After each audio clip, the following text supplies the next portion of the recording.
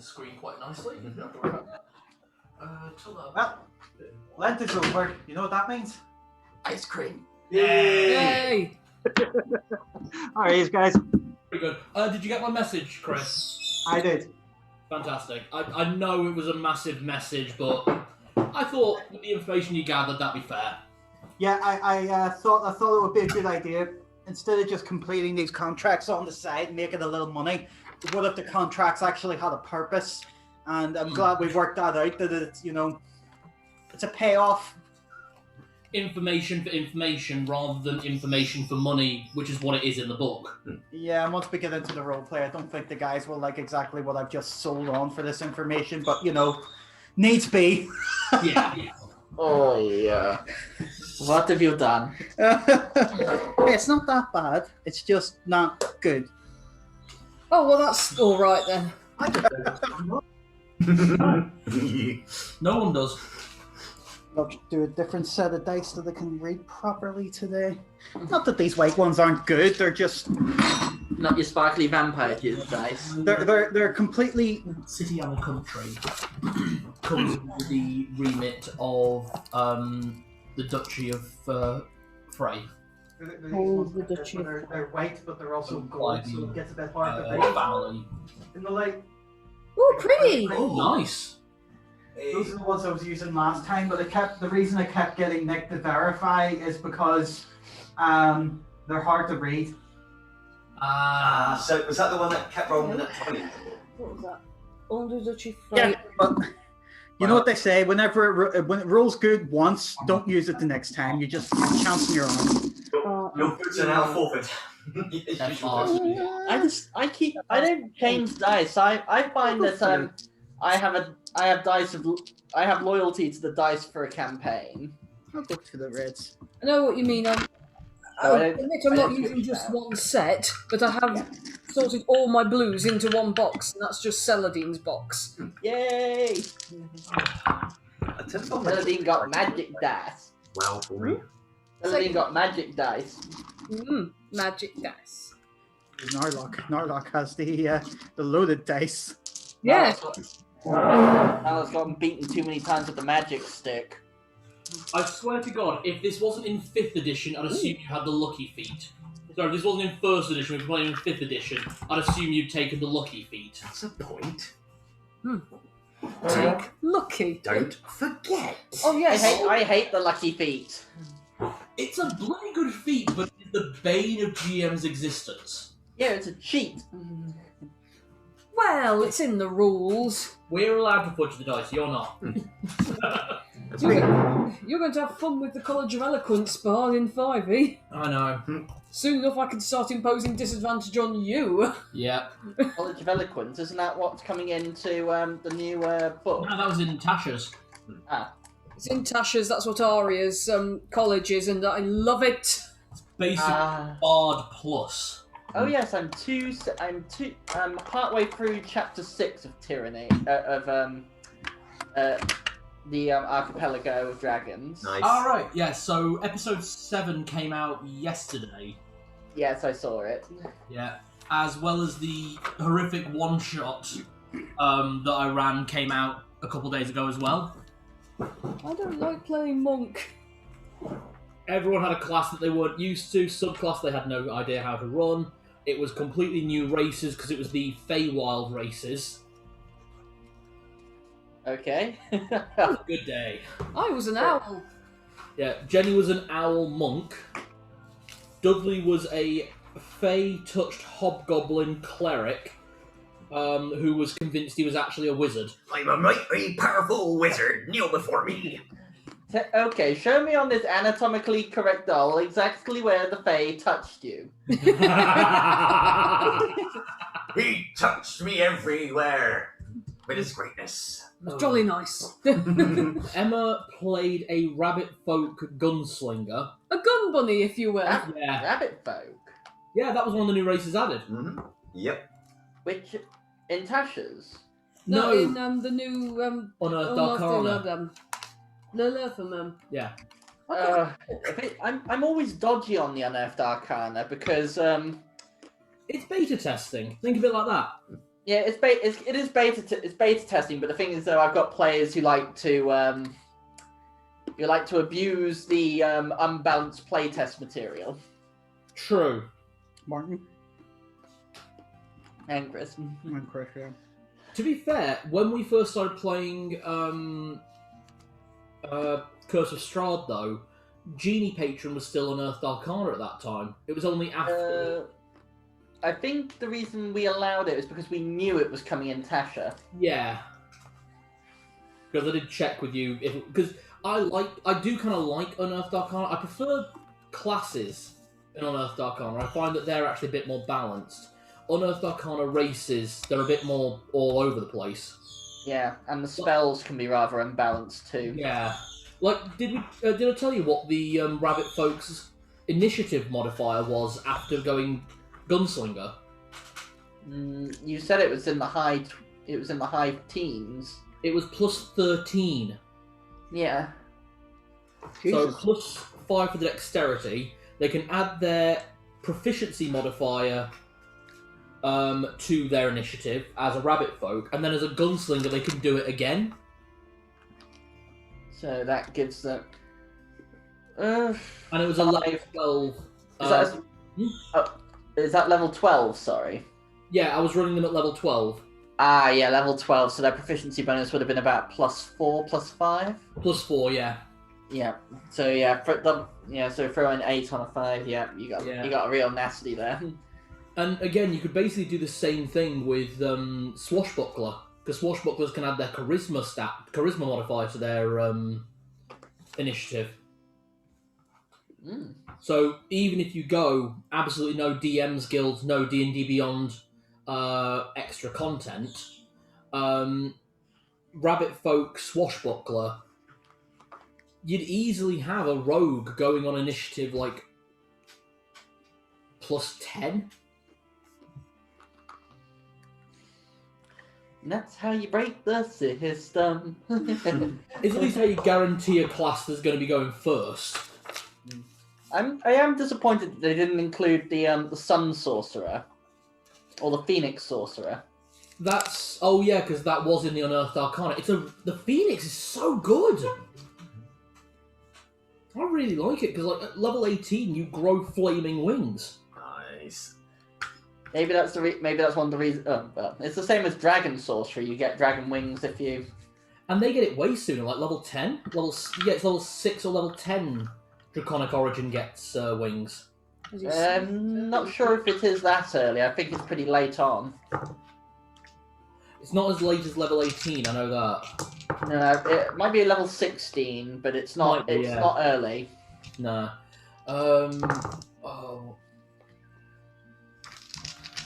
I'm glad they had. Oh, actually, a Warlock. I am disappointed they didn't add Raven Queen. The Raven Queen. Yeah, they didn't add a Warlock because they've got an Unearthed Arcana for her, and they've already got loads of stuff with the Raven Queen because the Raven Queen is meant to be the patron of the Hexblades. Yeah, you can flavour it whatever way you like. Oh yeah, that's what I love about a Hexblade. You can basically apply it to anything that isn't otherwise a patron. The Raven Queen is I had a friend who played a character devoted to her who was a barbarian. Okay. That was interesting. Just a bit. I know in my 5e campaign, Emma keeps hearing the Raven Queen's voice in her head. She's got two voices in her head talking to her. She's got the Raven Queen and then a male voice. Well, she truly is nocturnal, the Raven Queen, isn't she? Yeah, pretty much. Yeah. Yeah. Because if you read up on the lore about her, it's all about how she wants more information, and information is the key to her gaining power. Mm. Steely. Yep. By the way, this arrived. Oh, yes! Yes! It arrived! Hallelujah! We need to open it. We've not opened it yet. We wanted to open it on stream. Yeah. Here's where it turns out it's a bill. No, it's not. If it's handwritten, it's mine. Handwritten, first class. Yeah. Yeah, there it is. Let's see. Oh, it's all pretty. Oh, I like that colour, Nick. Nice. We wanted to get one to match our save the date Yeah, sadly though it was in gold. Our colour isn't gold, it's silver, but gold's just as good. I meant to ask you: is there a dress code? Do we have to all wear specific colours? No, it's whatever you choose, really. Oh, I fantastic! think it's just the bridesmaids that have to take the colours. The colour scheme is sapphire, royal or sapphire blue, and silver. Sorry, I know that was one of the weird questions people kept asking us when we were getting married, and I remember thinking at the time, I don't. Make sure you turn up in something you don't care if it gets too mucky. Yeah, it's a wedding outside. Let me put it this way: my little sister is coming dressed in a baby blue tuxedo with a silver tie and a purple waistcoat. Oh, And I said to her, "You know what, Julianne? You do you. Where would you want?" exactly. What's the other thing in there, lover? List of hotels. Oh, brilliant! Nice. Very well thought out, man. Yeah, so I know which one we'll probably be going for. Mm-hmm.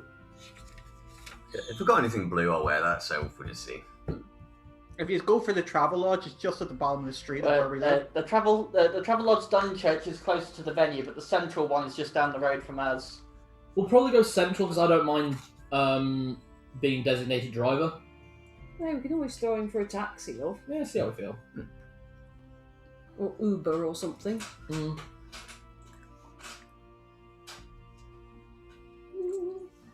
Cool. Not long now. Nope. Yeah, and apparently I got stung by one of my friends because apparently the meter is wrong on the poem. Hmm? Oh, I didn't see that. The meter? The what? In a poem, the meter is the rhythm in which the poem runs, the amount of syllables. Sending out this invitation in hope you'll join in a celebration. But if a gift is your intention, may we take this opportunity to mention we have a kettle, we have a toaster, we have crockery, dinner mats, and matching coasters. So rather than something that we have got, we would appreciate some money in our honeymoon pot. But most importantly, we request that you join us at our wedding as our guest. Frankly, if anyone had a problem with that, then they've got bigger issues. I was actually counting along because I actually felt the pulse to it, and that was fine for me. Yeah, so didn't sound anything wrong to me. Maybe it's just the way they read it. I like it. If anyone says otherwise, then they can fuck off. Yeah, exactly. Really excited. Very. Yay! Yep. So as far as we're concerned, it's all going ahead as planned. Obviously, we will update if things change, which they won't. Mm-hmm. They will not change. Not at this stage. Not really. It'll not change, and I've got the time off work to celebrate. So Yeah. Yep. By then, we'll all have had jab number 1. Where is my text? I'm the only one. Me and my brother are the only one in the family. Me and my brothers are the only one in the family who haven't had it yet. Me and my younger sister either. I've not had anything yet. Yeah, I've had both, okay? Oh yeah. Yeah, but that's gone from one. Yeah. Of course, I'm not criticising. I love you deep and dear and true, and I'm glad you've had it. Yes, immunity. Oh, Hey, time to go and lick some sick people. I'm going to lose my job. Inappropriate behaviour. Okay. Yeah, I can't catch it. Meh. You lick sick people eyeballs. I'm eating you, dick. This belongs to me now. Never stopped you before.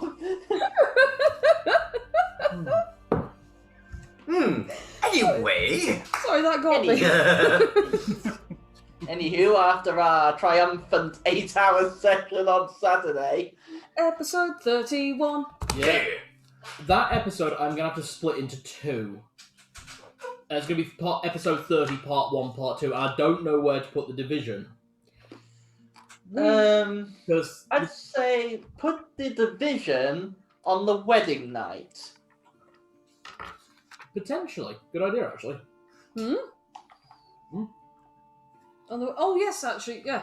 Tilly and Lord Lord, Blackheart. yeah, Lord Unimpressive Penis. Yeah. His ancestor will be disappointed. So he won't be putting a split in the wedding night.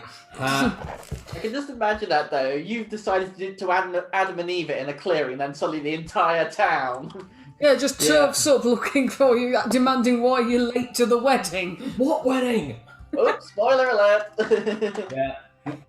Ah, yes, and then managed to throw in a good insult to Tilly. Oh, yeah. So, do you want to do the recap, my love? For people watching at home? So, at the end of when this comes out, will have been a two-parter of episode 30, because it was 8 hours and 45 minutes at end of recording. So by the time I finished, and to be honest, we were so focused, I think it's going to be 8 hours long once I've finished editing both parts. The party went their separate ways after dealing with Lady Ixon. Upon the mountain, the entire party of the Travelers Leyspark were offered many things by White Band, the former blue kobold that Celadine saved, and Celadine, Roberto, and Zed befriended in the caverns below Torgaval before the attack on the Founding Day festival. To Roberto, he offered knighthood or a concert hall, whatever his fancy may take. To Zed, he offered to build a church in the name of Fenrir Sulphur that Zed would lead and teach not only the kobolds but the hopefully taken people of Vestalt for the ways of a god who is technically less evil than Bane. He's mean. Fenrir Sulphur is mean. He's mean-spirited, but he's not generally mean. He is not needlessly cruel. Even though he's a god of cruelty. Yeah. But it's necessary cruelty. Yeah. It's the cruelty of nature. It's the cruelty of looking at a deer and her child and knowing by the end of the winter only one will still live. Yay, Bambi! It's that equilibrium cruelty. Yeah. Is it the... Was it the life is cruel? Why should the afterlife be any different? It is order. Yeah. Celadine was offered a hand in marriage by the adult blue dragon spellcaster, who likened her only to an angel of the kobold race for her saving of him and what gifts she brought to the kobolds as a whole. And to Narlock, who has made an oath to protect Celadine's life, he offered not just the rank of, for want of a better word, crown guard of Celadine, to make sure that he was never... It was never a situation that someone would look at and go, ah yes, there is an elven maiden who's been kidnapped by an evil dragon. Offered Narlock a job very different to the one he is currently used to as a thief, but surely a rogue is one of the best kind of guards you can have. And to sweeten the deal, offered Narlock a simple short sword of dragon slaying. I need to get the stats of that from you, by the way. So it's the same as a basic short sword, but has a +5 modifier to hit and damage. So I'll do the 2 hit. I've already sorted that out. No problem. But for you, the short sword will deal d6 +5 damage to all enemies, and will deal an additional 3d6 to draconic races.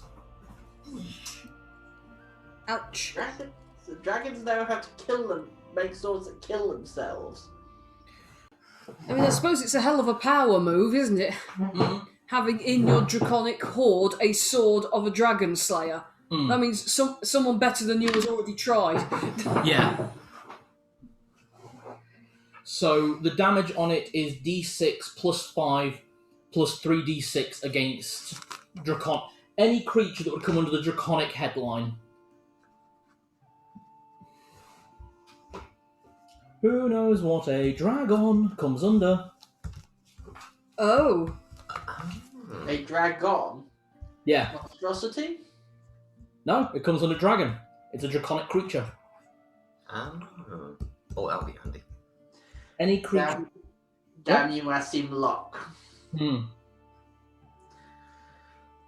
Yes, we shouldn't forget about him either. He's somewhere hiding in the shadows right now. Yeah, one of the many things we shouldn't forget about. I've got noted down here it's probably time to start preparing to travel. But I reckon it'd take us a few days at the very least to put together everything we need to travel to Braila. Yeah. And of course, it depends if Narlock wants to stay a little bit longer and see his sweetheart safely into Torgaval. It's about a week's journey to the border, isn't it? A little over a week, a little over 7 days, yeah, but it's about that. Yeah. It depends, really, if everyone else is okay to wait to introduce Rachel before setting off on the journey. Well, I thought she was going to turn up just after the wedding. No. Yeah, Narlock, go ahead. Turning up at the end of the month, the wedding was on the 15th. We're on the... If we're starting the day after the incident with Ixon, we're on the 16th now. That is correct. So we've got, what, 2 weeks or thereabouts? It depends. What's the ticking clock situation like? How much time of the year have we got left? Oh, I can give you that.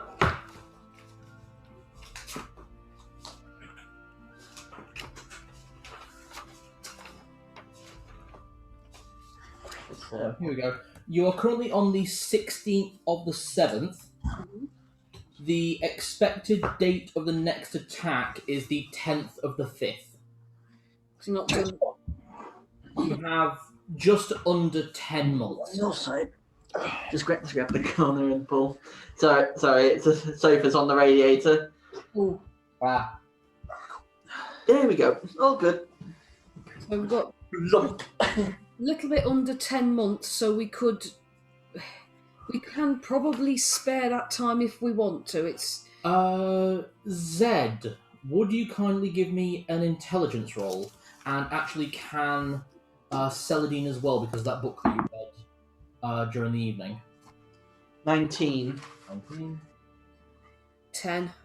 10. So, Zed, you know that from the border with Glendorill, if you made a direct line for the Braila capital, it's a week to the border of Braila, and then it's about 10 days steady travel. If you push the horses a bit harder, you could be there within 7 days, but the whole route, end to end, is 14 days. Sorry, is almost 20 days. Which is about a month. There are also other villages in Braila, so it's unsure whether you would want to stop at any of them for any length of time. You remember mostly the northern edge of Braila, so you definitely remember the town of... I've got the notes here. You remember the town of Kelna, which is just south of the Wolven Forest.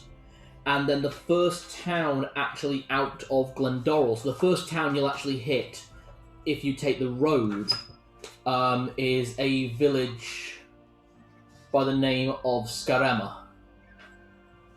Skarema. That's the closest town to the Glendorill border. About a day's travel from the border. Yeah. Okay. So I will relay this information to the party if we're all gathered in the Necrovane or something. I think. So I'd be having a drink or something in my hand, as always. I've been off in the corner reading through papers that I have with my wee glasses, just... So the question becomes, because to my mind, I don't think we could get ourselves prepared to leave Torgaval for a week, maybe 5 days if we push it, because to my mind, we need to make sure we've got enough food for ourselves and the horses. I wouldn't mind getting some armour for both our horses, and actually all 3 of our horses, Dandelion as well. We'd need healing potions, and Braila isn't connected to the banks in Celebor, so we'll need to take some money with us. Glendorill, not Celebor. Yeah, sorry, Glendorill. It's alright. I would say, if you can get me a chest, I can enchant it so that it's got a ward on it. I can do that, absolutely. Another idea I had as well, because we might as well take as much as we can carry in terms of spending.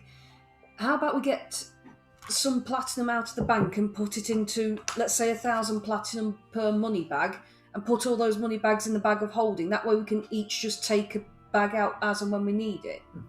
Not to mention, I have this bag of holding spare. This bag could be used for that, because so far as I remember, unless you know what you're getting from the bag of holding, you can't just reach in and take it, if that's right.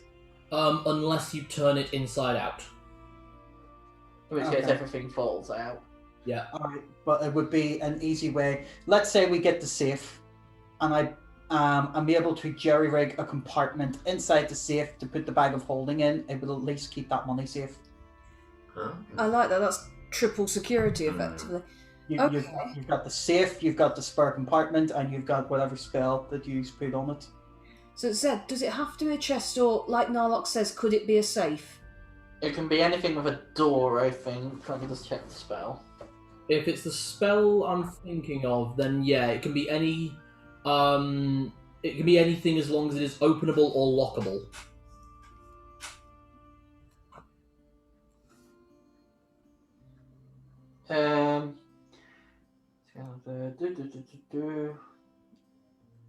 Yep. It does prevent. It says prevent passing, entering, or opening. So. And am I remembering, Zed? I vaguely remember hearing you say something about wanting to do something to the cart to make it a bit more secure, but Yeah, I wanted to put a secret compartment in it, like a smuggler's hole. In the cart where we could just put the gold when we're not nearby. Okay, so that's another one as well. So I don't think we'd be able to get through all that unless we, again, divide and conquer and maybe do it within 5 days, because there's work in all of those, such as getting armour for the animals will probably take a few days for blacksmiths to put together. There's a lot of what you're all asking that no one in the party has the ability to do yourselves. A lot of it is going to require external workers paying for services. Well, I said we've got the orc labour and the weavers and that we needed to disguise things under. I reckon then what we need to do is let's get ourselves as prepared as we can. Let's really go for this. Should we call it a week at the moment, but if we're ready sooner, we could set off sooner. Yeah, so a week max. I would have liked to have stayed for Rachel, but, well, are we all gathered together? Yeah, you're all at the Necron Black Spire the morning of the 16th. Are we all at the same table? Yeah. Right. How soon is Rachel due? 2 weeks, but given the information that I have managed to get a hold of, I don't think it's a good idea. Information? Right. Not just a thief, also a bit of spy work on the side. But this work has been not dealing in money for goods, much more information for information. And I thought we couldn't exactly be going into Braila blind. So I set up a deal to find out information on Braila.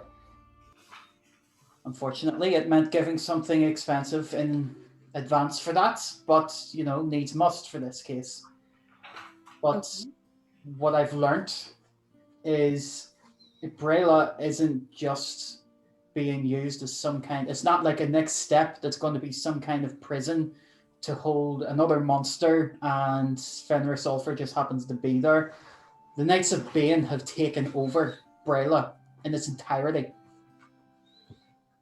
Oh, We are marching right into enemy territory. They have managed to ally themselves with a lot of the leaders, and the knights and paladins have been brought into the ranks of the guard, and any guards who have joined them have been brought in as knaves, stripped of any prior rank, until they can prove their dedication to the worship of Bane or allegiance to the crown of Istalt. And those who don't have been executed. Oh, God. They have hold of every hold in the area, except for one called Dryhold in the west, just under the Ridgewinder Mountains. And they've removed power under permission of someone known as Duke Frey from what they call corrupt lawmasters, putting their own in charge instead. Oh, God. So, Just before Celadine goes into that, Zed, could you give me an intelligence check? 19. Wow, you're rolling well today. The name Duke Frey is one that you know well. The entire country of Braila is under the command of the Duchy Frey. The current leader is a Johann Frey. Johann Frey. must be. Yeah. Most of Braila was under his duchy. So. Well, it seems that he was the one that let them move in. Essentially, an orc raid went bad, and the knights stepped in to clear them out, but they must have decided to stay, and it looks like things have just gotten worse from there. An orc raid? Yeah. They have regular checkpoints, so we'll need to try and avoid that. Okay. If it helps at all, for those checkpoints, I might be able to make us all look like something else, and frankly, knowing all that, I don't think I'd want to go in looking like me. They might well already have our descriptions. That's very true, considering how we've all physically met Bane at the same time. Bane and Richter. I don't believe Bane would spread the message. That doesn't seem to be his way. But and then again, I think Richter might. He seems to enjoy the chase. I'm not sure if he'd let people know we were coming. He'd let them know who we are, but maybe not what we look like. It's just the only other concern I have at the moment is if a lot of the paladins have moved in, there might be commanders who, depending on their position and rank, might have some kind of possible connection with higher up chains or Word of Bane, possibly. I mean, I don't know the religion as well as everybody else, but I guess potential candidates for moving further up to even conquer amongst their own ranks might have some kind of ability to hear the Word of Bane, warnings. I'm not sure, just an assumption. Actually, at the table, none of you know. All of you know aspirations and assumptions made about the Church of Bane and the ranks of the Paladins and the Knights of Bane. Other than that, you don't know any specifics. None of you. I have a safe contact that may be able to get us somewhere to stay within the city that's at least safe. But we need to get there first. Okay. Right. Fenris said to oust the usurpers. And did he say to save people as well? Save those we did? He said save those who should be saved. Let the rest burn. Maybe hard to differentiate friend from foe with a hostile takeover that large. Right. I really wish we could stay for Rachel. I really wish we could, but I don't think we can justify it, Narlock. I'm so sorry. That's fine. I was thinking the same thing. I'll have to speak with Clive and see if he can pass on the message of what we're walking into. Or at least give it to her in the way she'll understand. I don't want him to straight up tell her that we're walking head first into a blazing hedgerow. Is Lady Afanda's well again? Perhaps she might be able to give you something that can record a message for her. Rather than a letter, something that That wouldn't be a bad idea. She might. It might, Magical video phone. it might not be the worst idea, and I really hate saying this, everyone, but might be time for us all to make arrangements that if we don't come back, people we care about will be able to gather what they need of us. I'm just thinking this poor girl's coming here, and she's coming to your home, isn't she, Narlock and Roberto? If you two are to pass away, then she effectively, the house, I think, would revert to ownership of the city. Not if I leave a deed to revert ownership to her. It might not be the worst idea to let it be known that should anything happen or you not come back, the house is hers. Wow, you really are love struck. Well, I'll put it like this. Rupert left it to the next headstrong person that would be in his stead, and that passed it on to me. So it wouldn't hurt that even if she comes here and she has to get set up, she at least has a house if anything happens to me, and then even if she does forget about me and moves on, at least she's got somewhere. It keeps this place from falling into the hands of someone that's just going to sell it on for profit. As for me, the temple is perfectly safe. I believe some of the paladins are here to stay. They wish to teach. I don't believe it would be wise to ask any of them to join us. They would stick out too much. They're not. None of them. I don't believe any of them are in a position to continue fighting. They've served their. They've faced their demons. They've served their time. All right. Well, while we're here putting things on the table, I may as well say what it is that I had to give up for this information.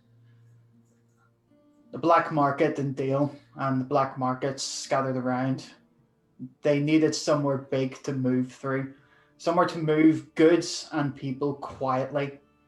So I had to get the info. When I went into the office of, what was her name again, Cal? Alina. When I went into Alina's office, I didn't just take the information on her.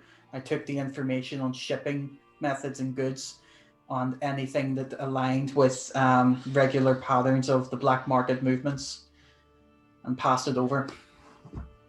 Unfortunately, it gives a bit more leniency towards the black market to be able to move quietly, but in exchange for that, I've got us a lot of information on Braila. All right. So that means the black market is now operating outside of Dale. Yep.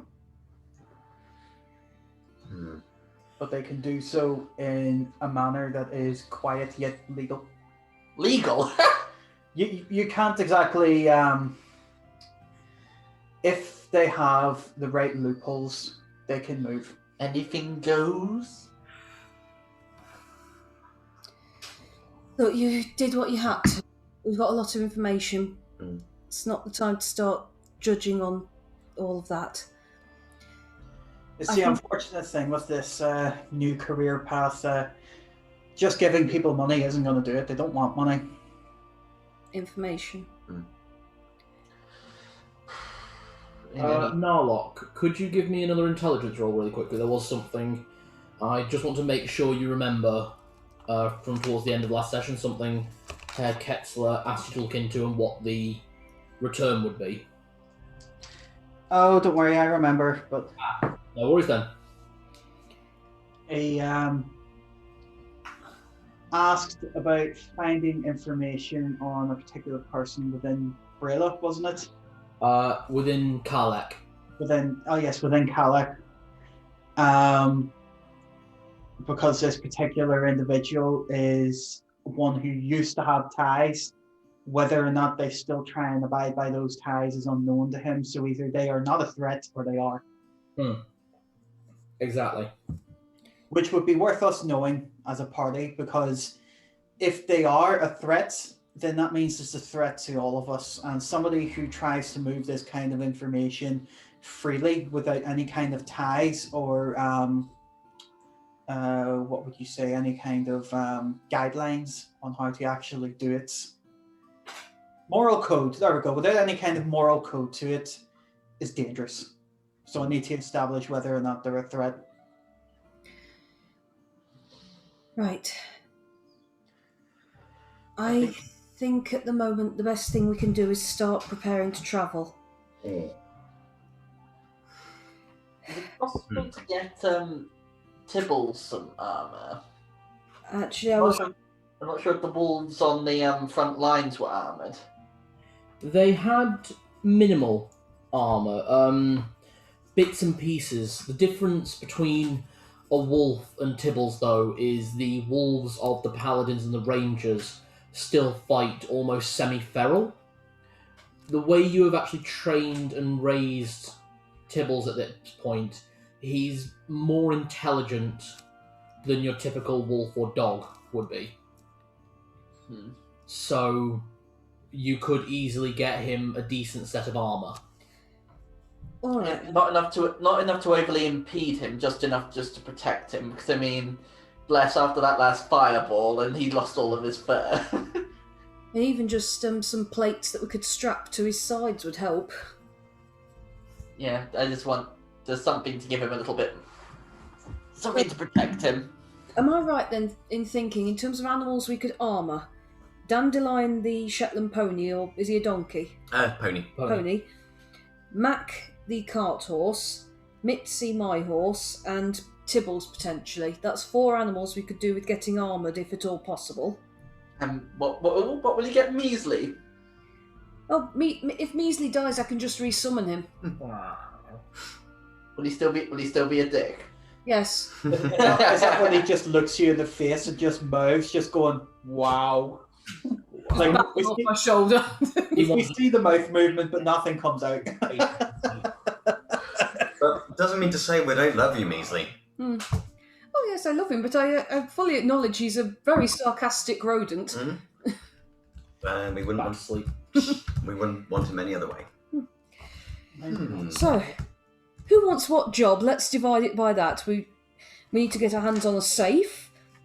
We need to get a load of healing potions and food for ourselves and our animals. I'm going to speedrun time on this one. Yep. I have designated what jobs need to be done, which is perfect. Oh, there was other things as well. But Okay, go through the list and then I'll tell you what's going to happen. Yeah. safe, healing potions and food for ourselves and our animals. Armour for our animals. I'd like to get some magical materials so I can be working as and when I can. You wanted some work done on the cart as well, Zed? Yeah. Okay.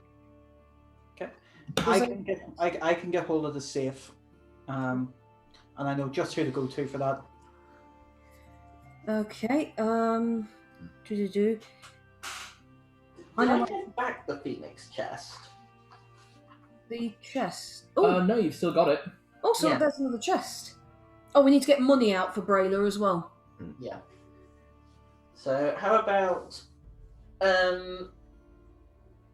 Celadine, you handle the money. Okay. Does anyone have a number in mind, or should I just get out as much platinum as we could fit into a bag of holding? I'm just trying to think, because if you want to go and visit that blacksmith Hephaestus, Oh gosh, yeah. I'm fairly certain he might want a rather pretty sum if you wish to upgrade, or if there's any particular weapons you want to get from his. If he's very well known for his craftsmanship, then it might be ideal to bring something. I'll get as much platinum as I can fit into the bag of holding then. Yeah, what's the current bank balance? The current bank balance for Leyspark, Brightson, and Zed is 4,000 platinum. Bang on. How about we take 3,000 out, 1,000 in gold? All right then. Do you have mine there, Cal, as well? 965. Oh, that's right then. That's fine. I've got that right down here. Because I still have 101 on myself and 335 at home. So what I might do is draw that 65 and the 335 at home to give me 500 plus the for 400 plus the 100 I have on me, and that'll bring me up to 501, and still leave 900 in the bank. Okay. Which keeps you over the allowance that you need to keep in there to keep the account open. Yeah. Handy, please, love. I've got 3. So you. what's it I'm taking out? 3. 3,000 platinum. Sorry, you have on you at the moment 2,000 platinum. And 5,000 gold. 2,000. 5,000. Is that right? Yeah. What's the limit of the bags of holding in terms of gold? So a bag of holding can hold up to 5,000 coins. Okay. Hold on. Well, if we split the gold between us, then the platinum can stay in the. Hold on. Let me just get this right. Actually, so you drew 3,000 out. Did you want 1,000 of it turning into gold, or did you want 1,000 gold coins? No, I wanted 1,000 of it turned to gold. Right. Okay. So yeah, that would be 2,000 platinum and 5,000 gold. Okay. How about we wheel? You've got 2 bags of holding, Okay. remember? Yes. We still have. Yeah, we have 2 bags of holding, but we split the gold coins between us, but keep the platinum in the bags. We could do so that would be. Each would carry 1,250 gold. I don't know that I can I carry that much? What's your carry weight? Okay. In which case, how about we just say 1,000 gold? How about each of us has? How about 600 gold each? My strength modifier is 0. No. Oh, yeah. Weight adjacent plus 50, base carry 500. So you could carry 1,250 gold. Oh, okay. Well, mine's the lowest strength of the party, so I could carry it then. Yeah. Is it- How about this? This might make things just a lot easier for the party. Okay. Take 1,000 gold coins, so then everyone has 250 gold. That is more than enough to be getting on with, quite frankly. No one feasibly needs to have 1,000 gold coins on them unless you are planning on buying a house outright. Okay. Yeah. Yeah? Yeah, that makes And then about how much sense. in platinum have we got in the bag of holding? You would have 2,800 platinum. That's more than enough for travelling. Exactly. That'll be enough for expenses all round. That will. So of my 500 platinum, Cal, Yeah. how much of that would I need to change into gold to get 500? So you want 500 gold. It would cost 100 platinum to convert that into 500 gold. So we've all got 250 gold now Brilliant. on us. Right, okay, that leaves me 401 platinum in my Okay. pocket, and the rest is 500 gold. I will be expecting Jenny and Chris to keep very strict. Don't worry, I've written it down in the bag of holding that I'm looking after, so. Yeah. Can I see a full list of the bag holder? I know that Chris has the space because his bag was basically empty at the start of this. Yeah, my bag has my topaz in it. It had my greatsword, which I've since sold, I know I need and to. it had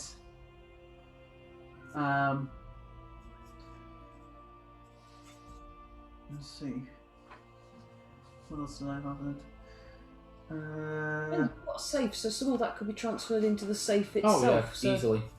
2,800 platinum. What I was planning to do is put some of the platinum and a little bit of the gold into the chest, seal it with a glyph of warding, which prevents any the spell state's unauthorized. So if I only authorize the party to be able to open it, it'll zap anyone who tries to open it without Permission. Yeah. permission. And then I was going to put it into the space on the in the cart and ward that as well. There we go. Okay. I So have two. 2 wards, yeah? Yeah. I have 2 scrolls in my topaz in at the minute because I sold the greatsword. Mm-hmm. How long does the ward last for? It's permanent until discharged. Okay. Very good to know. So, yeah, you got rid of that greatsword, didn't you, Chris? So I just need to sell the topaz to get whatever coin I can get for them, or even part trade them for the safe. Okay, counting the topaz as part of trade for this. Narlock, can you take away 50 gold? Actually, just the topaz. Topaz and 50 gold. Okay. Yeah, because I'm going to need as well as the safe, I need the parts I need to make the compartment, but I'm sure there'll be a check for that. Basically, the 50 gold is for the work done. To basically have the safe.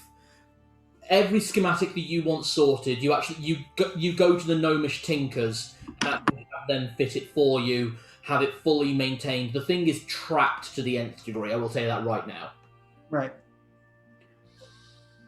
So I bring that back to the party. Well, that's this bit sorted.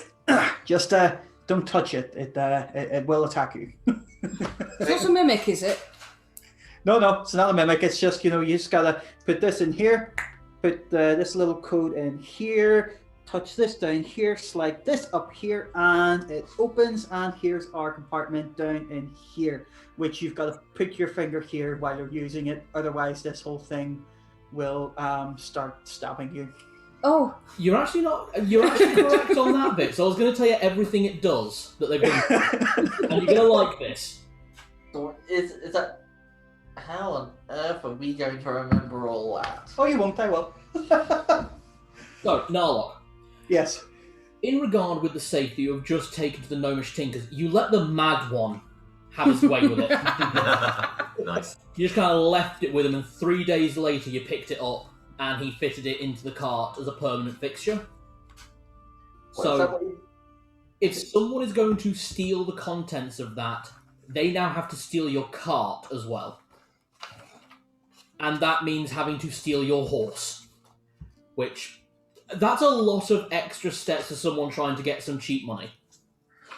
What did you put on the order form for defences? Surprise me. No, I just put, he says, defences, and I put yes. So, the safe actually has 2 doors, even though you only showed the party 1. So the way it works is if someone tries to unlock it without the correct key or procedure, or do it out of order in any way, the first door opens up and contains both 4 flashbangs in each corner that can be replaced very quickly with a basic gunpowder mixture. do you either blind them or blow them up? And a single canister of a highly toxic, noxious nerve gas. Oh my god. The stromine. Neurotoxin. Yep. Then, if someone tries to break into the second door after already failing to break in because they opened the wrong door, it will, doesn't matter what happens next, this goes off, and it's about 4 auto-firing crossbow bolts that will just go in every direction. Okay, so I've written down the combination everyone needs to do. Put the key in, put in the combination, then use the pull pin, and then push the button, and the door will open. And you have to do it in that order, or else you're going to get the flashbang. And if you try and open it after that, without closing it all up and doing it again in the right order, you're going to get shot with a crossbow bolt. Yep. So remember that we turn the key. Key combination. Put in the combination. Then the pull pin, right, which releases the latch on the door, and then the button, which opens the door. And Got keep your finger on the button. Turn the key, put the combination, pull pin, push the button. Okay, can everyone except for Narlock give me an intelligence roll? Well, I can. I don't know how much good it'll do. Oh! 18. Okay, so Zed and Celadine. Hmm? If you try to open it, you will actually have to read to me those instructions you have written down. If you don't, it will go off. Okay. Roberto, every time you go to open it, you'll be allowed an intelligence check to remember the structure without needing to check your notes. Narlock, you can just open it outright. Okay, well, that's one of the jobs. Okay, next up. Zed. Yep. Knock off 50 platinum. Is this from what I've? What you've received out of the bank, yeah.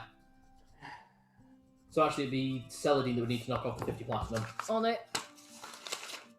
That's the wrong bit of paper. Still have 137 gold outright. 50 platinum would be 250 gold. Ah, don't have that much. So, you take the wagon to be fully fitted and have the hidden compartment put in with using the Phoenix chest that you inadvertently stole and were then gifted by Captain Rugsmalg. You basically where they put the box is actually under the driver's seat, so it's under where you will be sat while riding it. Mm-hmm. You then take the time, using the money, you cast the 2 wards that you wanted to put on. Mm-hmm. The excess in gold that you had to pay was to have them linked up to a permanent magic matrix. Basically, you talked to Eldod, Celadine, and Gestalt about it, and between the 4 of you, you are actually able to work out how to make the spell permanently recharge. Oh, why? It's usually when the spell. So once the spell is discharged, what that means is when the ward is triggered, it wouldn't work again after that.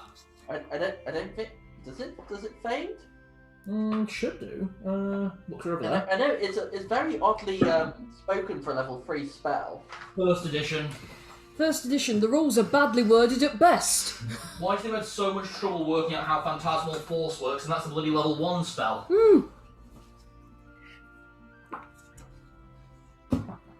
So, what's the spell called again? Glyph of Warding. Cleric. 3rd level. Glyph of Warding. Duration permanent until discharged. Powerful Until discharged, so until the spell. Creatures. Any creature touching the area without first. You were right. The spell. As soon as the spell triggers, it vanishes if it's discharged. Not to worry, because we can work this out, because technically speaking, all you need to do is convince the magic it's being recast every time. Now, I think you can do that with a crystal. I need to ask Papa about it, but I'm pretty sure you can do that with a crystal, because I think he's got that on the drinks cabinet at home. The church says crystals are a bunch of hooey. Oh, I'm not talking about the ones where a hippie waves it over your head and says you're better now.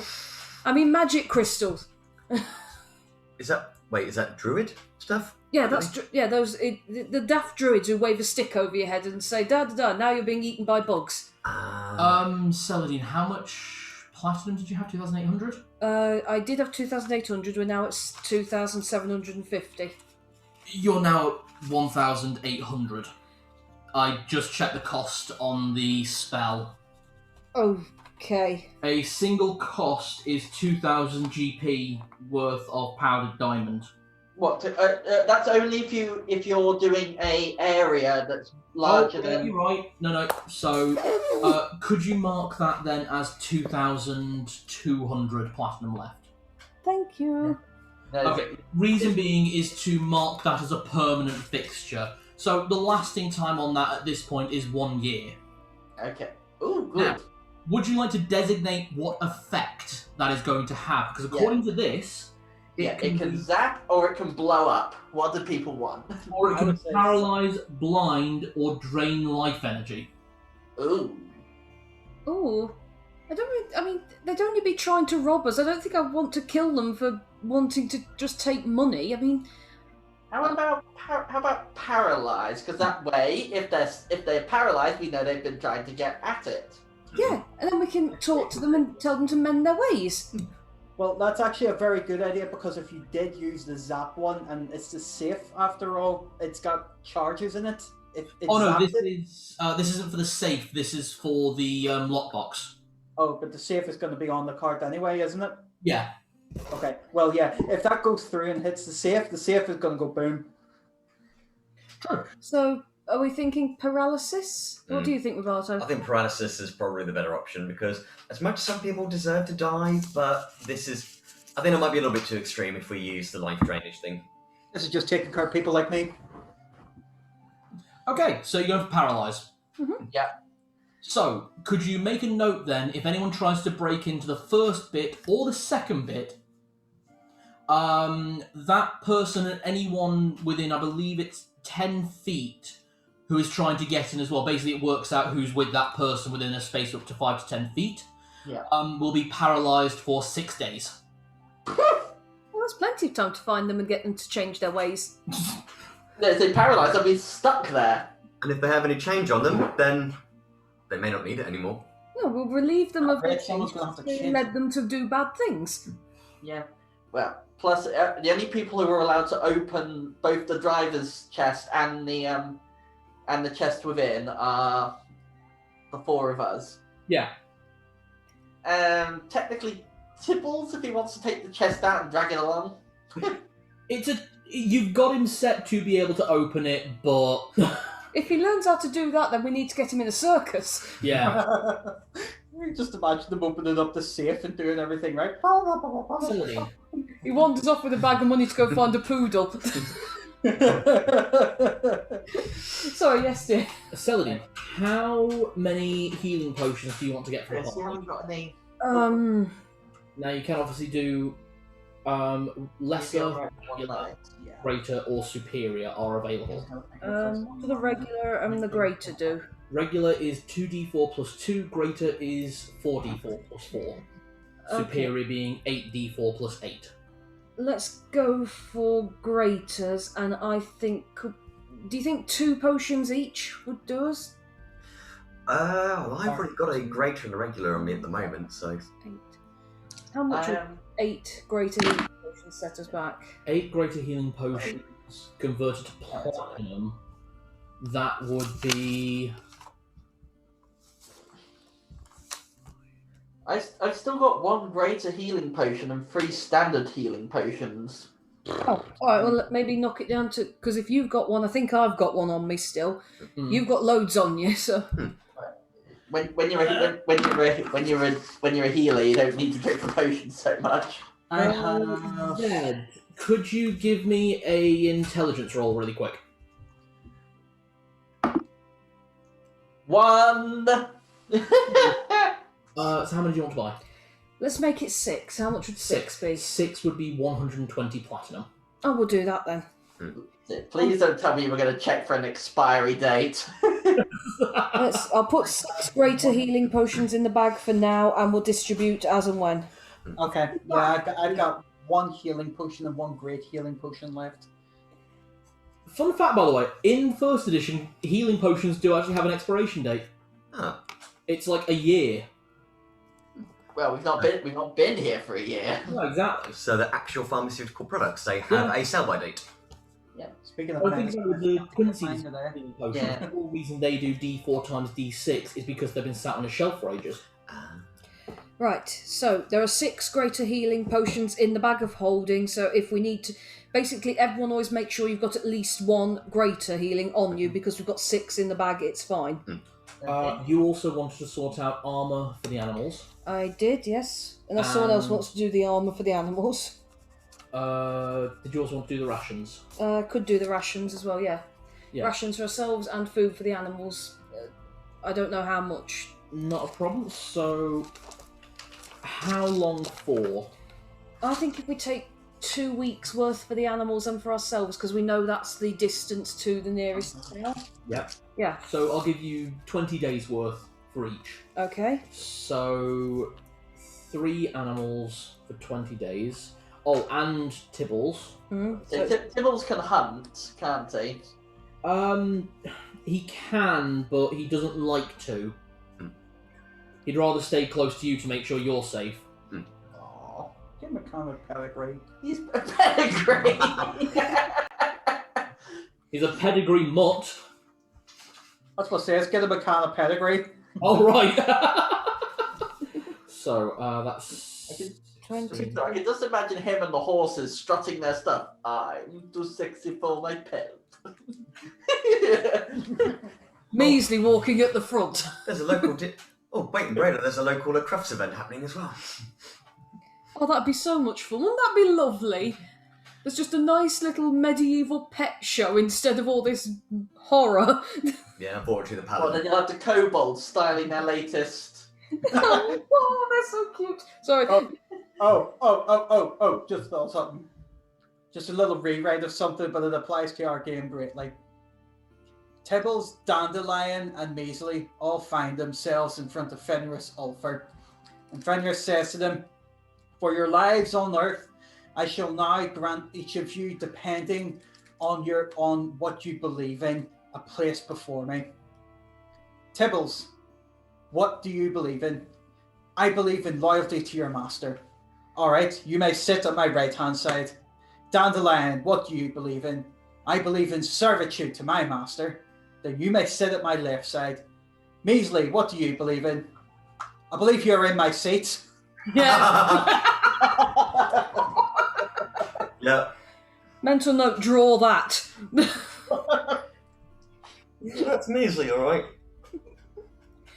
So we've got 20 Wow, days. I'm very nearly at... Sorry, they've got it really weirdly set out with rations. I very nearly charged you guys 400 gold for all the rations you'll need. For the ourselves and the animals. Just for you guys. They better be Unless I rich. read it wrong, the rations are 5 gold pieces for a week's worth of rations. Right. Yeah. I actually wonder how much. How long does does jerky last? The ration packs last forever. I'm telling Okay, you so- right now. Trail Yeah. rations last forever. It's a military prepare kit. Because when Cookie was alive, I bought a load of jerky off him. I still got a fair amount. Yeah. Yeah, You've all probably got a fair bit of rations going. Is yeah. there any chance at all I could trade that in as part exchange? Because I just realised there's a pile of meat in the bag of holding, and I don't know where we got it from, or indeed what. Oh no, that was the meat that the bugbear gave me. Oh, is that? Is that jerky? That's not jerky. Thank fucking God. Okay, we will reduce the cost. Sorry, I thought for a minute that was meat that you'd gotten from back in Pelennor. Oh, God. In That which would have case been it's- But then he gave it to me at the funeral, and I just went into the bag of holding. No, he gave it to you at when you were going to see the Lawmaster in Dale. He did. I remember he gave us a pile of meats. It was cured meat. Okay, so So, you're all right. So part that can be exchange. turned into the rations. Excellent. So Excellent. price reduction, and also makes a bit more space in the bag of holding, which is Yeah. full of all sorts of nonsense. Well, you've got one surströmming left. I thought you'd put that in the safe as a defense mechanism. Now, I've been keeping on top of my rations, and I still have a good bit left because I think I overbought when I first got them. I've got two boar, 2 beef, and 1 elk because I gave a load to the kobolds. I have 8 days of trail rations, 5 days of good rations, and 1 surströmming left. 5 regular rations. I've not been tracking my rations, so I'll just assume I ate them all and start over. It's going to be way easier. In all fairness, we haven't left Torgavel, have we? Haven't really left Torgavel. I only take rations off whenever we're on the road or if we're in a dungeon and the night has passed. Because if we're in a town, we always get something to eat somewhere. Where was the last dungeon? It was. Pelennor. But the travel through Yeah. the swamp still took us a couple of days, so that Yeah, well, we had a guide, didn't we? we had a guide, but we still had to have We had food. we had Angelgrim. That's where I used up. I had 10 rations, so I used up 2 Rations days for of everyone that will cover you for the next 20 days. Yeah. Which will cover you all the way to Braila Capital if you want to go straight for Braila Capital. Fantastic. Will cover for 50 gold pieces, which would be 10 platinum. Okay, and how about for the animals? Well, this is where it actually comes down to it. Do you want leather, chain, or plate? Plate is the best one, obviously, but is obviously also the most expensive. Let's. What? How much would chain be for all of them? For all 3, that'd be 750 gold. Tibbles. Oh, yeah, Tibbles as well. There's Thank 3 you. horses and Tibbles. Yeah, I'd count it as half price on that because reasons. So chainmail for 3, 750, 875 gold, which would be 1, 70 divided by 5 would be 10, 14, 15. And then 800 divided by 5 would be 40. So, Jesus Christ, that came down very... Is that right? Hold on, I need the calculator real quick. If that's dropped by about that much... Mathematics. 875 divided by 5. Okay, yeah, my math was off. So it will cost you 175 platinum to get you chain for all of them. If you wanted to get chain for all the horses, it would cost you 300 platinum plus... It would cost you 325 to fully plate armor all 3 of the horses, the riding animals, and then get chainmail for Tibbles. Tibbles won't wear plate because it reduces dexterity too much. Yeah. I'm kind of tempted to go chain for all of them, because the other thing that just occurred to me is a load of travellers going through with fully plated up animals looks like a forefront of a battle, whereas chainmail, we can make the argument of, oh no, these are just valuable animals. Plus it's a little bit cheaper and it's an easier sum for me to do. So minus 175 it would be. Yeah, okay, yeah, chainmail for all of them then. Okay. Right. Roberto, what will you be doing? Because obviously we've got designated jobs for the rest of the party. Is there something that you want to do during the week in preparation? You have heard obviously that the wagon is fully loaded up. Yep. You've heard that the animals are fully catered and food is sorted, healing potions. Is there something that you think the party need before you leave? Now with food, has water skins and stuff been covered as well? That does count. You have you basically have what's referred to as small ale rations, which is a completely contained drinking horn. Tricky one, really. Is there any extras or utility items that we might need to be prepared for? You make the judgment. Because I know I want to get some oil, so we could use some oil possibly. Mm-hmm. How much oil do you want to get? Christ.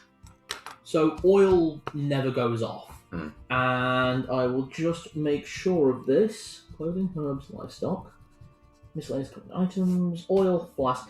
1 flask of oil will cost you 1 gold pieces.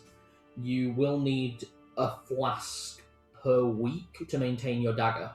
Okay.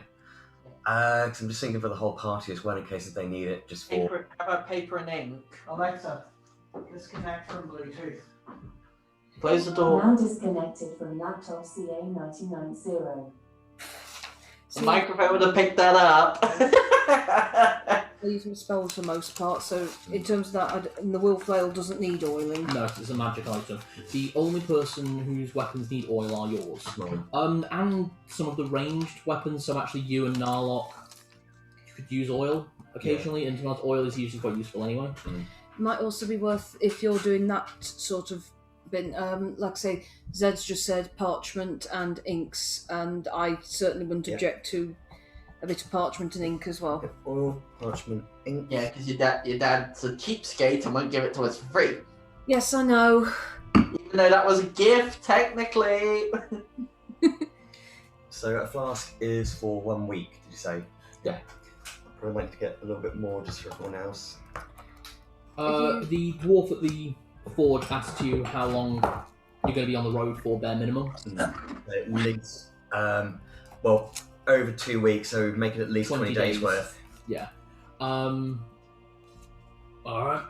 give me 40 gold and I'll set you up with, no, give me 20 gold and I'll set you up with 25 flasks of oil. Brilliant. So you have enough oil for 25 weeks. Brilliant. Which is half a year, but the guy made a good offer. That's really good. Oh, is this dwarf part of the Blue Vein family as well? No, this is the blacksmith. This is Strong in the Arm. Okay, right. You were also talking about paper? Yep, paper and ink. Preferably magical for me. Yeah. Tell them. Regular is fine as well, but I need magical if you want me to do spell book things. Mm-hmm. So we would need at least nearly 20 days worth as well if you're going to be working on stuff. You're saying 20 days worth? That could run quite expensive, and I can't use it. Right. That like it might be easiest to buy it in like 1 week's worth of paper. Would that work, Cal? Are you talking about the paper you use, or are you talking about general paper? So actually, you get general paper and stuff. I'm quite happy for the magical stuff to come out of my personal budget because this is a Yeah. Yeah. Okay. Easy to track. So, in terms of Eldod parts with basically about 4 notebooks. They're basic paper. They're like that. They're nothing particularly fancy. Okay. But perfectly good for writing, and the paper is terrible for letters and that thing. They might get more out. And the 4 of them set you back 50 gold total. 50 gold. I have a job to do at the blacksmiths, if that's okay, Cal. Absolutely. Did you get my message, by the way? Yes, I did. Yeah, knocked it off. Yes. Fantastic. I have those 14 arrows I got from one of the cards I drew. Yep. The silver ones. Yeah. They're no good to me as arrows. I'm good with crossbows, so I was going to take them to the blacksmith and see if he can either exchange them for silver bolts, or if he can just melt them down into bolts, whichever is easier. He winds up exchanging them for crossbow bolts for you. For silver crossbow bolts. Okay, for the same amount? Yep, same number. No problem. That gives me 17 silver ones. Could I suggest flasks as well? Because I believe Saladin is an alchemist. I can do basic herbalism, but actually, funny enough, now you mention that, I think I've got still from one of the towns we saved. I do 5 empty bottles still. Okay. You can also have the recipe for the cure of lycanthropy potion. I do the cure lycanthropy potion. Yeah, you can make that now. Yeah, I wrote it in the back of my spell book. That's where I'm keeping my potions. Yeah. I'm just looking to see if we need anything else. I'm just only thinking as well, if we consume a potion, will that mean we're left with an empty bottle as well? Yes, that is right. Awesome. So we've got some extra spares in case we use potions. Yeah, something very few players ever keep track of. Mm-hmm. Yeah, it depends if people get alchemist fire or something and then hurl the bottle like a grenade. Also true. That's one, yeah. Fill it up with a little bit of oil, fabric, kaboom! Mm-hmm. Exactly. I'm just looking anything else. Honestly, if there's anything you can think that you might find useful, like to get hold of, if you'd like, if you like any extra livestock, I've got the prices on those hilariously. Extra clothes for everyone. I already Yeah, put an extra set of clothes myself. Oh yeah, true. But that's just one set. I wasn't sure if people would like extra cloaks. or something. I will actually get some extra clothes for disguise. So, Okay, knock off. Knock off 20 gold pieces, and you can have 3 different outfits. Thank you. Do the same with me as well, so... Yeah, absolutely. 30 gold pieces, 3 different outfits. Oh. Zed, sorry, you're about to say there is one other thing, but it's more of a side thing that I do. something? Since I'm a little bit more in my element as a cleric now, I'm going to try and purify that ring of necromancy. Oh. Do you have a Purify Curse spell? I have a remove curse spell. Ah! Thanks to my recent join up. I've actually got exercise as well. Oh, useful.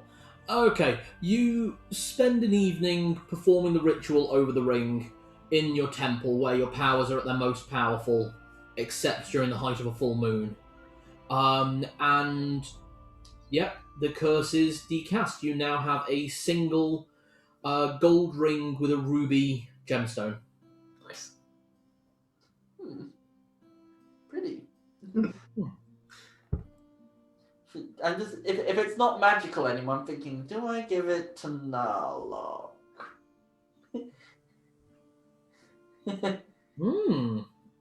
That will be interesting. Speaking of magical items, if there's any magical items or equipment that no one needs, I can break them to gain extra EXP.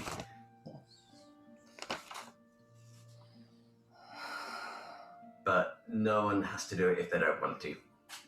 I know not if I don't want to, but I sort of want to, but I know that this might upset people. What's wrong? I don't like that orb of scrying. I really don't like it. The number of times I've looked into it and seen something looking back at me that I don't like. Do you want us fair? Actually, it has been useful, but it's detrimental as much as it is useful. Let's give. Why don't we give it to Lady Offenders? Well, the choice you have there is you could try and sell it, or you can give it to Roberto to break it for all of you to get EXP. Break it. Yep, that's part of my ability. That's part of the training that Rugsmald had shown me. Because having a bit of an anti-magic attitude, and I can still technically use magic, but I've been trained of actually breaking magical items, where we actually then use the remaining energies to actually then cause us to perhaps grow, maybe become a little bit more skilled in what we're experts in. I would strongly suggest that we don't give the orb to Lady Offenders, because whilst if she does want to use it and use it for good purposes, but if Bane sees her, Yeah. there could be some problems, because if he then knows about the plan of the leadership that we've now managed to organise with the elves... On that conversation, could Celadine and Zed make intelligence checks for me? 19. 19? 18. Okay, so this was discussed previously when what happened with Bane happened. The way scrying works is you contact a deity... And it's a deity that happens to be interested in you, yeah? or you worship. So, for example, you using it, it's Bane. If Zed uses it, Fenrisulfur, Narlock, Helm. You all only know of one demi-deific figure that may have an interest in Ifandes. We can't give it to Offenders. Goblin King. No, the Laughing Girdle. God. What about Clive? Could I maybe try and use it and see what happens? You know what? You've had more luck than any of us. Really? I don't. Yeah. I've only used it once, and it's only done one good thing. You want to try it? I don't want to look into it, if at all possible, ever again. That's a thought. Okay, let's see. Let's give it a try. I've got it. Because it was... That's one thing. No, I gave it back to you. Okay, so I've got this scrying orb. Mhm. I'm just going to go wiggly wiggly. Can I see the first village we will come across in Braila? Okay, give me a... Never been there. You know its name, and you know a few things that are happening in there thanks to the letter. Give me a roll with disadvantage.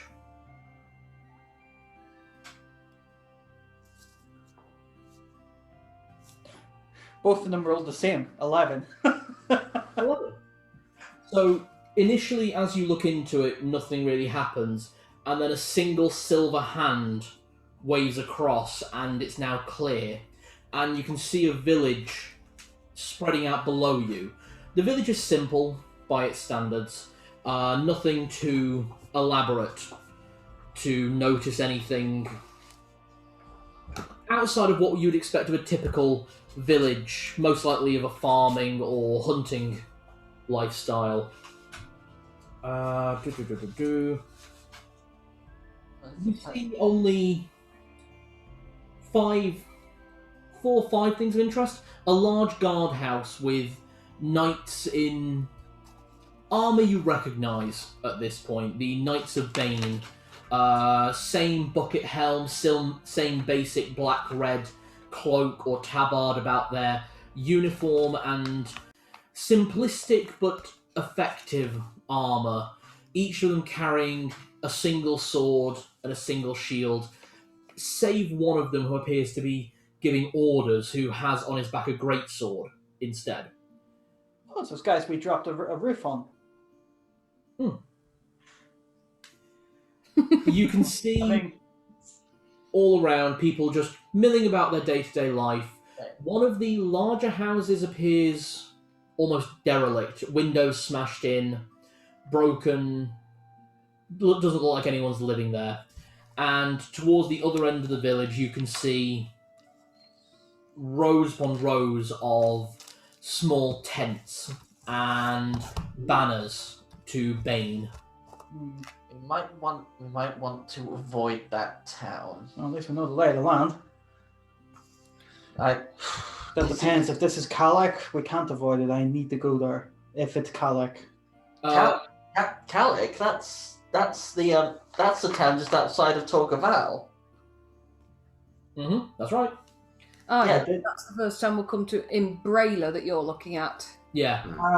But that's not Kalek. Kalek is Kalek's about half a day away, if that. Would Zed give me an intelligence roll? Just that I've got one magic item that I need a point. 3. Celadine, can you make a backup intelligence roll for me? 14, 15, 17. So you don't know anything about how... You know that its name is Skarema. Obviously you've never been there, unlike Zed, who would have more information. You know what you've learned from books. But you know that you can't avoid Skarema via the main road. You would have to go off the beaten track, which would increase your time and would increase your chance of running into Knights of Bane, who may not be as allowable of you moving through. I don't think we can avoid going through that one, Zed. If I'm right, and it certainly looks like the right layout, that's Skarema. I think if we avoid that one, it'd almost double our travel time. But as it is, all we want to do is go through it, don't we? Yeah. They can't arrest us for going through. I just opened up my bag of holding. Just trying to remember when we get to Braila, because we were talking. You've got the scrap. That orb's making its rounds. It has, hasn't it? Yeah. I have, because Roberta was asking about magical items, I've just had a look through the bag of holding, and there is one magical item in there that none of us have used, and frankly I'd forgotten was in there. Does everyone remember the present that Asimlock was giving to his mother? The broom of flight? Now, I thought that was going to be yours. it's up to the party. Do we want to... I can actually make myself fly if I want to. I don't need a broom. It could help if we needed for one of us to make a quick getaway. It would be useful. So it might be worth hanging on to. Zed, I know you're not going to like this, but when we move through that village, it may be best you are not seen. I take off my cloak of stealth. Yeah. So once we move through that camp where they have their guards positioned, I'm afraid it's going to have to be a case of now we see you, now we don't.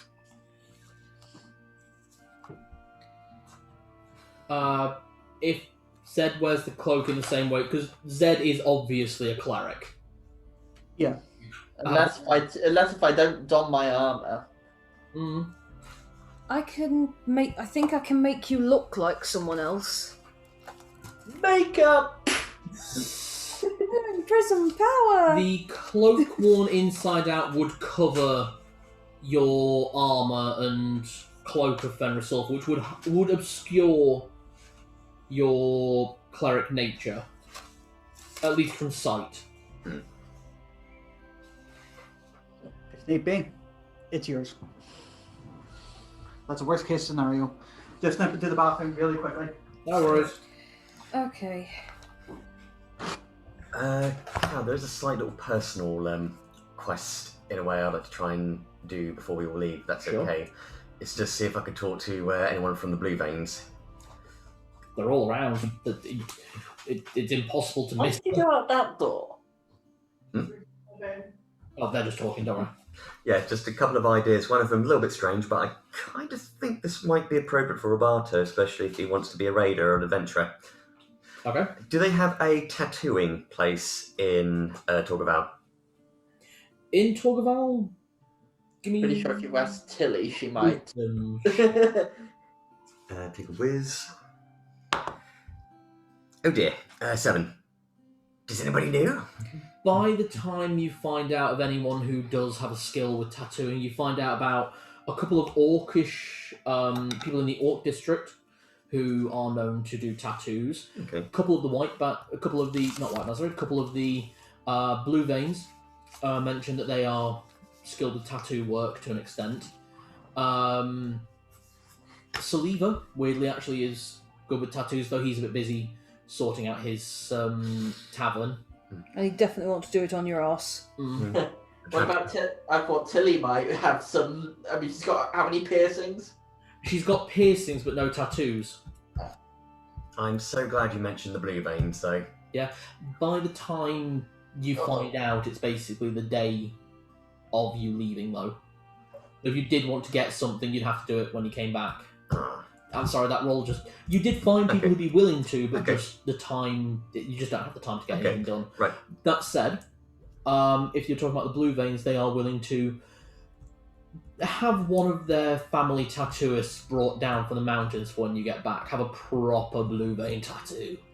Okay, so I can do that posting. But Yeah. can I do the other thing while finding out the tattoos? What's the other thing? I want to ask them where they got their mithril from. You're a bit small for a set of dwarvish mithril, but if you're inclined towards it, I think we might be able to bring down one of our smiths and... You're alright. You're an alright one. When you get back, tell you what, we'll get a set made up for you. It'll cost, cost an arm and a leg. Mithril's not cheap. You're talking,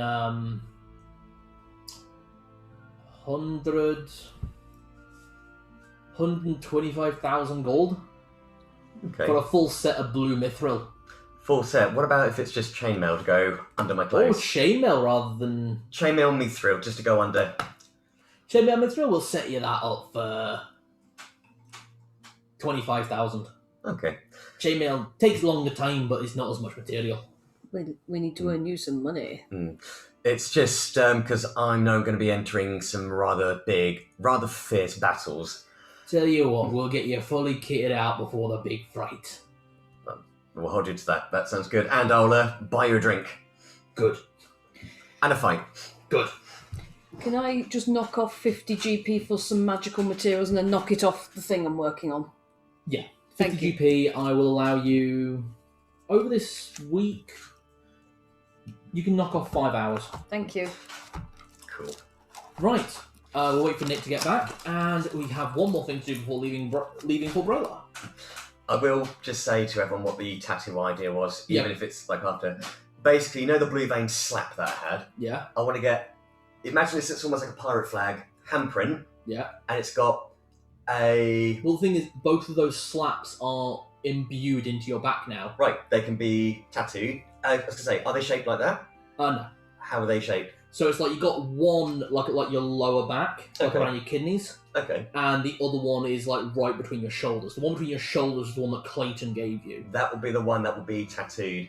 Yeah. Because that will have that. It will have a drinking vessel in the middle. Mhm. It will have, if the blue veins can do it, some runes around it. Mm-hmm. And it will also have some of the weapons in actually the in the drinking vessel as well. Mainly the ones that the blue veins like. Okay. That's cool. That's very cool. Okay. What day are we on?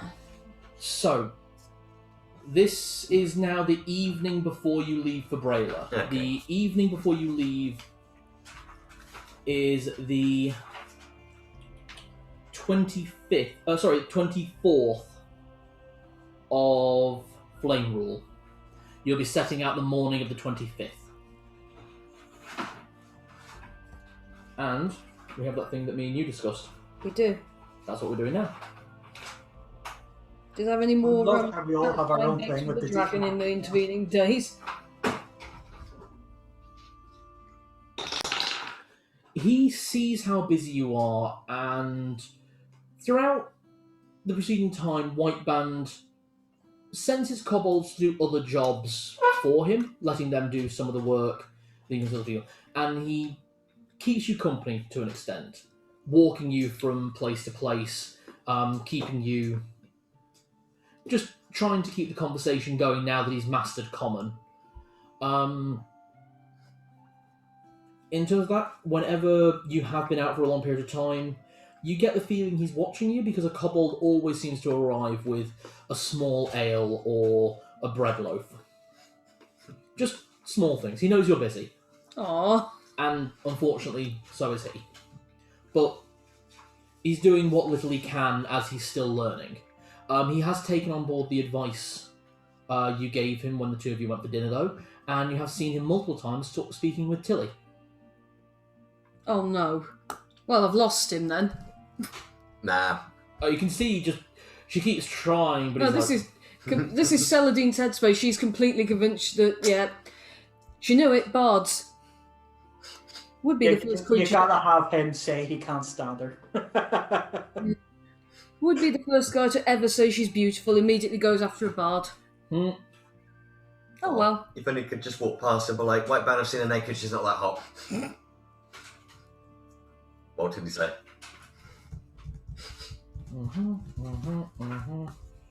You know, Tilly's problem isn't saggy breasts; it's saggy rest. Yeah.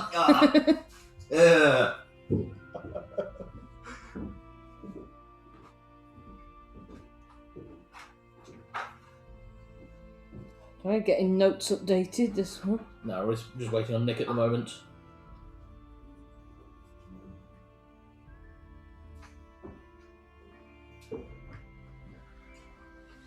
Speak of the devil.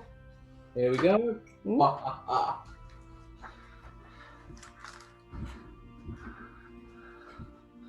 did I miss? What did I miss? We missed Roberto talking about his tattoo that he's going to get done, and You're you're getting. say get it here. It will have to be after you come back to Torqueval. Yeah, and he's getting mithril chainmail. Ooh. So he'll be in mithril chainmail. The raid is right for me. Speaking of luck, here. This is that cursed ring. It's not cursed anymore. I purified it. Well, thank you, but Why not give it to your missus if she's wearing it when you get back? much obliged. So, this is around lunchtime, towards later afternoon. The three of you were all asked to be at the Necromane Black Spire for around 4 o'clock in the afternoon on the 24th of Flame Rule, the day before you all set off for Braila on the 25th. Those are the dates I gave you, isn't it? Yeah, that's still written down. Anyway. Celadine, Yes. you arrive to find your three friends in the Necromane. Okay. Hello. Hello. Oh, it's morning, by the way. No, it's the afternoon, it's the evening. Oh, sorry. Of the 24th, before you leave. Oh, sorry. Brain fart.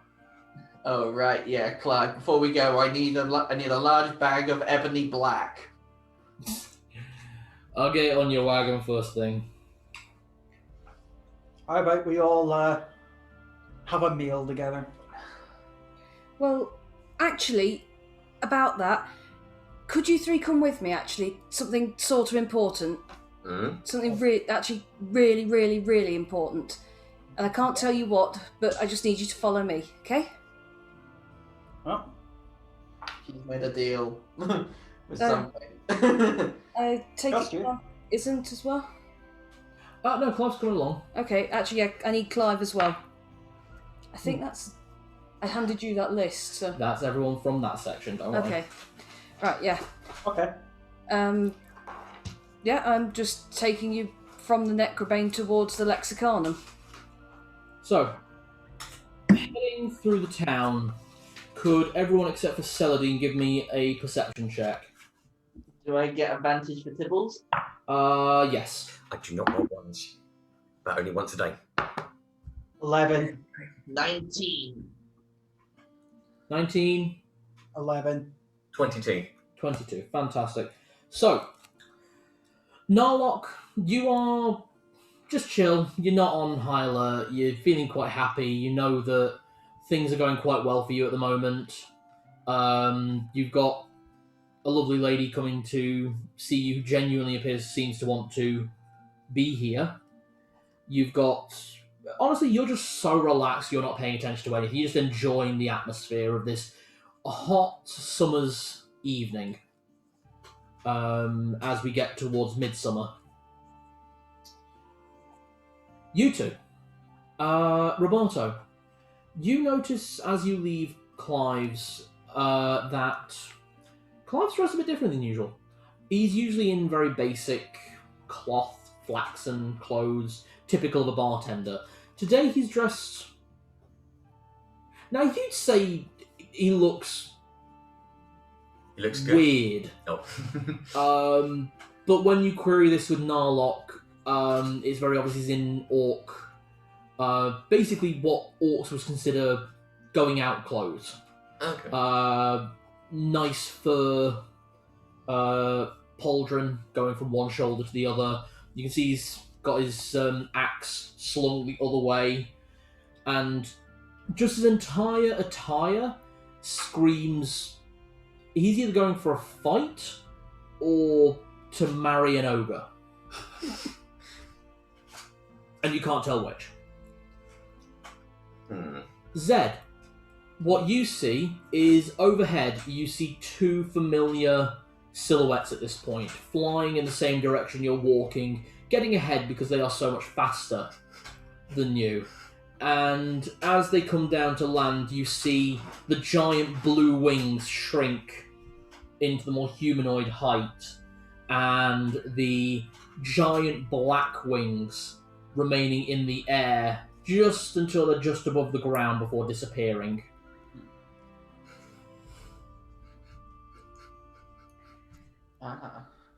Was a send-off by the dragons?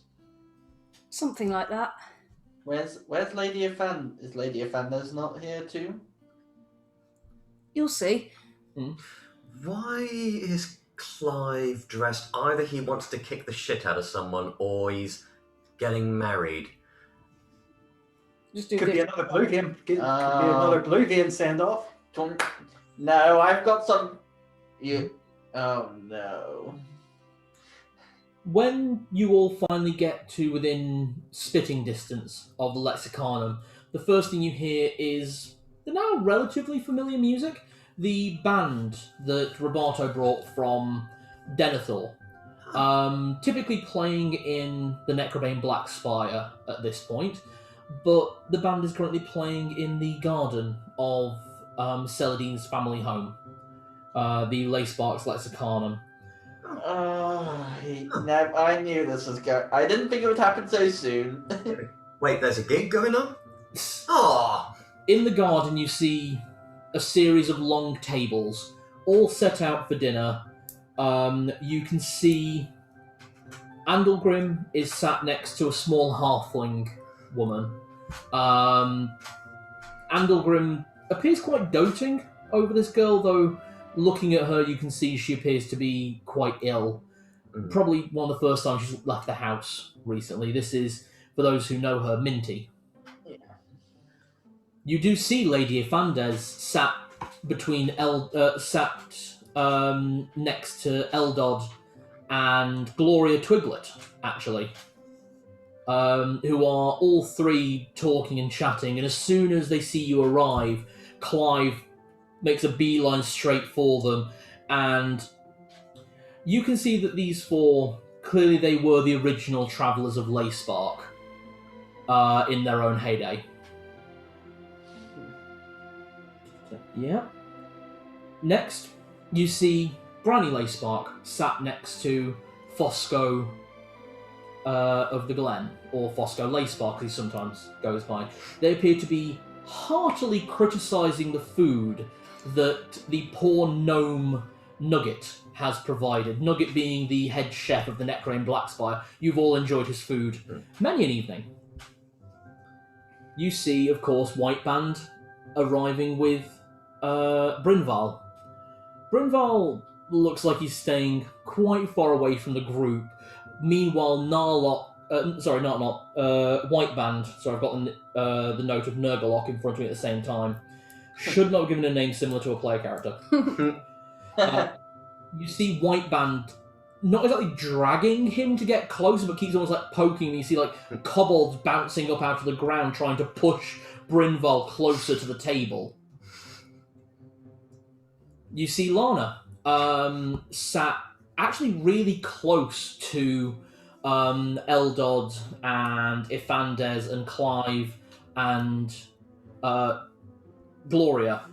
She's not saying anything. She's got this massive flagon of ale in front of her. She's not drinking any of it. She's just intently listening to the four of them talk. She's got the face on her of a true fangirl who grew up on the stories of their adventures. And finally, the guests of honour. The four of you.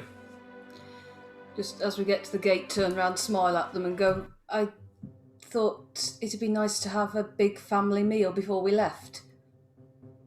Hug Saladin. You won't believe how difficult it is to do all this without you lot noticing. Well, Given the fact that I've had my eyes to the ground and not on everything around me, very easy to pull one over my eyes. I thought this might be nice to remind us all why we're doing all this and being stupid and risking our lives, because this is Torgaval. And I'm just gesturing to all the different races and everyone. As you gesture over, you see your granny Leyspark wandering over to Brynval. Basically, she slaps him on the back of the knee and hands him some food, and Brynval, in a confused look, goes, "Thank you."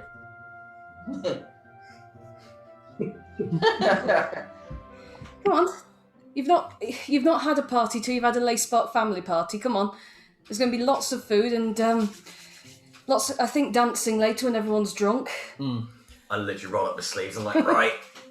This is halfling food as prepared by a goblin. Sorry, a gnome. I was about to say, that seems a bit weird. The food is... Okay, it's not immaculate. This is like fast food level food. This is pub grub. But there is... It's greasy, but it's filling. Do you remember that meal we went out for before the lockdown kicked in for Dudley's birthday? Yeah. Where you kidnapped me from work. Where me and Chris came and kidnapped you from work. And dragged me into the... Oh, right. I just remember the confused look on all of your co-workers' faces because you came past us and when you turned around, we both just lifted you under an arm and dragged you by the feet. I couldn't have asked for a better exit, so... Yeah. That meal where it was like the coated potato lattices. Yeah.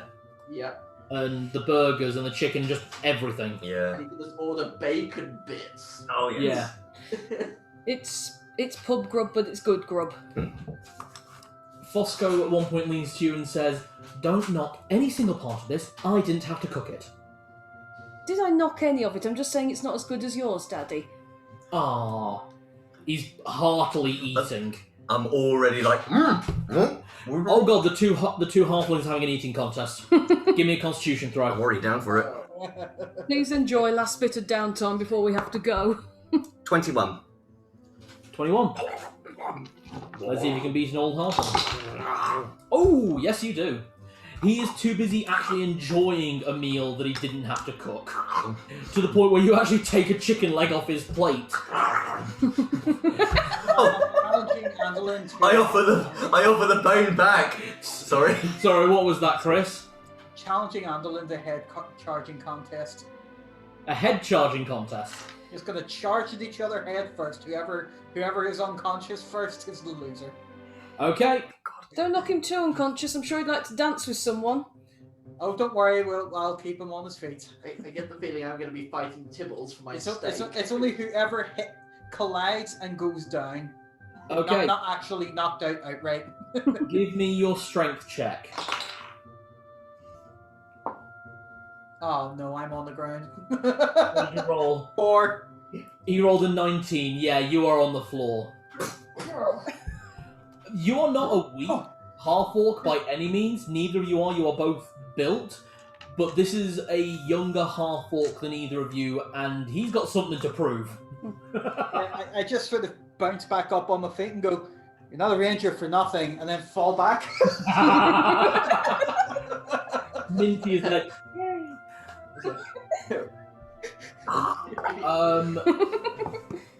Zed. He looks at me, I just go, "Oh no, that's a question I don't want answered." Sorry, what was that? Yeah, if he looks at me and just says that's a question if he looks at me for the same thing, I just say that's not a question I need to answer. Fair enough. You're basically just enjoying your meal. You wind up, weird enough, sitting closest to White Band with Celadine. And can you give me an insight check?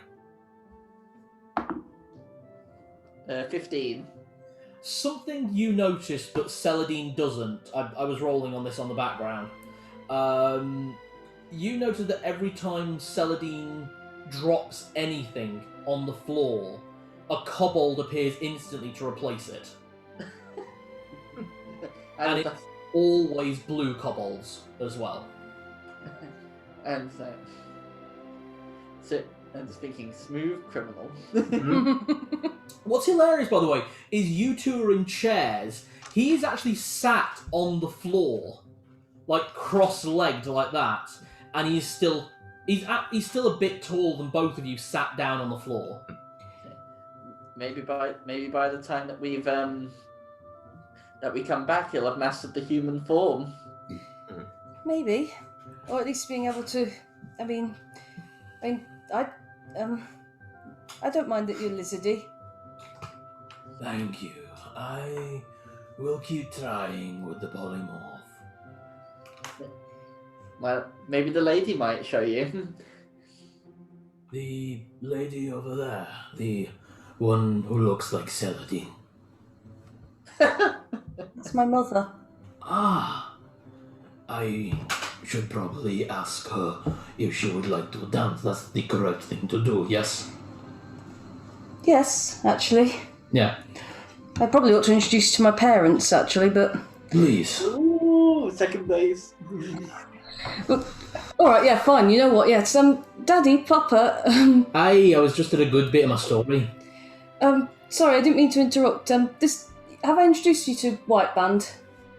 Looks him up and down. It's hilarious watching a gnome with a broken leg stare up and down a fully grown blue dragon, and you're not sure which one's more intimidating.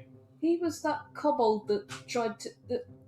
I killed most of his friends and his rats, and then he tried to kill me, and then I didn't kill him. That's not a good story. Right, this is my friend White Band. He was She showed mercy when I didn't deserve it. Should have smashed his head in when you had the chance. Look at that ugly mug. 3 sets of arms. Hold on. No, Kalek has heard that and gone. He can be a 10-foot tall dragon. He can be a 30-foot tall dragon. He can be a bloody dragon from the end. He can be fucking Bahamut himself, and I'll still say he's not good enough for my daughter. Ooh. I do to prove myself. Give me a fucking golden fleece.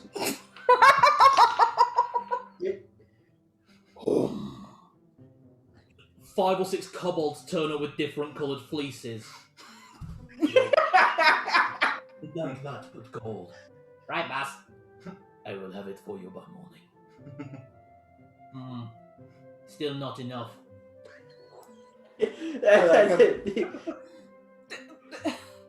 Oh, I just look up at White Band. He's never satisfied. Fosco slaps you. How dare you? That mincing queen is very satisfied. I'm just at that point where I'm a little bit stuck between the table and the chair because I've eaten so much. Yeah. I can't move. The yes, evening. Asking if Anders to dance is the correct thing to do. Yes, I'm going to go and sit and drink something. You go to, but don't get a chance to, as White Band actually wheels Ifandes out into the field where they've got the musicians. The same field that was recently peppered by boulders by White Band, I would like to add. The holes are still there. Yeah, watch the pothole so you don't break your ankle. Well, that's not really the problem with the Fandas, because she's still in a wheelchair. Oh And god, this is so fucking Basically, awkward. you've got a 10-foot tall half dragon with giant wings dancing with a, quite frankly, tiny wood elf woman in a wheelchair with a blanket over her knees. And it's fucking awkward. So awkward at that point that Fosco grabs Celine and goes, "You're not drinking on my watch." What? Lana winds up grabbing Narlock, basically by the scruff of your neck. You want to make a strength check.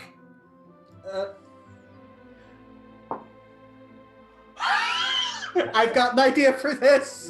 Natural 20. I have an Oh, idea. God. She grabs me by the scruff. I spin round, grab one leg, pull it up, and go, "Let's dance properly." Roberto, you are ensnared by just nothing. And then he goes with her. Fosco's already going. Yeah, you wind up getting ensnared by Gloria. Okay. So a much older, angry gnome grabs you by under the arm and goes, "Come with me, pretty boy, but none of that fancy shit." If you say so. I'd be down to the elbow except he's a fucking cripple. Just watch the belly. Lana and I are doing the fucking tango, but I'm the one that's got the rose in the That's mouth. I just like, all right, Tibbles, let's do the two-step. Oh. I've been shoved at the dragon again, by the way. You're dancing with your dad. Oh, that's what Fosco... Right, sorry, I didn't realise what Fosco was doing there. So what winds up happening is you wind up with White Band dancing with a Fandes, which is awkward as all fuck. Actually, I just remember one other person who is there. As you are dancing with your dog, with Tibbles, a very attractive young human man, you have seen him a couple of times before, Varnell, says, "May I have this dance, father?" do you mind? What, do you hand him I'm saying that to the dog. Oh, I thought you were basically giving him Tibbles to dance with. No. Yeah. So you wind up basically with everyone dancing with everyone. It's just a lovely night. At some point, the more coupley pairs wind up staying dancing together. So White Band makes sure he dances with Celadine at one point. Narlock and Lana are actually still dancing. It is not in time with the music, and it's almost like you two are fight dancing because you're both very dexterous. You're cutting a wide path through the dance floor. Just spinning around. Ha-ha! She spins me back. Ha-ha! My strength ain't that great. So, here we go. Okay, 11. 11. You've come away with some bruises, but you're alright. Gloria is about as brutal as the Blue Veins. Yeah, I kind of understand that level of violence. Could start a whole new way of life, says Celadine as she goes past. I just put a cold tankard on my arm. You have Andelgrim dancing with Minty. The only two that don't dance for the entire night is actually Eldod and Brynval. Eldod because he has a broken leg. Could everyone give me a perception check with the exception of Celadine and Narlock? So just Zed and Roberto. 19. That would have been a good Okay. roll too. Advantage or no advantage? No advantage. 6. 6. Roberto, as you are walking past putting a tankard on your arm, you overhear a conversation between the very angry asshole of a black dragon that you have all come to, if not love, tolerate. We're warming up. We're frenemies. That blue dragon friend of yours ain't worth enough salt to have my Celadine on his arm. Well, quite frankly, your daughter isn't worthy of my friend.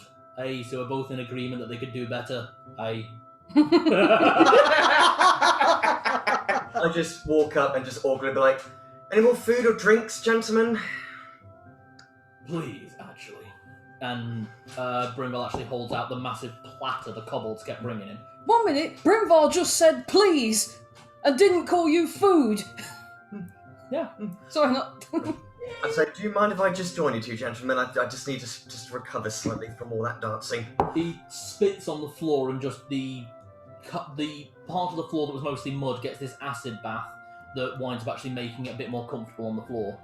Thank you. I'll just come back with the food and the... Yeah, the three of you just there picking at it. If I'm dancing with Whitebank, can I just say very quietly to him, I really wish we were staying a bit longer. We will have time when you return. Oh, do you still have the necklace? Yes? I've not been using it much. He pokes it with one talon, and you can feel a magic go into it that's not like your own magic, not arcane.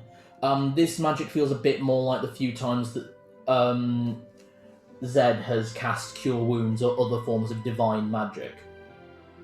The necklace will now work as a sending for anything you need between here and wherever you are.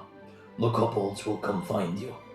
They can't carry much, but they can carry word or they can carry small things. Thank you. If you are concerned about them getting injured, this seems like a fair compromise. I am. I don't want them to die. They're really nice. You're really nice. I'm not good at this. I've only been speaking common for 5 days. You're doing fine. Okay. Anyone else want to do anything with the lovely night with the Leysparks?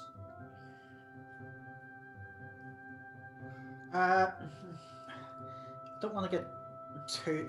No, do you want to fuck it? Because I'm going to recover by the morning anyway. I'm going to go on a... at the end of the night, just grab a couple of barrels and just keep drinking rum with Lana. Nice. You are drinking rum. Lana admits to only drinking ale, but she keeps pace. Do you remember my stag do? Yeah. When we did the short stops and my dad was drinking beer and he kept pace with us? Yeah. It's like that. By the time you finish a shot, she's finished a pint. Wow. Right. Basically, he's doing his Guinness trick. Okay, give me a Constitution saving throw. 18. 18. Alright. We will lampshade the rest of the night there if everyone's alright with that. Hmm? Yep.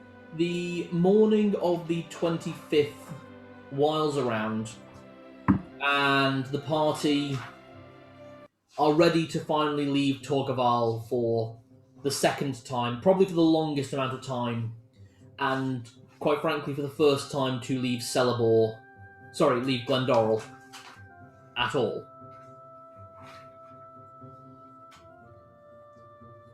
Is there anything anyone wants to do before leave, or shall I keep going?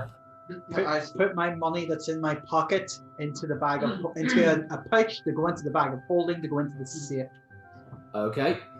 I guess, well, because I'm pretty sure I'll be staying over with Narlock, so Usual spot. I just look at the house I just turn to Narlock and just say, well, it's going to be a while before we're back, but if Lexington's come in at some point, we'll know. We will, and as well as your neighbours. I've provided a key for Rachel. Clive has it, so he'll be able to give her somewhere to stay. Brilliant. I hand over the keys to the temple to Gestalt.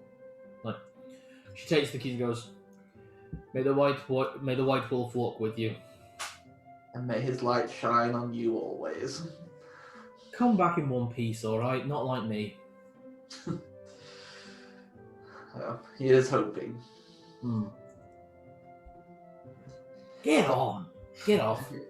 Yeah, I give her Wolf a quick scratch before heading out, and I go to say goodbye to Clive as well.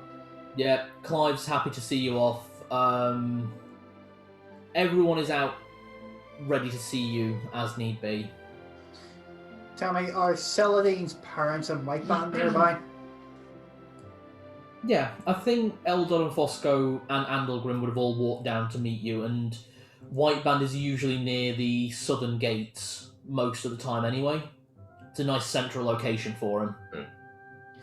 So I go to them and just say, I don't know if Celadine ever mentioned it, but whenever we went to, was it Denethor that had the Temple of Helm? It was Kalek. Kalek? Oh, right, so we're passing back through Kalek? You've got to go through Kalek to head for Braila. We head Whenever we went to Kalek, I made a pledge in front of Helm to protect Celadine, and I showed him the amulet on the sword. Just know that even though I know she can defend herself and certainly attack for herself, and I've seen that many a time, I will have her back. Eldor kind of gives you a long look and goes, see, this is what I'd rather have in a son-in-law. Just looking straight up at White Band. I just look at Whitebeard and go, nope, do not think that way about her. No. Don't spark the fan. Stop sparking the shippers. It's alright now, look. I'm already used to the barbs of sneaky gnomes.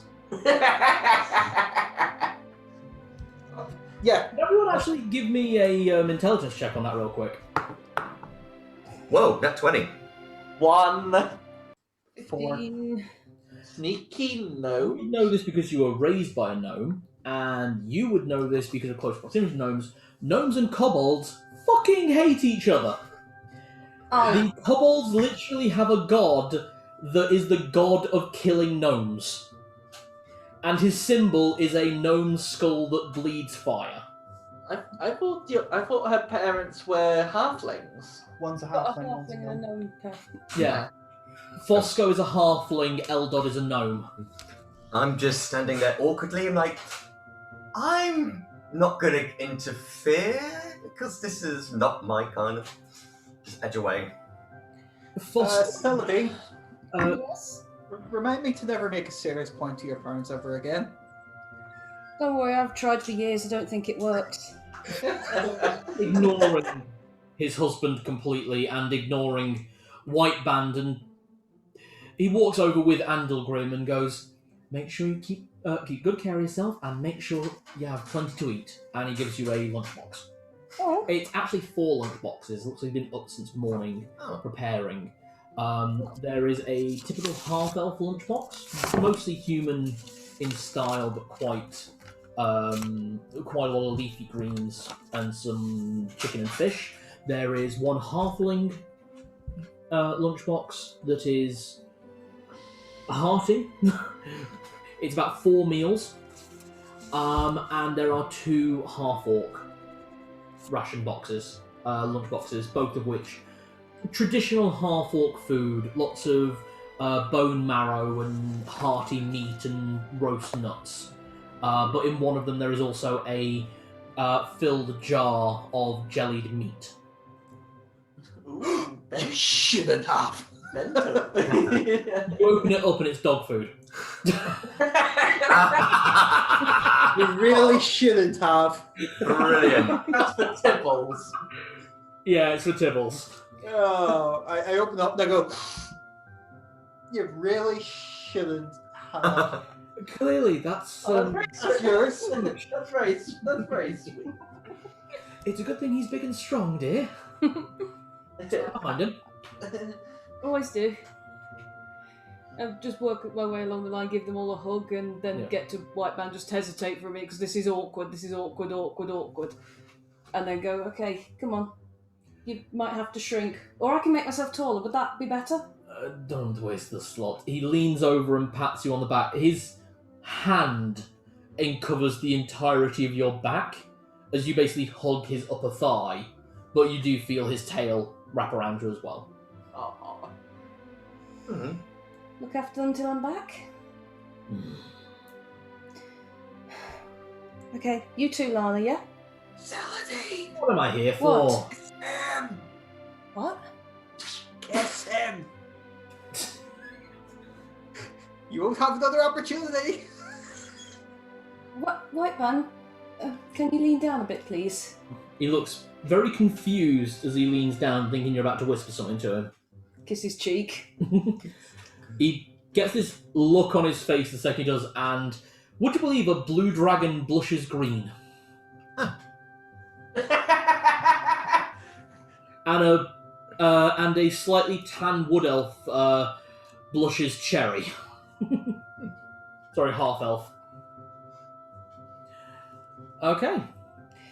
Right, shall we get a move on then, please? We Quickly. indeed we shall. Okay. The whiteboard guide all your steps.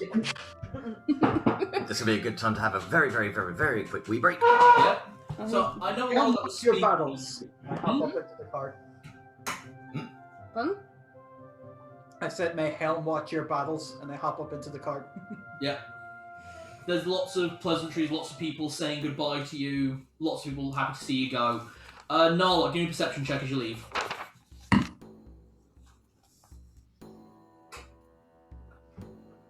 $17. Brynval is stood on top of the tower above, kind of looking down at you, and just nods as you go. And there's just guards either side, just either side, kind of watching you go. I just give him my usual salute there. Yep. He just gives you a broad nod and then takes off back to the swamp.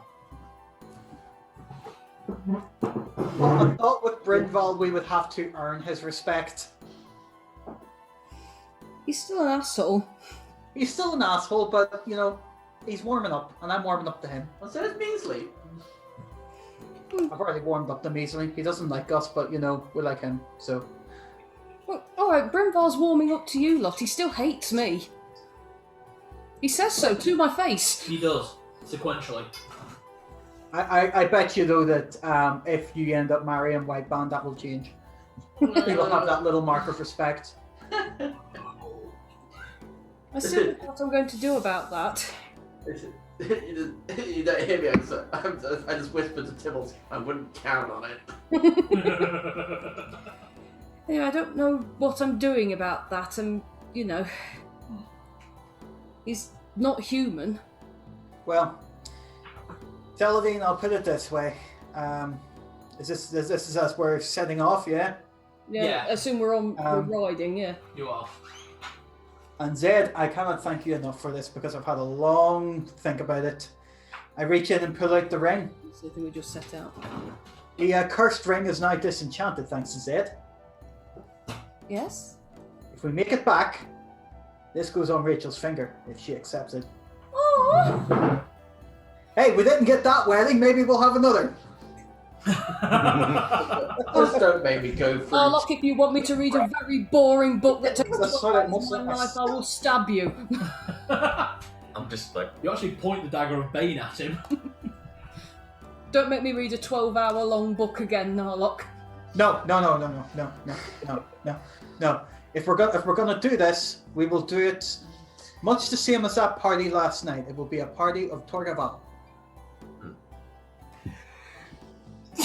bless you. Listen, thank you. That'd be a nice one to go to. Yeah, just don't make me invite my parents. That'll be awkward. Why did you invite them now to even get here?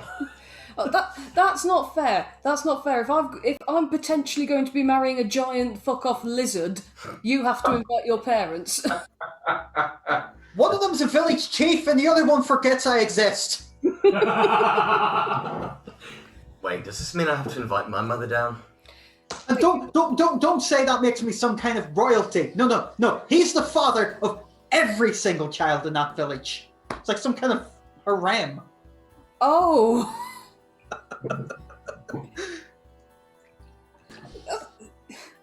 That's the point, Roberto. You're always picking up girls everywhere we go. What? Any of them gone sweet on you? I don't think so. It was all very sort of fleeting, to be honest. Well, I guess there's probably one, but I don't really want to say the same name because that will only just annoy you and everyone. But that's changed. If you mean my mother, it's all right, Roberto. I'm long since past being annoyed about that. Feelings have changed now. So I wasn't angry at you. I was angry at her.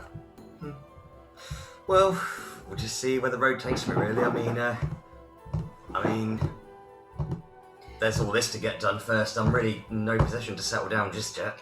Oh no, we're just talking. What about you, Zed? You and Varnell were dancing last night. Yeah, I saw that. Just dancing. Nice just to let loose every now and then. Hey, I like to poke fun at people with things, but that is not something you poke fun at. Love is love. Hmm? If you end up falling for someone, I'm not going to make fun of you for it. When you're a cleric, you're generally married to the religion. Yeah, but it doesn't stop you from being married, does it?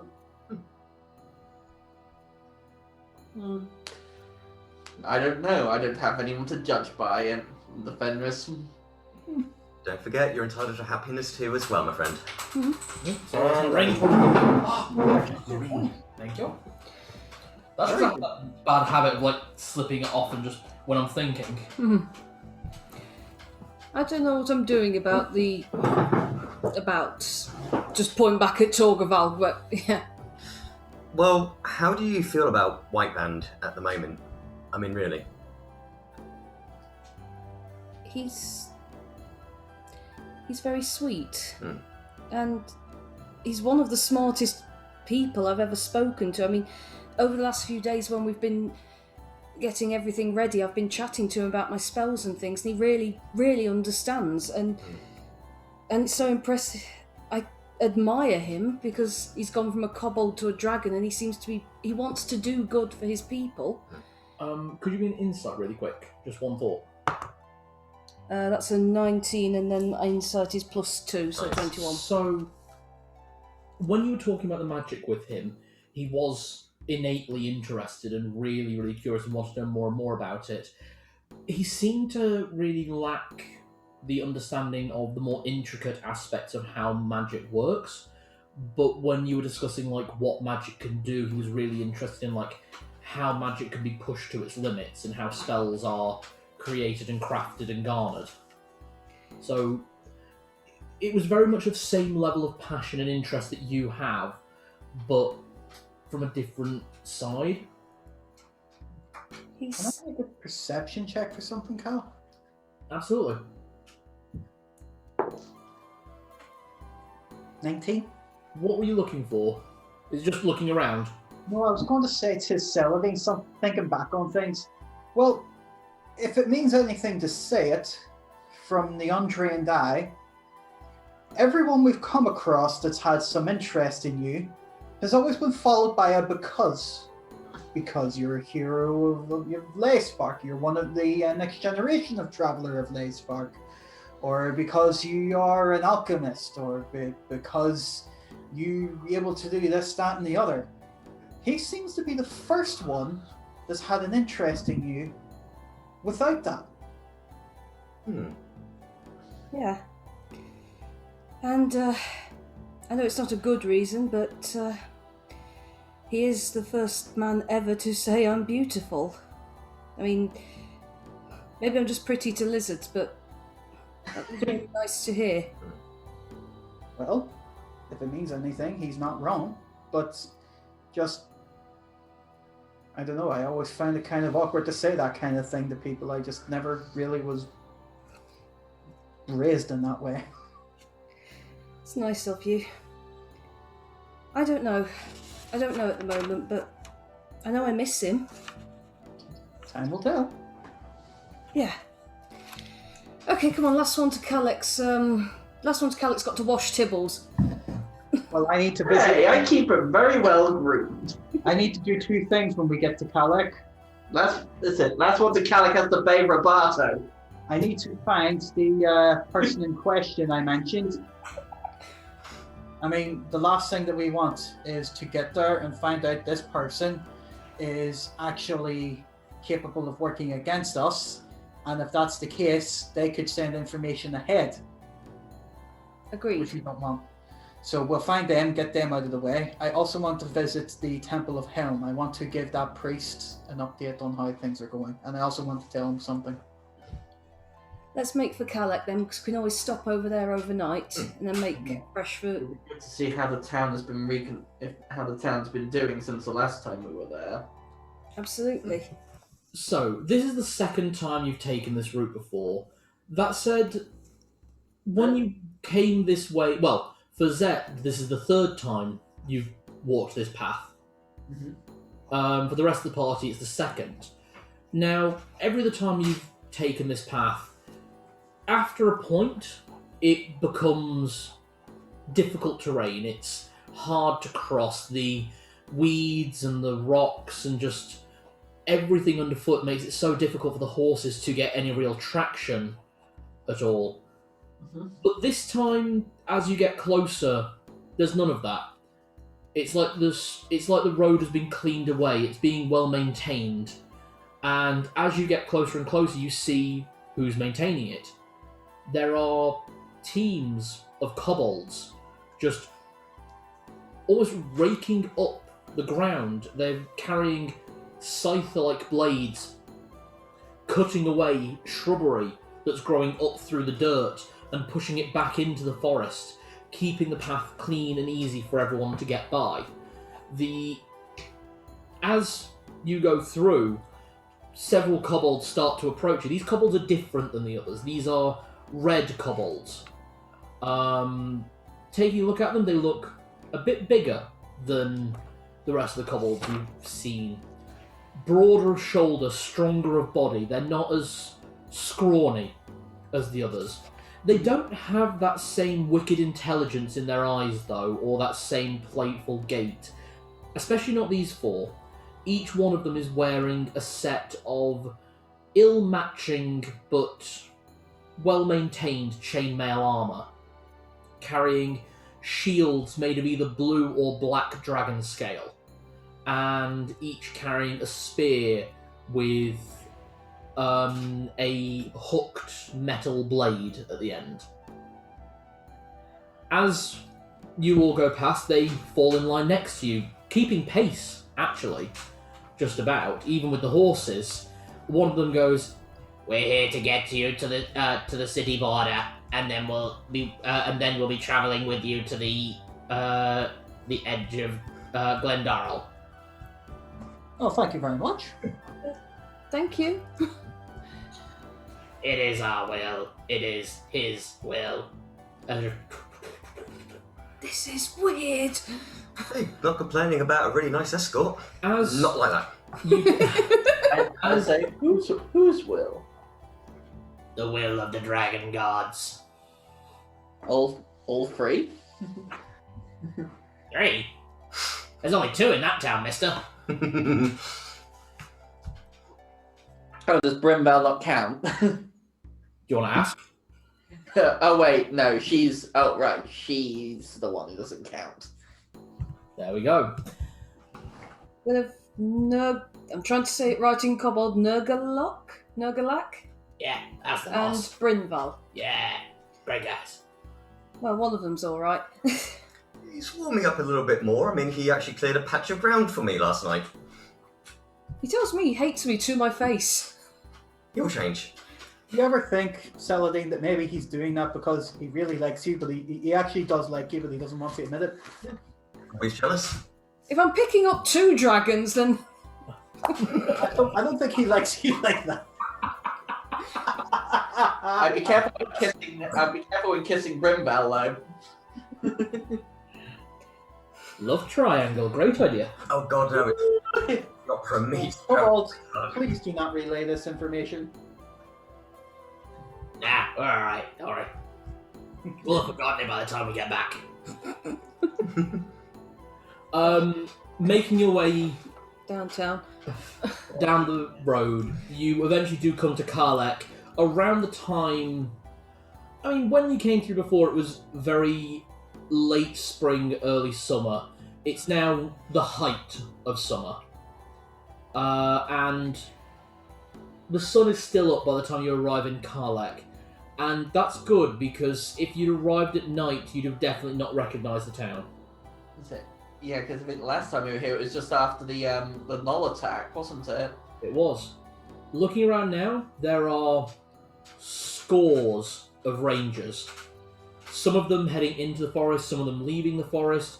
You actually some of the rangers, as they leave the forest, approaching groups of women who are just waiting, and they all seem to be going off to the local tavern together.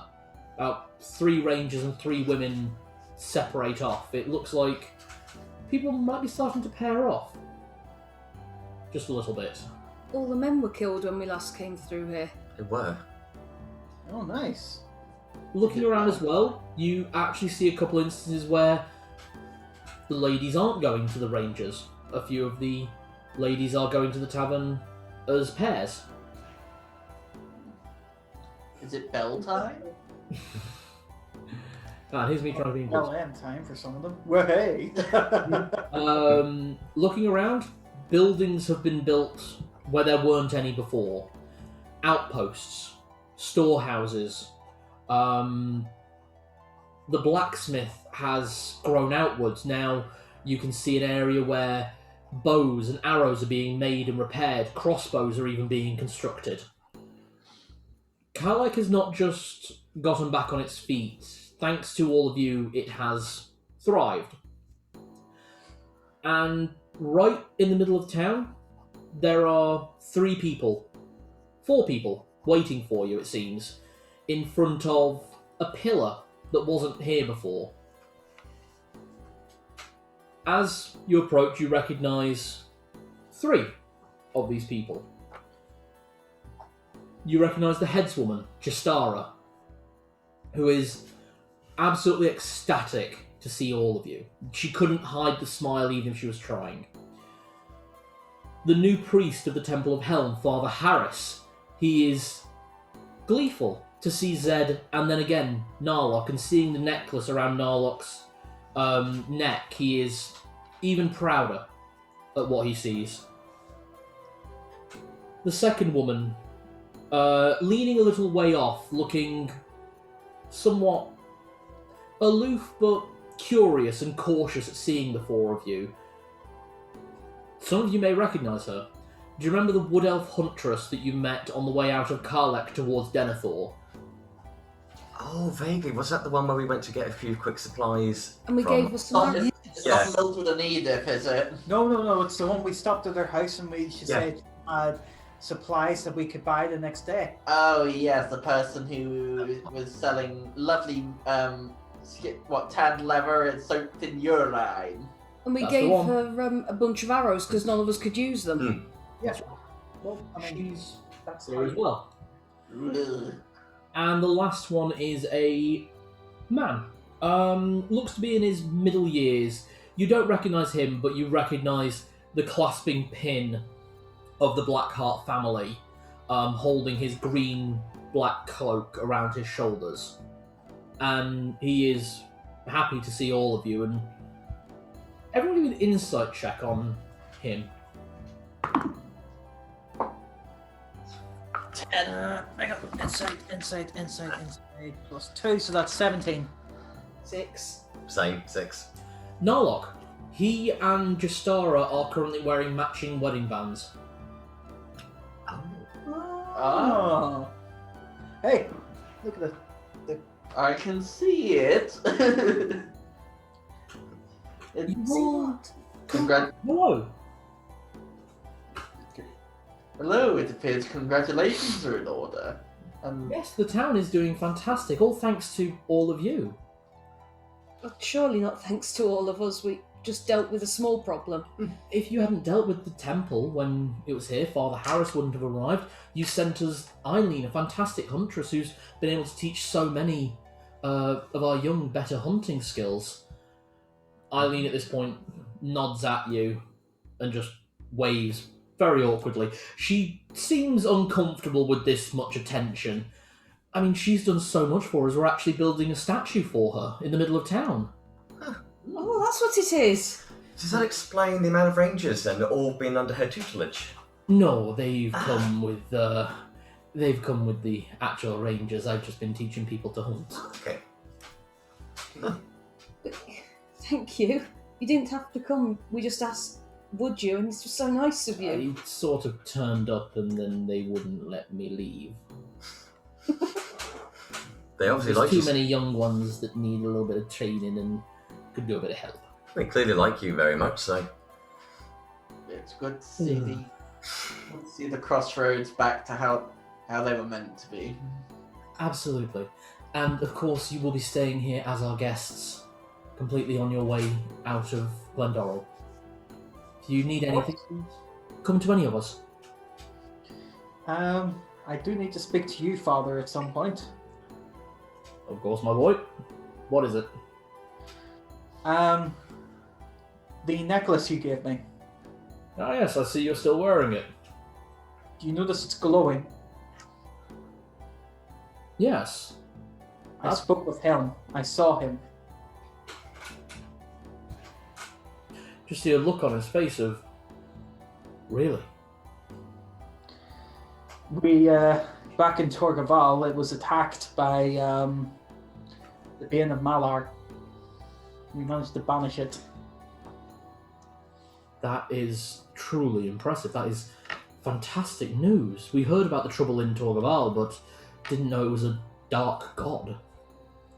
Well, he has been banished now by Fenris Ulthar, but in the aftermath of this, we were visited by the spirits of many, one of which was Helm himself, and he. I was actually wondering, this glow, what is it?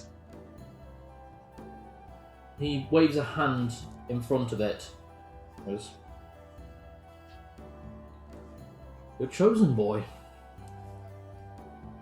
He's got his eyes on you."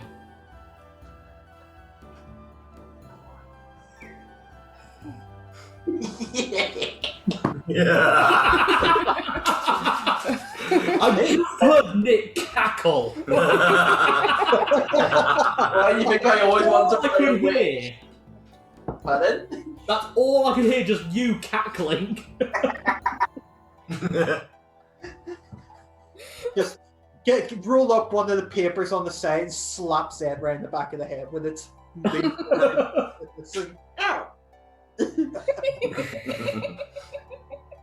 So what does that mean then? Is this amulet is it that he'll be watching my every battle, or does it provide anything, or Keep wearing it, and he may give you protection when you truly need it, and maybe if you continue to do his will and continue to uphold the oath that you made that day, he may envisage more upon you.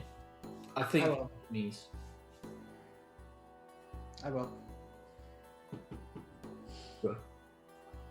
Just the look on his face is just absolute reverence and shock. After all, the last he saw of you, you had no religion, and you came to him seeking succor, and here you are now, practically a champion of a god. Just feeling all high and mighty and start luring over you, going. I'm chosen. Hey, I'm used. Hey, I got over my big head long ago. Here's the problem.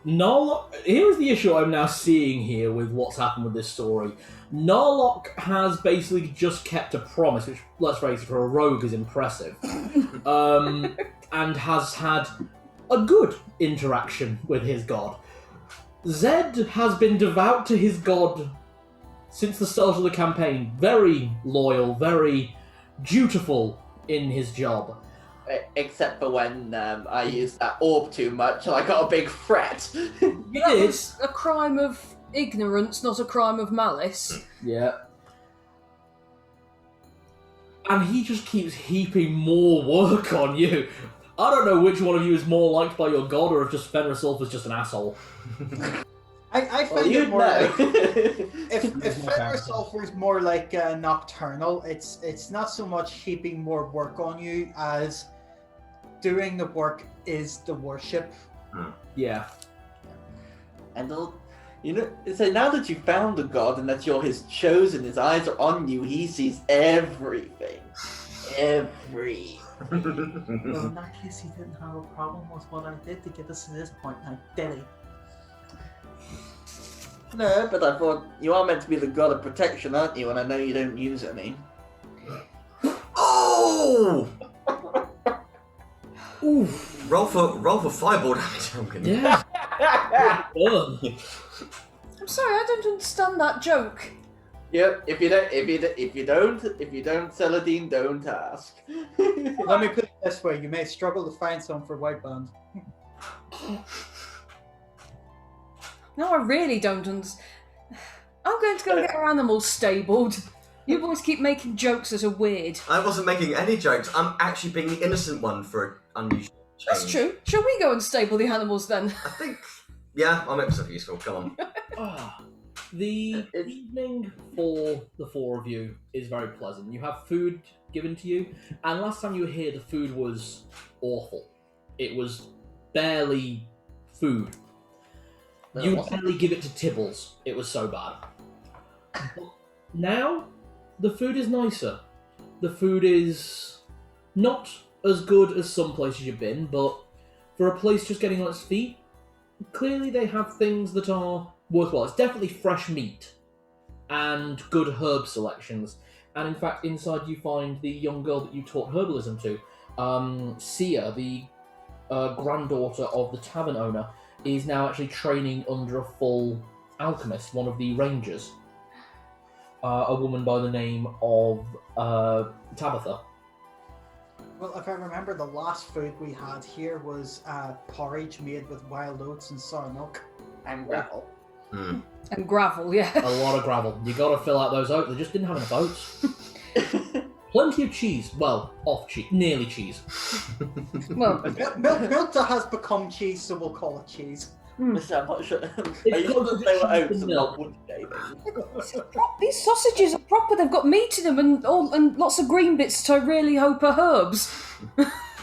Be back in a minute. Really suspicious. If I didn't know better, I'd say it was the horses. You do when you come back, Chris, yeah? So I'll just get these three sorted, then we're back in with you.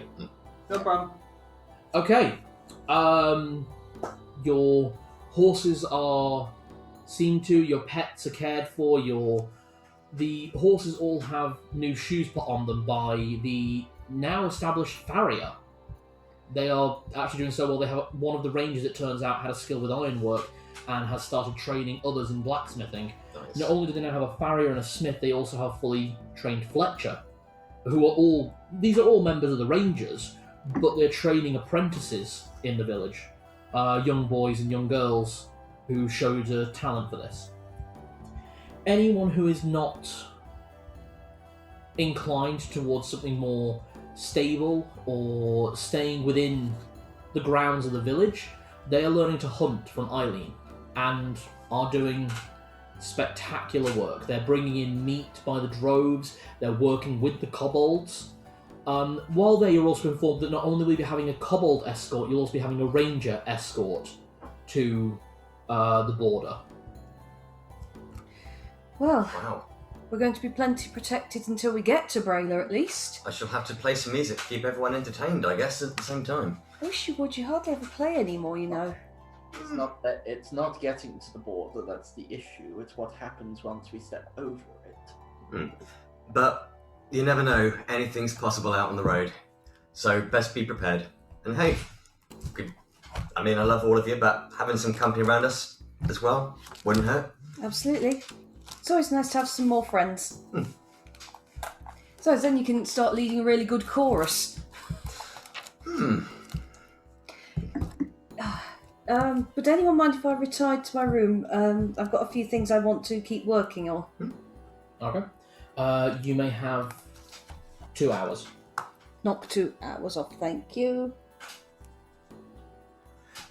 If that's the case, I'll see if anyone offers baths. Anyway, Yeah, they can have a bath drawn up for you, and they're more than happy to have that sorted for you. wonderful. Zed, anything particular? Zed's we'll go for a stroll out in the moonlight. Very nice noise. Yeah, so he stops over the bridge, because if I recall there was a river here. There is, yes. The river is basically separates the Temple of Helm from the rest of the village. Yeah. It's more quiet contemplation, just thinking everything over and what's coming. Yep. Really. I don't expect Fenris to come to me again. He's come to me about 5 times in the last. You've been seeking quite a lot from him recently, and it's been in places where he can reach you. It's not a full moon. You're not in a wolf forest. No. You're not in a temple of Fenris Ulfa. And the last time it looked like it pained him greatly. You can feel his presence, but it's not in the harsh way as he's communicated with you. It's in a... You feel that he is watching you and that he has faith in you.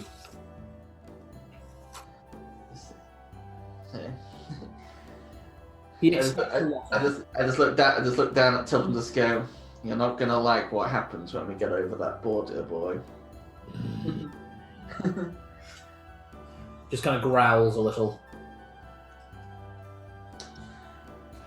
I suppose they won't either. That's all from me. Okay, we just need to wait for Chris to get back and then we're good to go. Taking bets, I think he burnt down an orphanage. And then some. Hang on, let's do up the odds on this. Place bets now, right. What is it? How cruel do you think I am? We just know that it must have been something bad to turn to the god of cruelty for redemption. I turned to the god of cruelty because he was the only one who saved me. Oh God! Oh! Maybe he had to do something very cruel to survive. Oh shit. Oh. That's not a spoiler, is it? That one. That is No, technically not at all. No. that's the high truth. That one. We'll find out when we're there. Of course, and Yeah, obviously exactly. in character, I'm not actually taking bets on what you Nah, did. same. No, this is player. I'm too busy having a nice bath, which means the whole bet about first one to getting to wherever now has been null and void. I did it myself. Roberto, I bathed it my way. The new book. Actually, yeah, I could do like a washing etiquette for halflings. I did say you should write a book. Mum, check out this bathing etiquette book that I've done. That's nothing, son. I did Dale. I know. You recall Mummy wasn't there. Oh! Oh, I'm gonna. Wow, Have Zed is dropping the burns in every direction tonight. That's a proper burn. That's a burst fire burn. Yeah. really awful. I like it. It's fine, because as I said before, you least expect it, but the carpet napalm bomb will hit everyone when I get that moment. But it hasn't happened for a long time. Yeah, that just means that it's building up to something. Maybe. I'll go nuclear. Oh God, all of that horrible soda in my fridge. Oh, The Fago. I keep forgetting it's there, and then it looms up at me like something out of a black abyss. It's we're watching you. How are the little treasures, by the way? They're doing alright. They're doing a lot better. Pearl keeps running up for fuss and then stopping herself halfway. Oh. Oh, no, at least they're learning, and they're learning quick. Sorry, can you say that again? Ice machine. Yeah, I said at least they're learning, and they're learning quick. Exactly. They're getting so much better. I mean, Diamond doesn't even run to hide when you go in anymore. Oh, that's good. She still doesn't come up to you, but she'll, she doesn't secrete herself in a corner or anything. Well, he said, isn't it? If Pearl, he usually follows Pearl. And to be fair, we've both had a scritch of Diamond, haven't we? We have actually, yeah. I mean, she's ran away straight afterwards, Oh but yeah. But yeah, she's definitely doing a lot better. So just discussing the just seeing how the kitties were. Ah. going to be releasing the rest of the house next week, aren't we? Cal can sort you while I'm busy. Okay, so what's happened? So, Celine has seen the young girl that she taught herbalism to when you were last here, has actually started training up more. The town is doing so much better just across the board. Rangers are teaching people to do things themselves. Eileen is teaching hunters to be able to go out and actually gather supplies and how to tan and everything else. The town is rebuilding in a way that it probably wouldn't have before you all came. That's good. So everyone's profited basically from. Exactly. You guys have done a fantastic help here. Right. Have a job in Kalek. I do. So the first thing I need to do is go to, I'd say, the local tavern. Okay. You're at the tavern. You can look around. All of your drinks are comped for the night. For as long as you all stay here. Okay. The first thing I'm going to do is pull on one of my disguises before I enter. Okay. No one recognises you. Good. You will have to pay for drinks now. I'm going to go to one of the far walls where people are going to be hanging around in the shadows. Yeah. And I will speak out in Thieves' Cant. I'm not obviously going to say it in Thieves' Cant, but I'll speak out basically saying,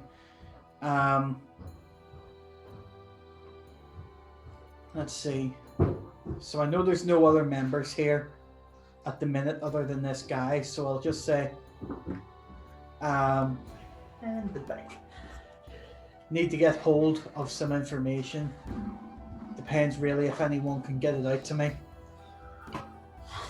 You see a couple of people around you take notice, and one of them leans forward, a man ugly by any standards.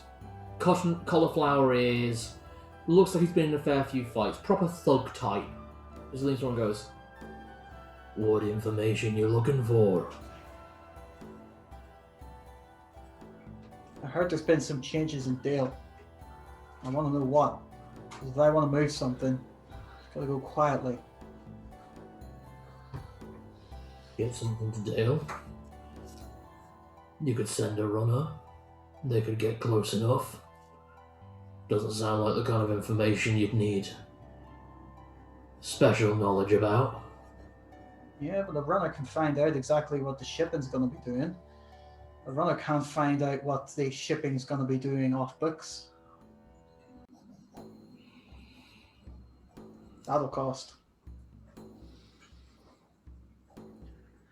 Ask your questions. I'll put a price on it.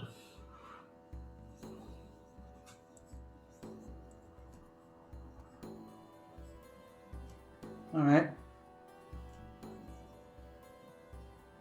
It is quiet enough and far enough away. His two associates making sure there's no one close for you two to hit, for anyone to hear you. He's got two associates. Yeah. What's this guy look like? The guy in front of you? Yeah. Human? As I said, painfully ugly. His two associates, much the same. They've all seen a lot of fights. Because if I'm right, if he's trying to get information already, and I'm asking these questions specifically, I think I found my guy.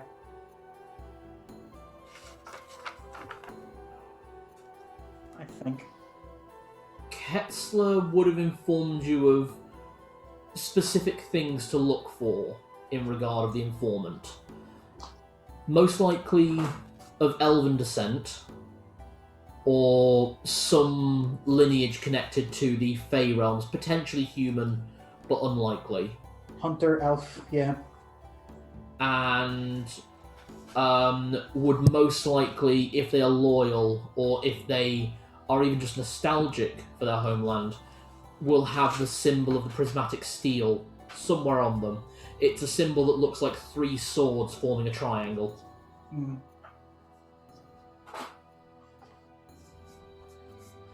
See, I heard there was someone around here could get me what I want. Maybe you can, maybe you can't. But I'm looking for someone in particular that I know can do the job. I think he's here as Hunter. There's a lot of hunters in town. Oh, I know there's a lot of hunters, but there's not a lot of hunter elves. Elves? There's only one elf in town that's calling themselves a hunter. Name your price. You're not going to cause too much trouble, are you, friend? I'm not here to make waves. Here to settle the sea. 100 gold. That'll buy the information you're after. Take 100 gold out and set it down.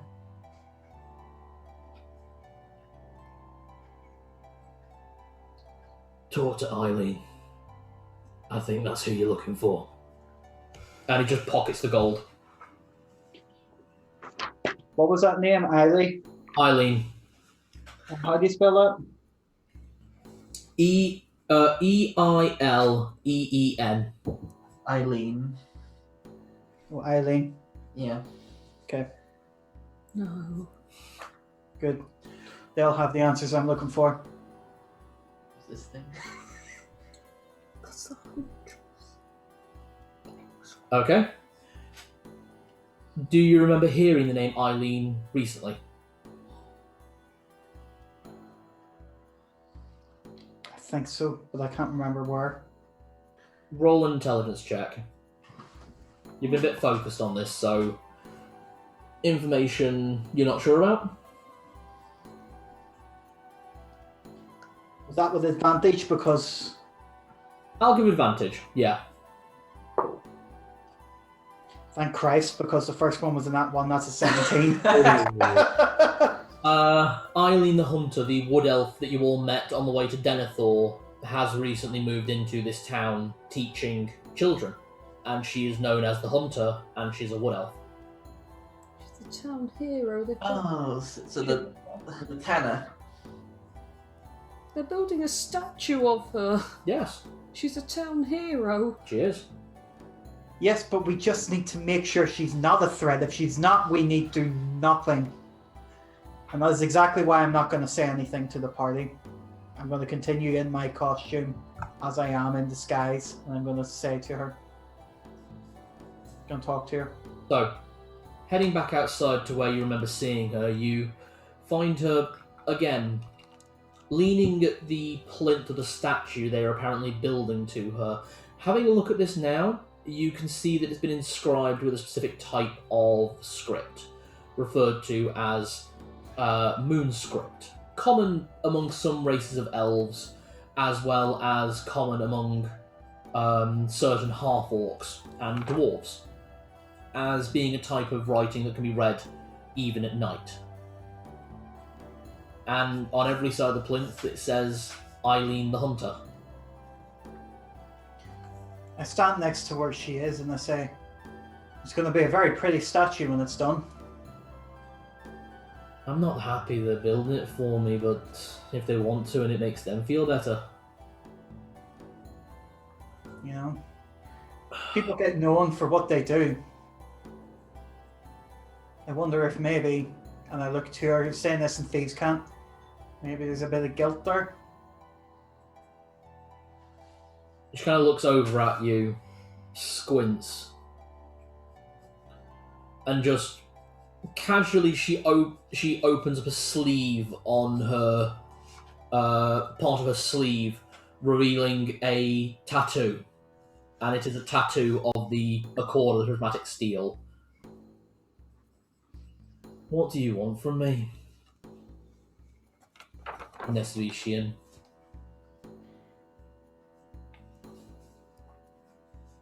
Let's say To remove doubt. You're working for someone else too? Could be. And perhaps the ones I'm working for, maybe they don't trade in gold. Maybe they trade in something else. And maybe they know someone who has traded similar. But maybe this person isn't doing that anymore. And maybe, just maybe, they want to be sure that that's the case. I see what you're getting at. You can tell the taskmasters whatever they want. But I'll let you in on this. I used to work for the Accord of Rheumatic Steel. Told them I'd be a free agent for them. Get out, get away from the war. Go somewhere no one knew much about. That's how I made myself here. Now, I do send letters home from time to time, telling them things. Do those things actually happen? Not really. I'm just an old woman who lives in a hut on the road. How would I know about politics?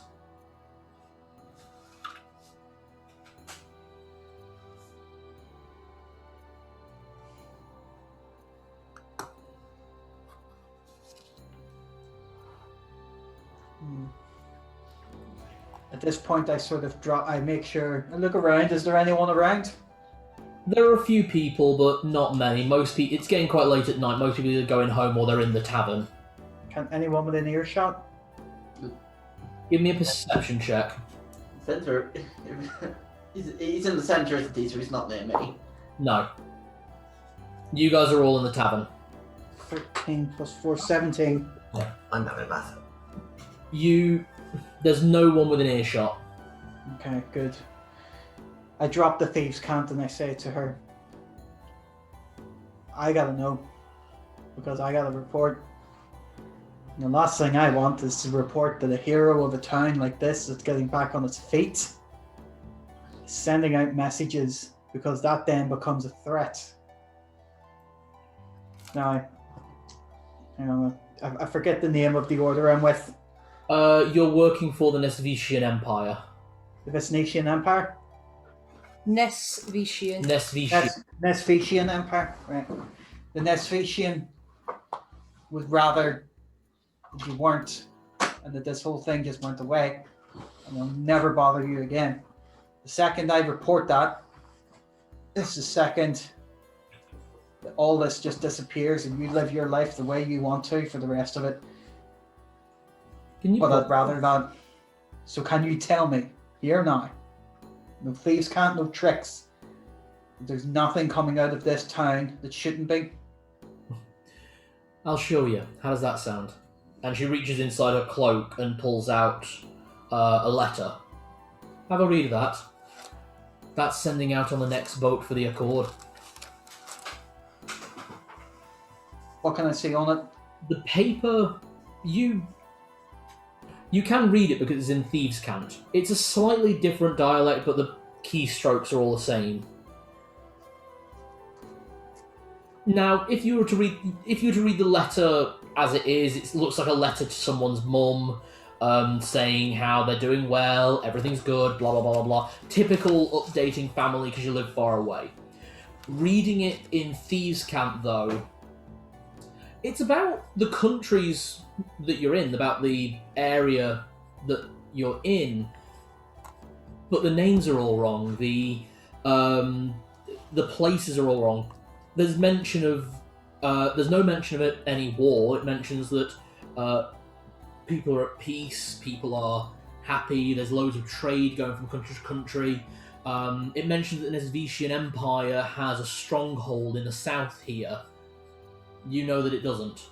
The Nesvetian Empire has no hold in this country. Everything in there, it's complete bullshit. I remove my disguise. Consider yourself written off. You'll never be bothered by us again. Thank you. Oh, and here. Don't worry, this won't go in my letter neither.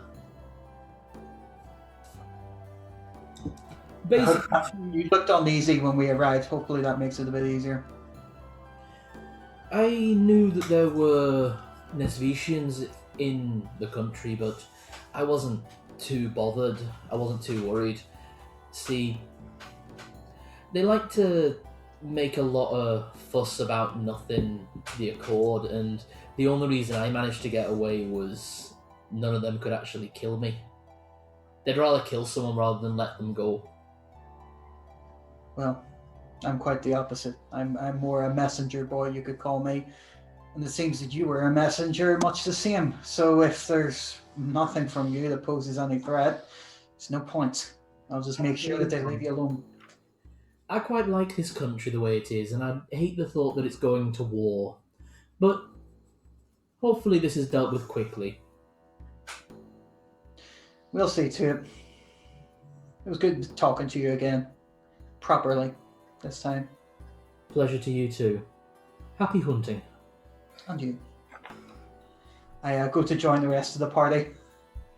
Okay.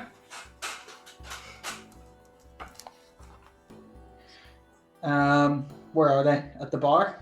Yeah, they're in the Celadine's not there. She has retired to her room early. Okay. I sit down with the other two. Well, that was quick. More of your business. I've identified our contact that I had to find here.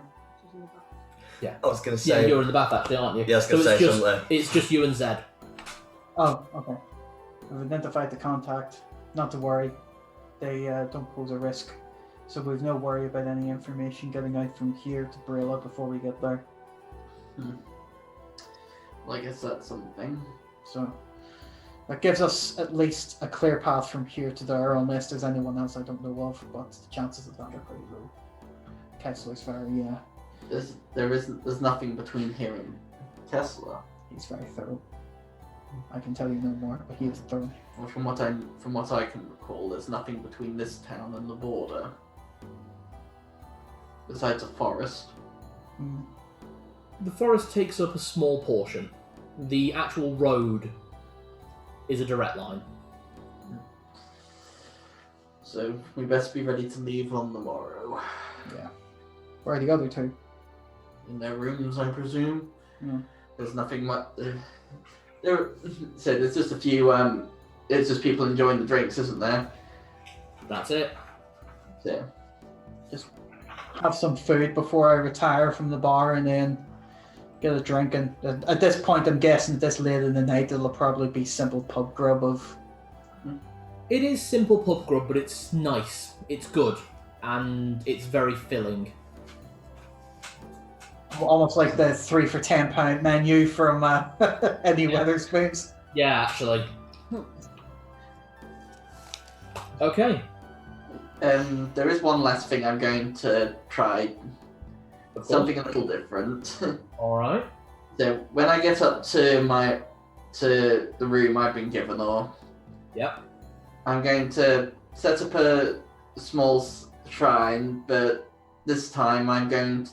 So I make a little different offering. It's like I start calling to the Lady of the Moon.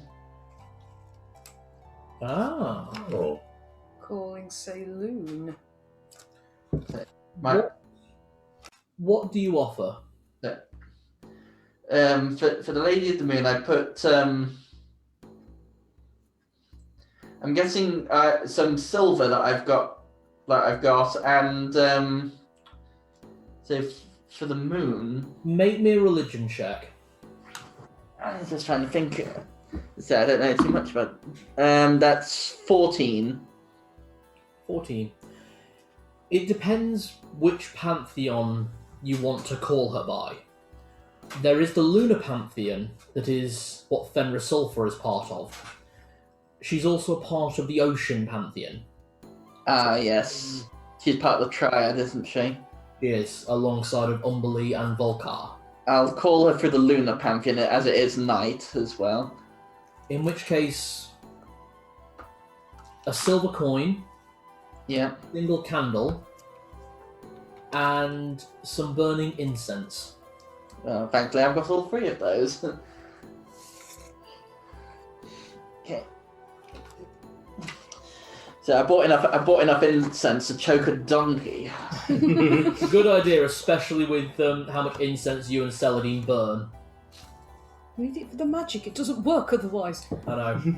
Yeah, it needs to smell good, otherwise the spell doesn't work. Yeah. Or maybe it's because when Roberto's nearby, you need the emergency pack. But it doesn't bother. I'm glad you have bathed this session, because then I can mark that Charisma D mod off. Mhm. On top of that, quite frankly, if you go too long without bathing, I will require more incense from these two, upping their cost. Yeah, so, but then again, I know. You say, oh, you casting spells? No! Armpit. Hey, last time I slept in my house, I bathed. You did. Honestly, everyone usually mentions if they bathe or there has been a previously assured assumption about bathing. Guess Stilt would have kicked me to the bath if I didn't bathe. Yeah, you'd have had a full bottle of sheep dip. Yeah. Because of that, Dud, I'm happy to now assess that basically any time you guys stop in a tavern, you'll probably have a bath. Yeah, that's. So I'm more than happy to make that assumption now. It's purely because when we first started, everyone said or made prior statements. You just never did. So it was just sort of assumed you weren't. I was just living it out rough on the road. You know, us rock stars don't get to bath very often. But I'm no longer a rock star now. So- I'm a clean pirate. Zed. So I'm like, Lady of the Moon. I call as a devoted of the White Wolf. Through his guidance, may I speak to you.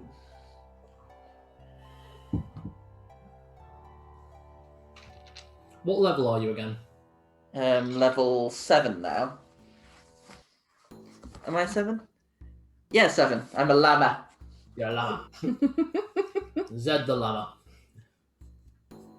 You feel a push of divine energy, and turning your head to the moon, you see the faintest outline of a woman's face. Not necessarily beautiful in her look, elderly, late in her years, but kind to her features. She looks at you expectantly. My lady, I call you to ask your blessing to take your religion in the future further. I've been asked by a potential future ruler to take the Church of Fenrisulfur to Gestalt if it becomes ours, and to spread his religion there. But to spread him, I must spread you.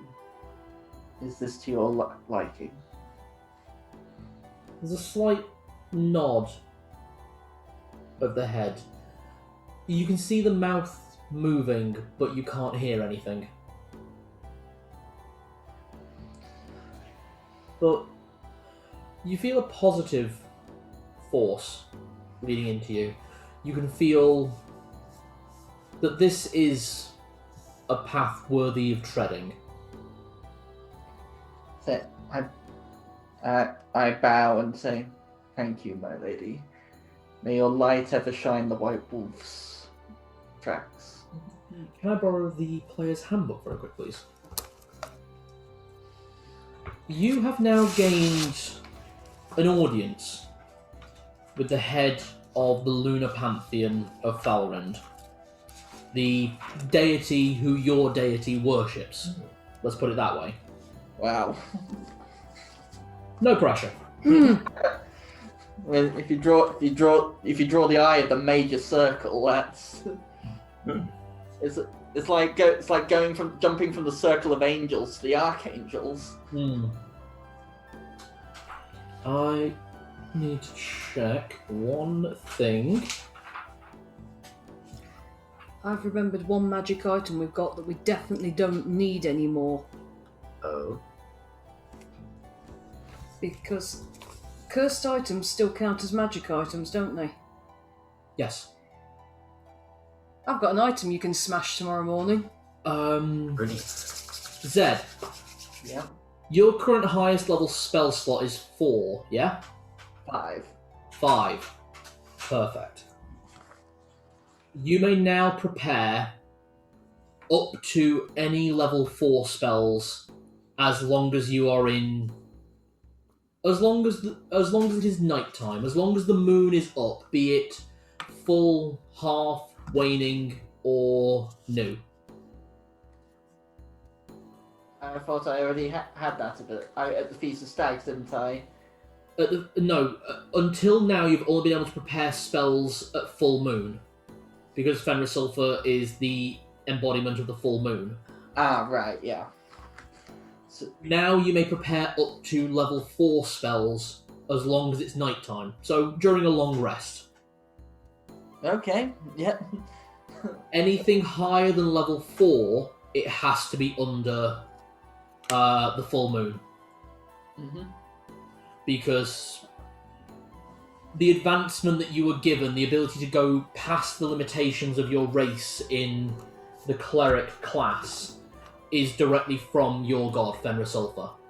The Lunar Pantheon allows you to access the basics that your race, the most that your race would allow you to permit.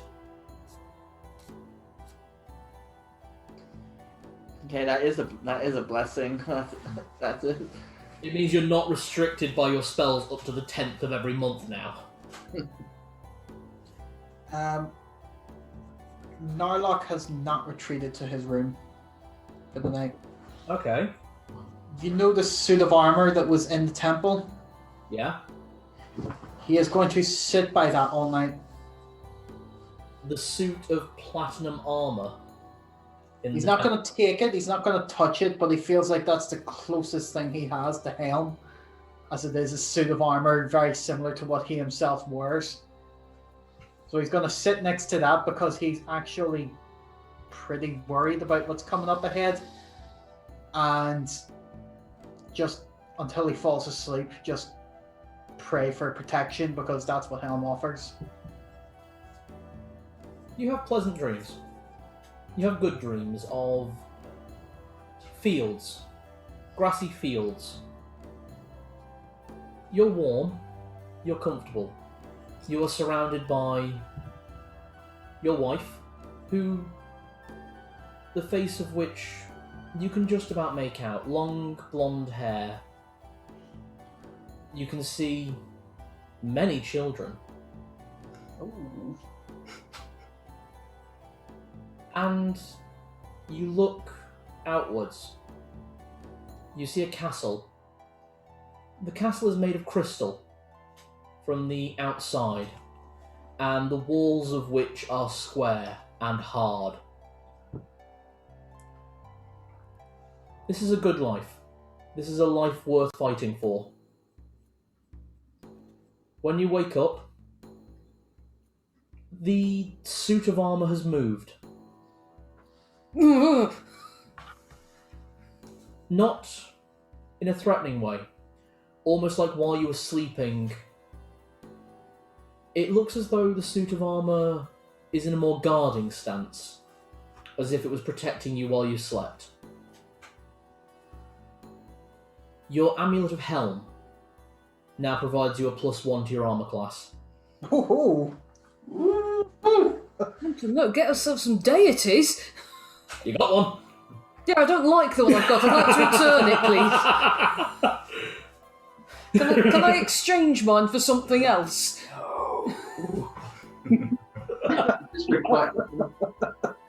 When I wake up, the first thing I'm going to do is go and speak to Father Harris because he's obviously in the church somewhere.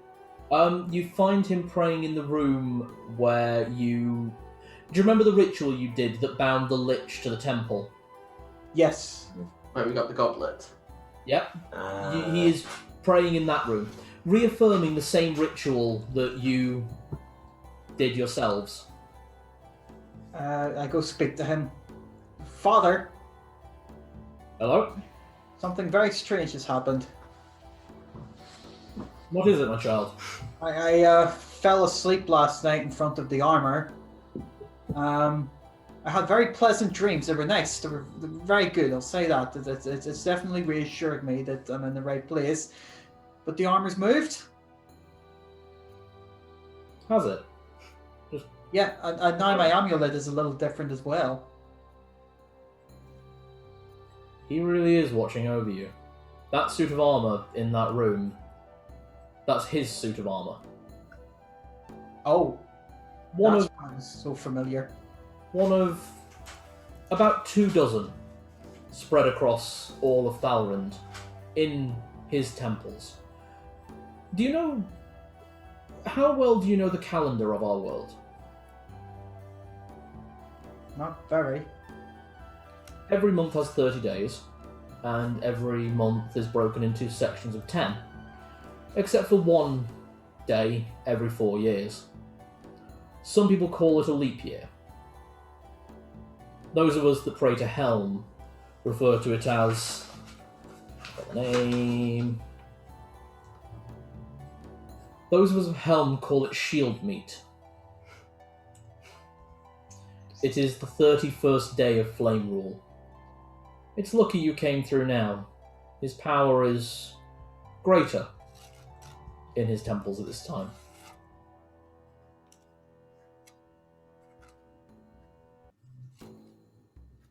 All right, so,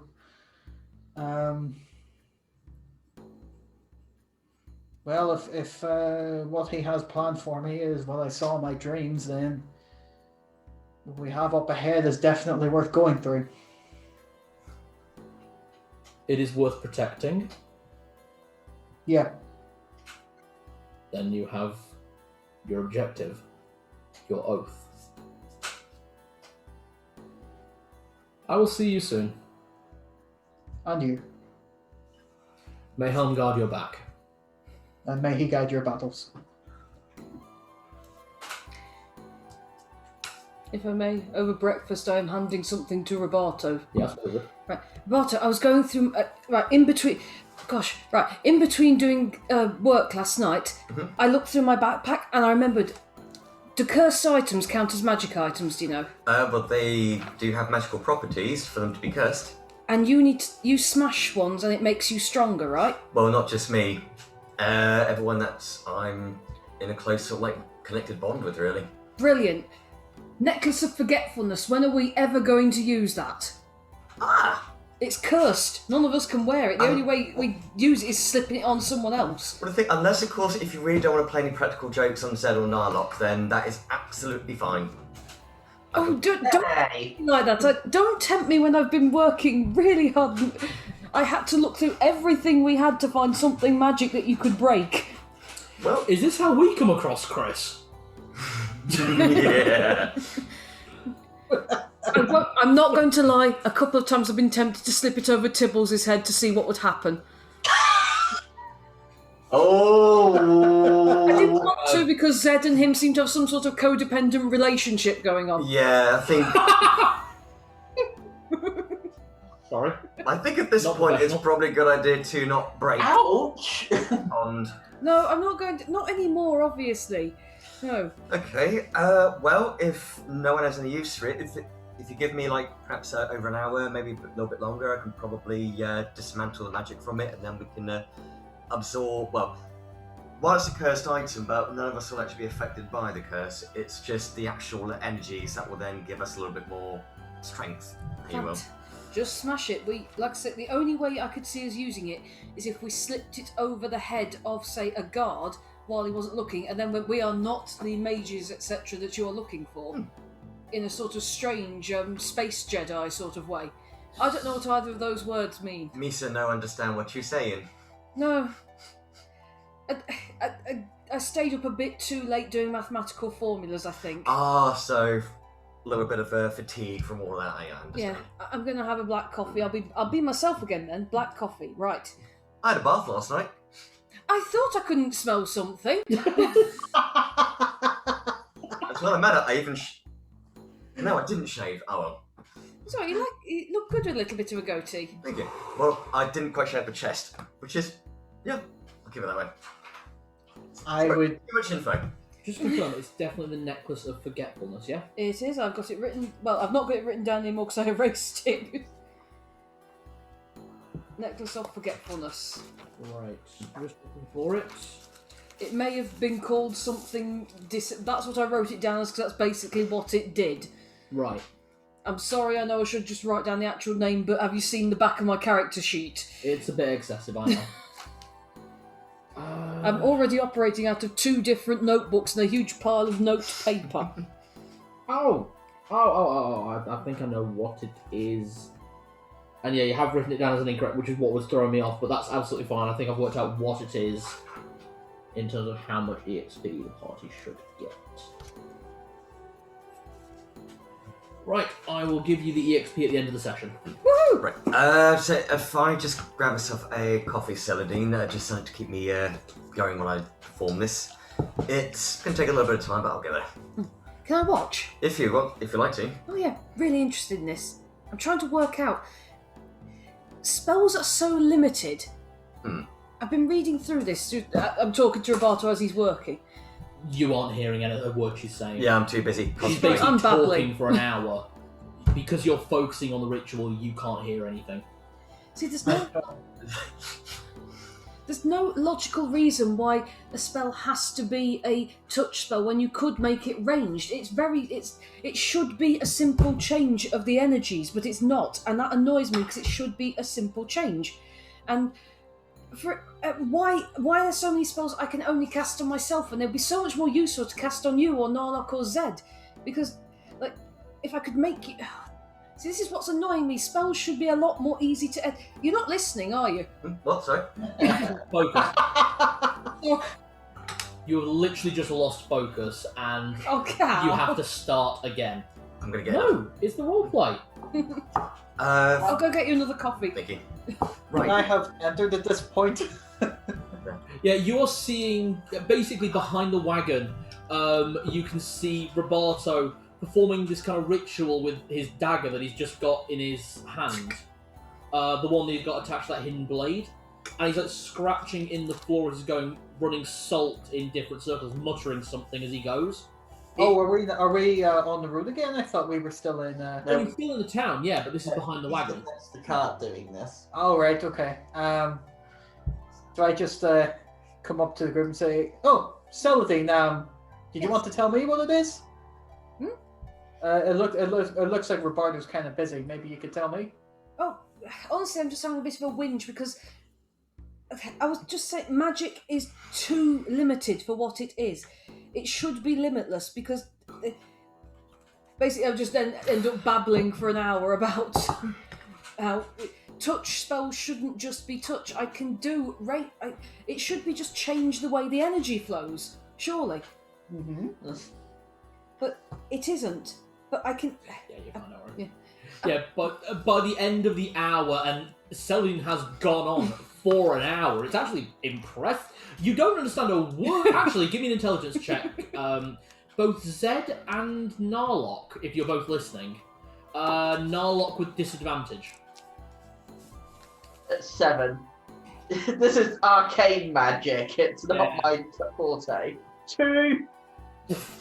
You're just like, Yeah, Zed is very much, I have not a word that she's undersaying, but fuck it, I'll just listen along and people like, Narlock, it is going completely over your head, but the level of passion that she has about it now, that's fascinating. And so I'm pretty sure that there must be a way to make it so that I can make spells do things other than what they're supposed to do, but not to an excess. And as soon as she says that, dagger goes into the necklace, stabbing straight down into it, and there's just a shockwave of energy. What did you do to me? Didn't do anything to any of you. Has anyone got a light or anything? You start smoking in this campaign. Fuck it, I'm happy with that. If you want, you can buy a pipe. Candlelight. Thank you. Well, I don't keep cigarettes and cigars of my own. They were normally provided from my company. Yeah, you're currently smoking an unlit cigarette. I just did I've got- candlelight. Yeah, candlelight's an illusion. I've got a It doesn't actually make a flame. I've got a firelighter. I fucking love that though. I appreciate the gesture, Sardine. Sorry, I keep forgetting it doesn't do... See, that's another thing. Sorry, I'm not going to go on for another hour. How's everyone doing? I'm doing Hey, right. I was just about to go make some tea. yes, please. The strangest thing actually happened to me. Yes? I didn't go to my room last night. No? I've actually been I was pretty worried yesterday about the journey ahead, so I went to the Temple of Helm. I fell asleep next to... Do you remember that suit of armor that was down there? The big silvery one, yeah? Yeah, I fell asleep in front of that. I had some very nice dreams, and when I woke up, the armor had moved as if it was standing over me. Ooh, that's spooky. It was like... Do you know when something is standing over you to guard you, so it's like facing away with the sword? Like, I woke up and it was like that.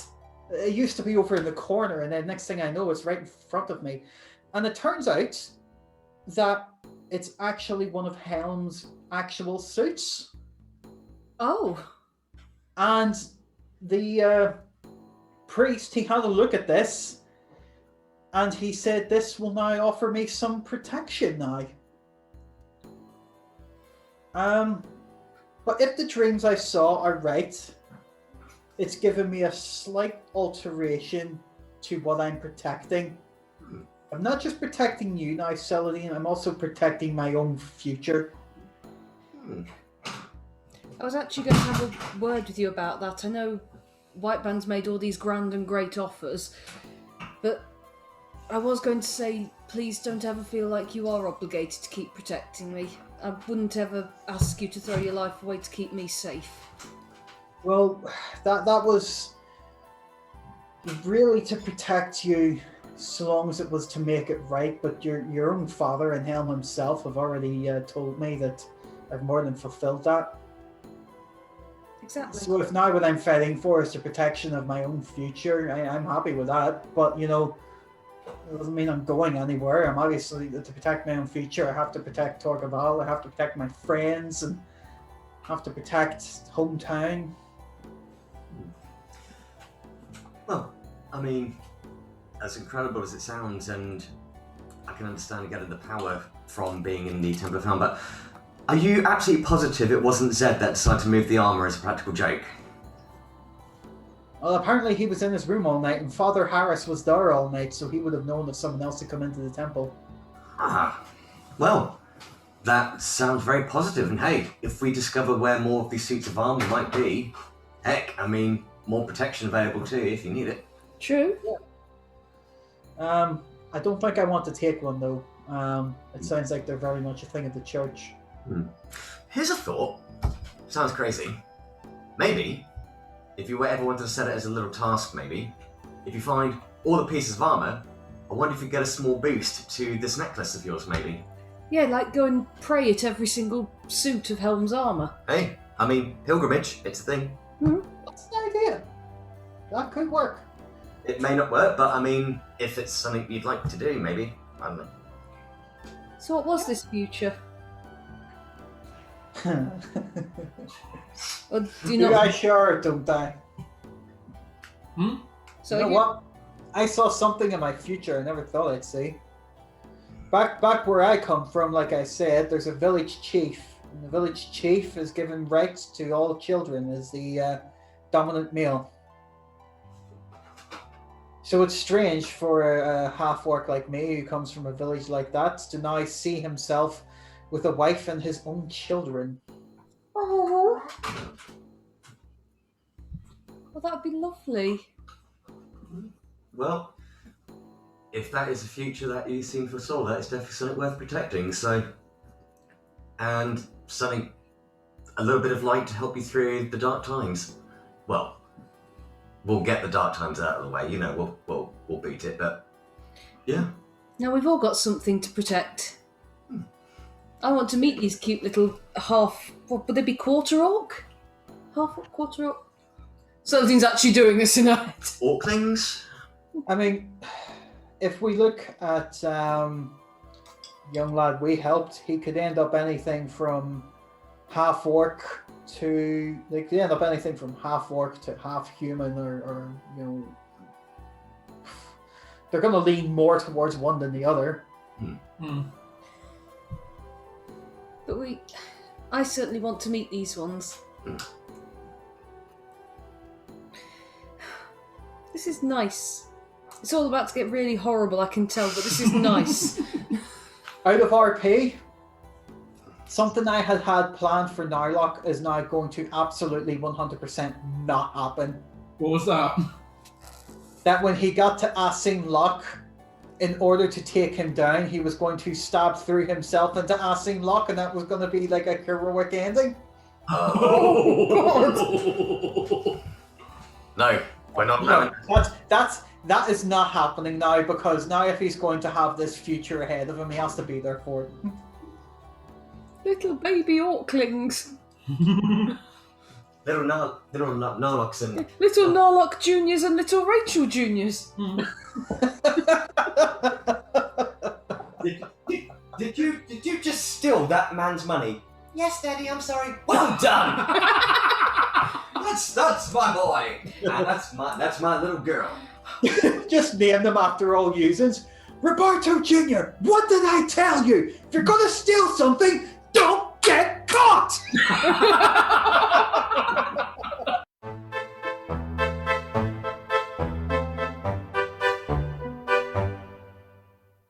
Okay, are we I'm doing ready? magic on you. Sorry. Fine. Not even you are. Okay, so the next 7 days of travel is fairly uneventful out of Kalek. You take the main roads until the roads turn to dirt tracks. Your retinue of guards made up of 4 kobolds and 6 rangers. More than safe, more than rested. They are happy to take the shifts for you because they know how hard it's going to be for you the second you are out of Glendorill. What day will we end up on then? By the time you are out... let me have a quick look. So it takes 7 days to get to the Glendorill border. So... We were that'll on be- the 26th when we left. So, do we pass by the old woods? You can see it very far in the distance. The woods where the Temple of Fenrisulfur was at that time is much farther west than the road. You can see it, but it would take you another day out of your journey. Yeah. It's nicer to see it even in the distance. So in terms of the date that you actually cross the border, it is in fact the 1st of the 8th month. Mm-hmm. I Now- thought so. The reason for that is because once every 4 years, as was mentioned by the priest, Father Harris, once every 4 years, Flame Rule has 31 days, namely Shield Meet. And then, coming at the end of the month of Flame Rule is Midsummer, which is a separate day on top of that. You've all camped out for the hottest day of the year, and I've actually quite enjoyed it. Being outside in the fresh air, travelling, stopping for water, having people to talk to and people to enjoy.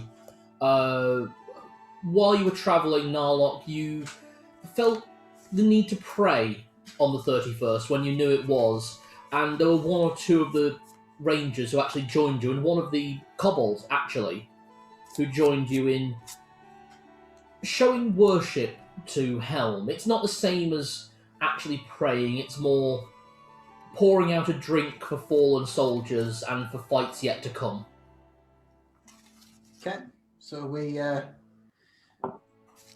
raise our drinks to them, and all on the back of the cart, I would say, probably just have our little toast together. Yep.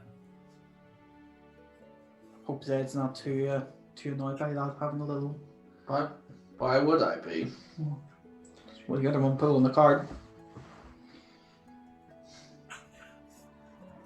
Actually, Mac's pulling the cart. I'm just driving it. and he is a draft horse. Yeah. You shelled out for one of the most expensive types of horses. Well, he's good. He's good. He's good at what he does. If you go, not to mention, if they really gallop, they can go fast. I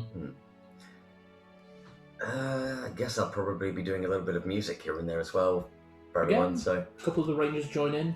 One or two have instruments that they play from their own horsebacks.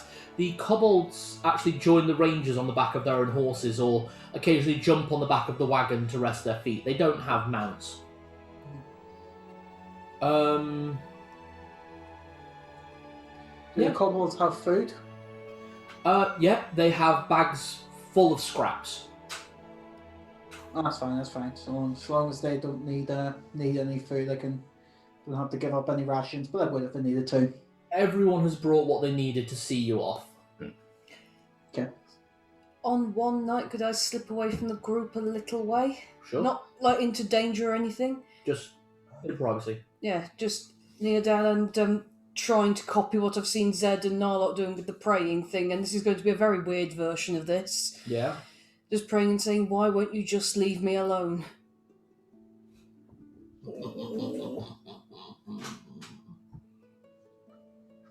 That's all you get. Fuck you.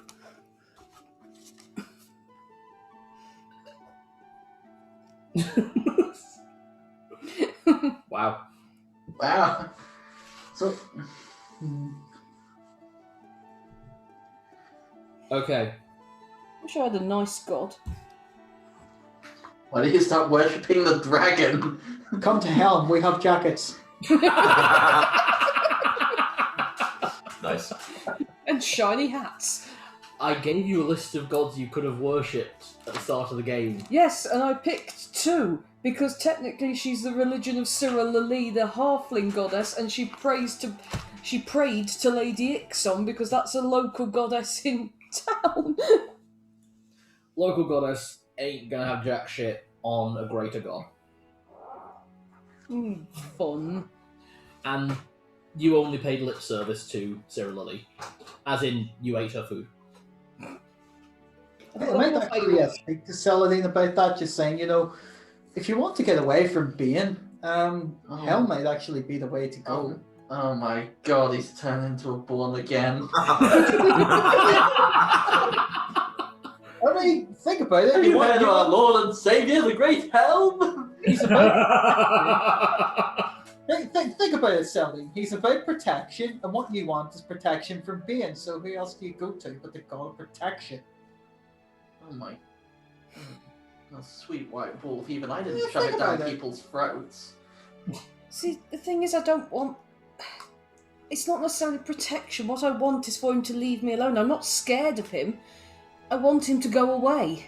That's all. I'm not... Oh, that's fair enough. If he doesn't leave us alone, we'll make him. This is also an option. Just waiting for the crack boom. No crack boom. Yeah, remember, there's other gods looking out for us, so... I'll tell you one thing. I am not going to do anything because he wants me to. I see Zed getting very nervous with looking out for the crack boom, and I just get out and go, "Oi, Ben! Shove it up here, you wanker!" And he moons Ben. What, just moons the sky? Yeah. Just goes, right there. If he hasn't done anything about that, he's not going to do anything about our muffling. Nope, that's one moon I'm not looking at. It is a full moon. I'm going to howl. I love this party. I think the only religion for a bardo normally happens in the bedroom because it always ends with someone going, "Oh God, oh God." Halflings, they do it low and dirty.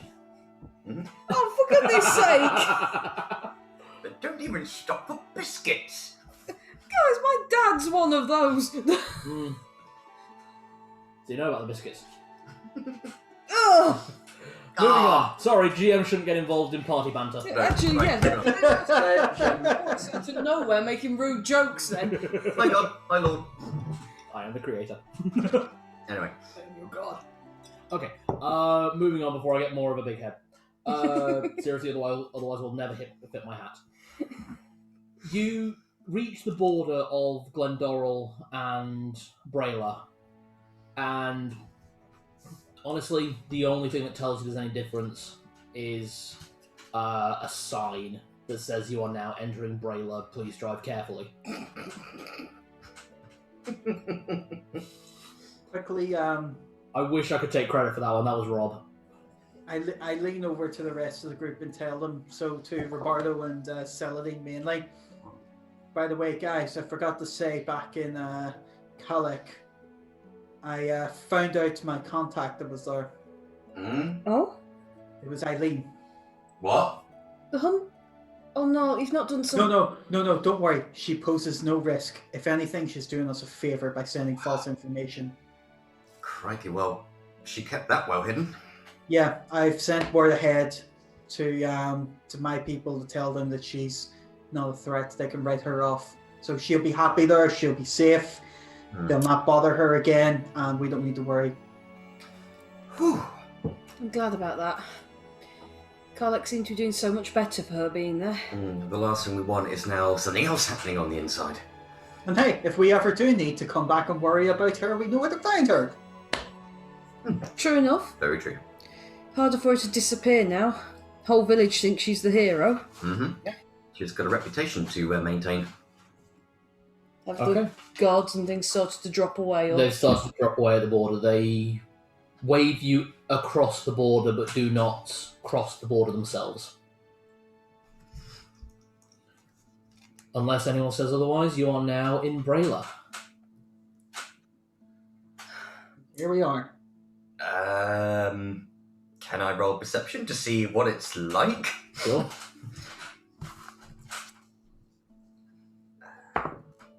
13. Didn't have that patch of grass across the border. You're literally 10 feet into the country. I'm not making a joke, it's just, that was funny.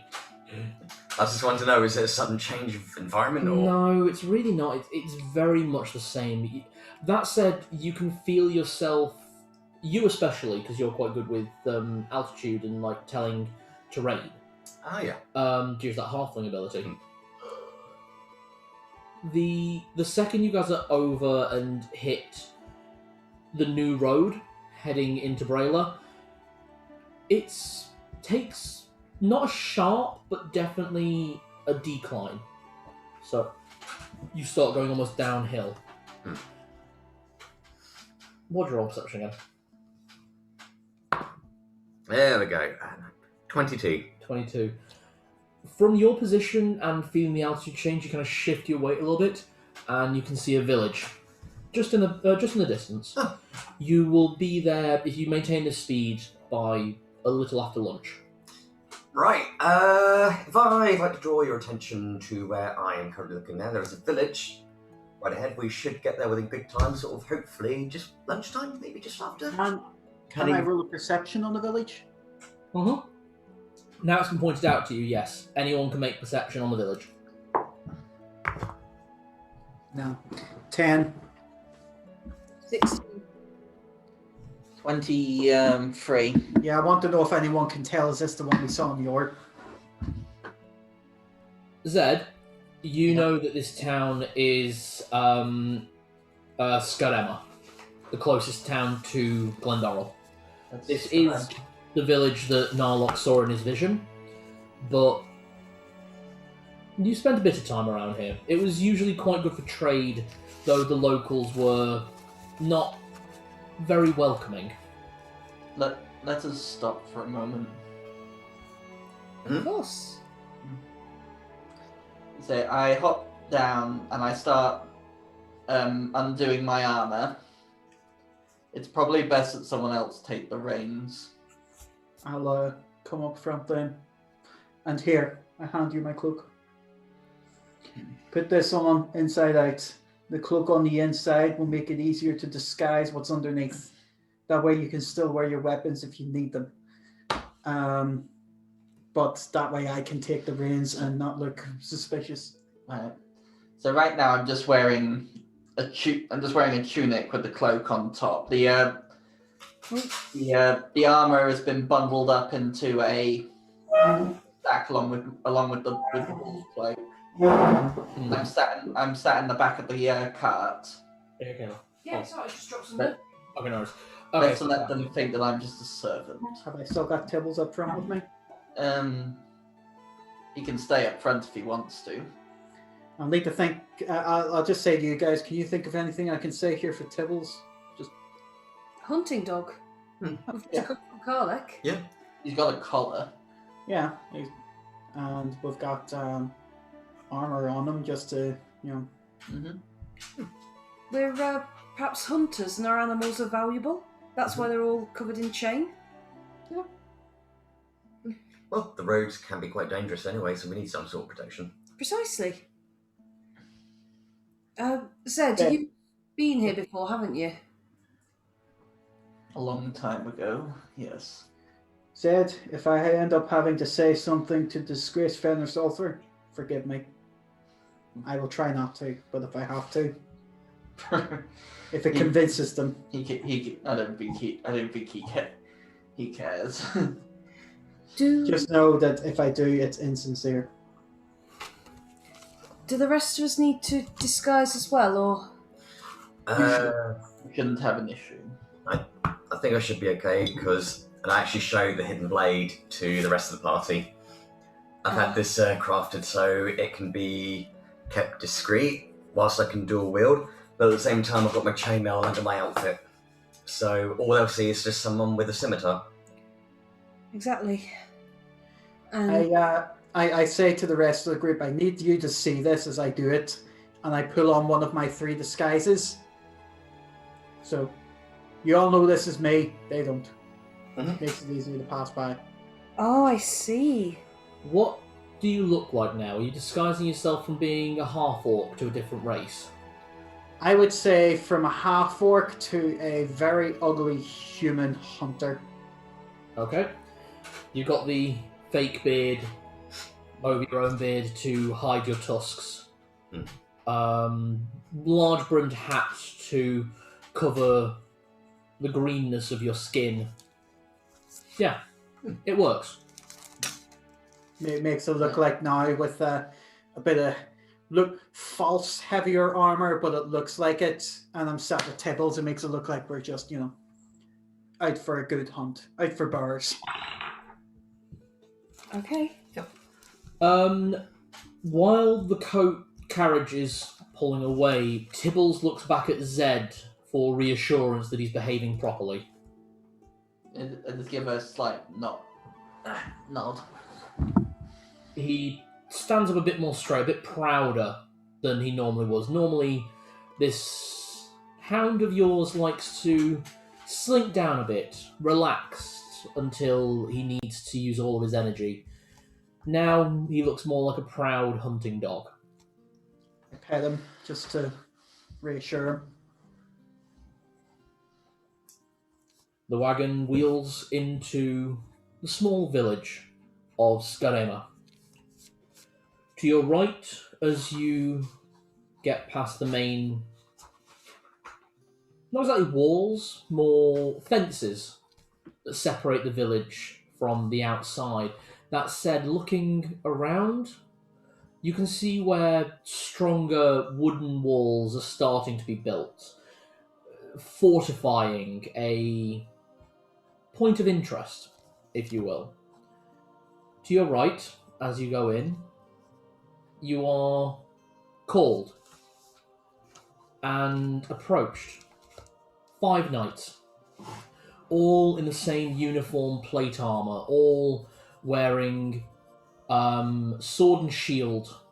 Relaxed, not exactly threatening, but every one of you sees the pin at their capes, the 3-pronged claw of Bane, and across their shields as well, the symbol of the Dread Emperor.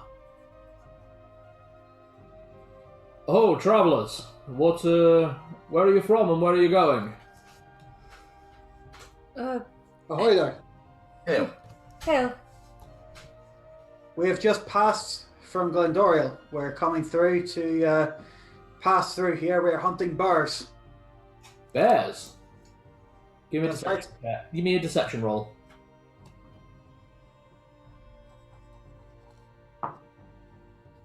14. You'll be heading south then. That's right. Very good. I assume you don't have writs of transit. They've only just been introduced here. Not yet, but maybe you can help us with that. Absolutely. Well, do you have somewhere to stay for the evening? We can head to the local inn. Can you point that out to us, possibly? Yes, absolutely.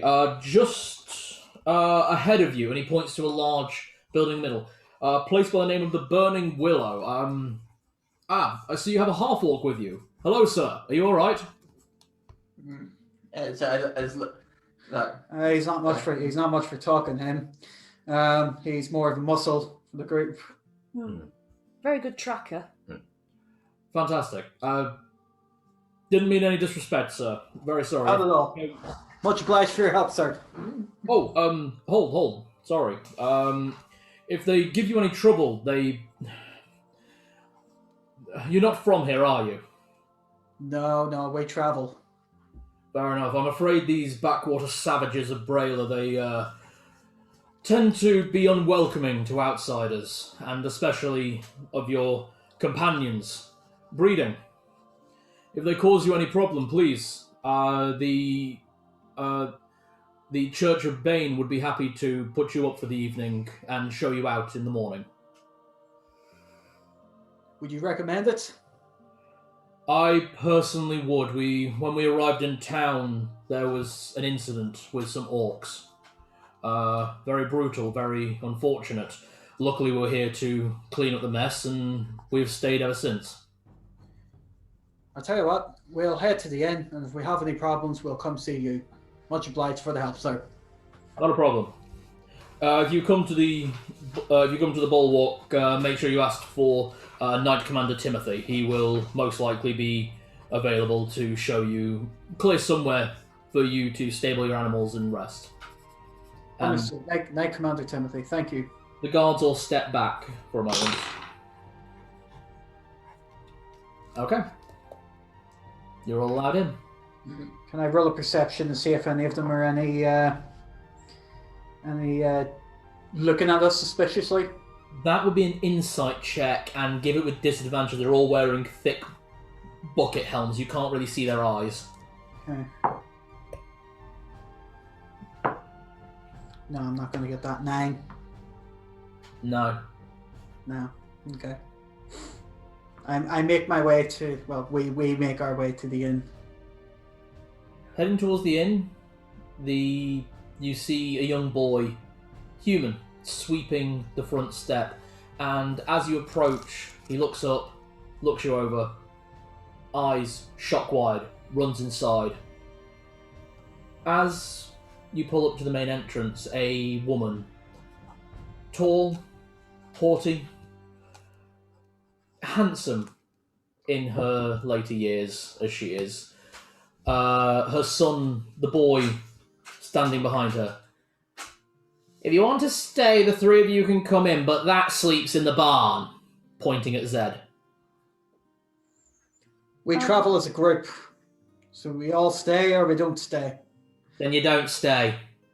It's fine. I'm surprised you can afford to turn away gold, madam. Kind of sneers at you a little bit. They caused enough problems in this town. Not our fault they're not welcome. No. They. We don't come from this town, we come They. beyond it. They, not him. He can't possibly have been whoever has wronged you. He has been travelling with us for nearly a year. Probably a little more, actually.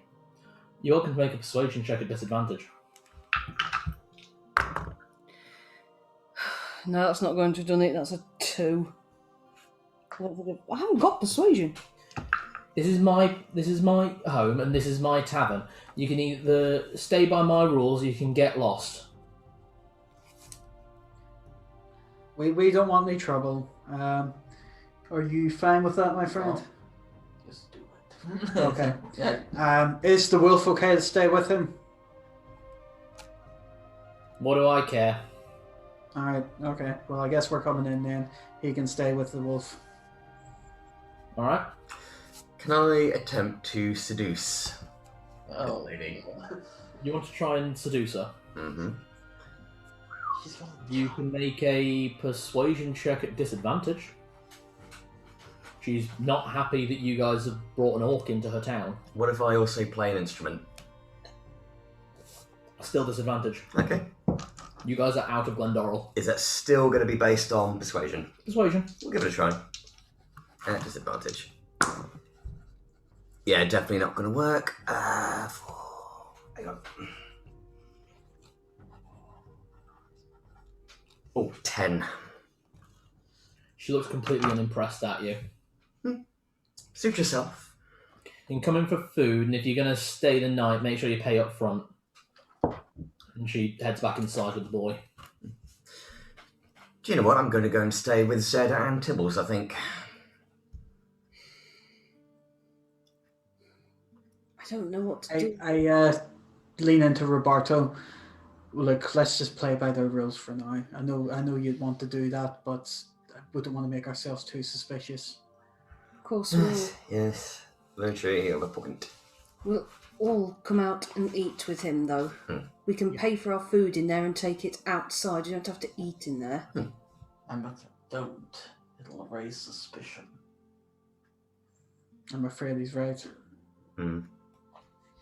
If we just play by their rules and we get through this place as quickly as possible, then we leave no trail behind us. I keep feeling like there was something we were supposed to do in Skarema. I keep feeling... I mean, yeah. I keep feeling... Something in Skarema. I've got written down... Out of RP, am I allowed to say what I've got written down? Yeah, I am, aren't I? Yeah. I've got written down Skarema, the place of broken oaths. No, that's not... that's two different things. Ah, okay, I misheard something then, sorry. Yeah. The statement that you would have overheard would have been, you'll be heading to Skarema first. That was actually a conversation between Zed and Fenris Ulfa. I know I shouldn't have written it down at all, but it was one of those things that I making thought notes would get... is absolutely fine. It helps if I ever forget. Yeah. Note taking, it helps. Yes, well, things are, I've been the biographer on several adventures, and Do we want as a party to do anything about these soldiers who are here?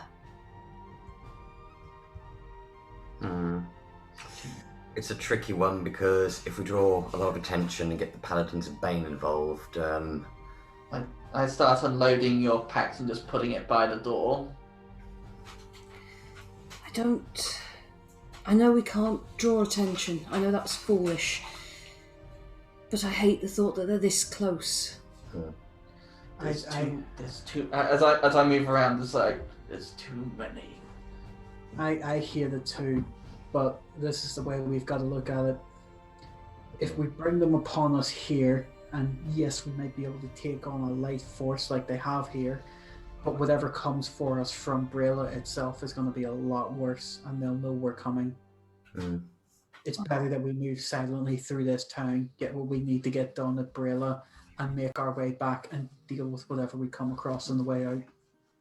If that's the case, and I don't know, this thing he was talking about, writs of transit, they're probably going to need our names. I suggest we all give them fake names. Easily done. Or is it? I can't exactly. You've already given mine. No, we never said your name. You called me by my name to the woman. Yes, you did. Could be short for something. We will call you Zedric. we call you Zed for sure. It's like we're just being informal. Zedric, what's a good orc last name? Yep, let's say Zedric. Wait, Narlock, couldn't he be from the tribe that you're from? Then there'd be no connection whatsoever. You're from Nesvish, aren't you? Yeah. So Zedric Gatlock Kerr? He's a half orc. But no, we won't. But we'll mention that Zedric Gotlock her would work. Yeah, and he can move with us, and we can call ourselves by different names. Okay. So we'd have to make sure we call each other by the fake names is the other thing. Mm-hmm. So Zedric. Zedric. I'll be Celia. I know it's not very good, but... What were the surnames that everyone's going for in case... I'll be Celia Sparklehearth. They didn't ask anything about the animals, so I just looked to the horse. Right? Mac Ruxpin. I'll go with that. Mac. Okay, so Mac. Narlock's going to be Mac. I like it. What about you, Roberto? Okay, call me... Out of RP, that is the name of almost every OC I've ever played anywhere. Love it. Call me Barnabas. Barnabas Cohen. Which one was Barnabas again? Remember our gaming Calzone Little Yeah, World? steampunk. Yeah. Yeah. Oh, yes, your alright, yeah. Barnabas, Mr. Meriday, still one of my proudest creations, Phineas Meriday. That was clever. Yeah. Meriday was fantastic. Yeah. You all played such a good character for that. Good old Saru. So Barnabas, Cedric, Celia, and Mac. Mm-hmm. Does Mac have a last name as well in case they ask us? Ruxpin. Ruxpin. So Ruxpin. Ruxpin. Okay, that's good. We've got fake names to give them for our writs of transit, because they're bound to ask. Oh, actually, while I'm at it, I took as one of my skills forgery. Oh, Take out some bits of paper that I have, and I forge us identification papers. Now, these are identification papers. Will be from Glendorill. Glendorill, even, sorry. Galadriel. Whatever, Galadriel. Whatever. She's the queen of the elves in Lord of the Rings. That's it, sorry. Yes. Glendorill. Okay, Glendorill. I forge papers from there. Give so me that a forging skill. it's 2. Not 20. yes. Okay. You have identification papers with the names that you have all agreed upon. So here you go, and here you go, and here you go, and here I am. Just nip into the bathroom very quickly. No worries. Sorry, once you drink. I had a quarter bottle of whiskey left. I no longer have a quarter bottle of whiskey left. Oh, Good boy. sad times though, but more whiskey. Oh, right, we'll take a break until Chris comes back then, yeah? I still have most of the alcohol you gave me for my birthday. Oh, nice. You're still working your way through it. Well, we got that much. Well, we just don't drink very often anymore. Well, especially during Lent, I gave up alcohol, so. Yeah. Mm. We've been massively drunk. I think the only times we've been drunk is when Glenn's come over. Well, Glenn gets anyone drunk. Mm. Though he's drinking a lot less now, actually, as well. He's cut way back. Yeah. He used to drink about 3 bottles a night when he was over. Now we're drinking barely 1. I'm trying a new, I'm trying to cut down on alcohol, but I'm also trying a new diet trick out. I'm trying this intermittent fasting. Yeah. Intermittent fasting can be good if you've got the right kind of job and everything that can line up with it. Yeah, I would say I'm planning on like eating hours I can do between 12 and 8 in the evening.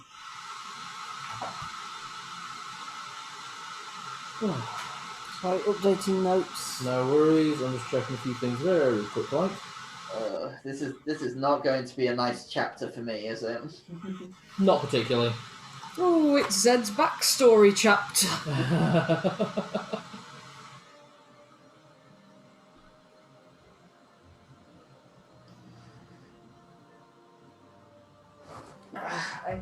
I'll be right back too, just bear with me. No worries.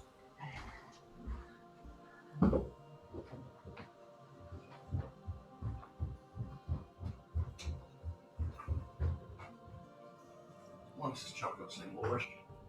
It's quite nice chocolate.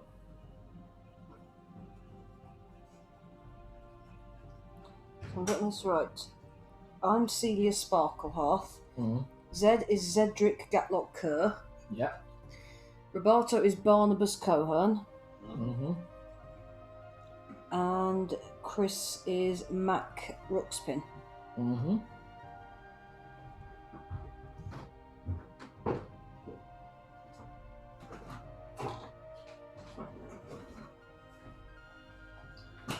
And back in the room. Fantastic. Now just waiting on Nick. It's a good thing we have 3 bathrooms in this house. Same here. It's a good thing we have 3 toilets. So do you have the outdoors one, the Upstairs one, and then the ensuite in the guest room? Is that still the guest room? Oh, it is. Yeah, it's the guest room / library. I have to say, that bed that you had there for us was very comfortable. It's a good bed, isn't it? It is, it really was. You know how much that bed actually cost, by the way? How much? It cost us nothing. It cost the couple that bought it $5,000. What? What? They were getting rid of it because they didn't like it. They never used it. Wow. This is my dad's friends, Nick, Debbie and Nick. Lovely couple. Absolutely fantastic. You probably met them at the wedding a little bit. They were just hanging around my mum and dad all the time. Oh, yes, yeah. So he used to be the head of procurement at the Derby Hospital that I now work at, and she is still the head of psychiatry at Derby Hospital. So, very wealthy, very, very well-paid jobs. Well, I'll say they could buy a $5,000 bed and just decide. Well, do you remember the thing they did in Ireland when they all went over to hang out with Jerry and Mary for a couple of days? Oh yeah, she bought herself a £3,000 diamond ring in the Irish High Street and then wore it out. Wow. I would not be comfortable wearing any piece of jewellery worth that much money. Nope. I will say when Why would you buy a piece of jewellery worth that much money? Some people like it. I helped to pick up the bed, their garden was beautiful. Hey, sweet. My video about the Unearthed Arcana is up to 11 views. Hey. Okay, so we're all aware of what our new fake names are. What was Cedric's last name again, sir? Gatlock Kerr. Yeah, Zedric Gatlock Kerr. Okay. Yeah, same surname as Narlock. Because that's a surname that could only connect to the Nesvetian Empire. It's nothing to do with Zed. Okay. What are we doing with the rest of this day? Are we just... I've unloaded your packs, and I'll move the horses round to the stable. Should we go and try and get these writs of transit sorted out now, so we can be off first thing in the morning, or what do we think? I think we should get the writs sorted out now and then check in. It might make it a bit easier to find somewhere to rent. You might want to get your room sorted before she changes her mind. That's a good idea. Okay, we'll get our rooms, and then we'll go and talk to this Knight Commander Timothy. Yeah. Timothy, about writs of transit. Yeah. I'll stay in the stables. It's probably best I don't make too much of a presence in the village. All right. We'll keep you updated. We'll bring you some food later as well. Yeah. Okay. Tibbles can go with you. Because he's meant to be your hunting dog after all. You okay with that, Tibbles? Tibbles doesn't look comfortable, but does what he's told. Hey, you'll be alright. Good boy. Okay. Okay. Right, let's go and do our rooms first. Mm-hmm. Okay.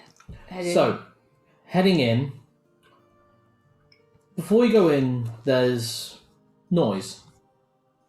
Common talking for farming communities, hunting communities. You can hear noises of people, not exactly laughing, but the low rumble of chatter. and glasses moving and flagons being poured. When the three of you plus Tibbles come around the corner, it falls flat. It just stops. Everyone is staring at you. You're not known here. Not one of you feels comfortable here. There's almost this presence of, I hate using the phrase because it's so cliche, but we don't like your type round here. It's that feeling, like a wall of feeling.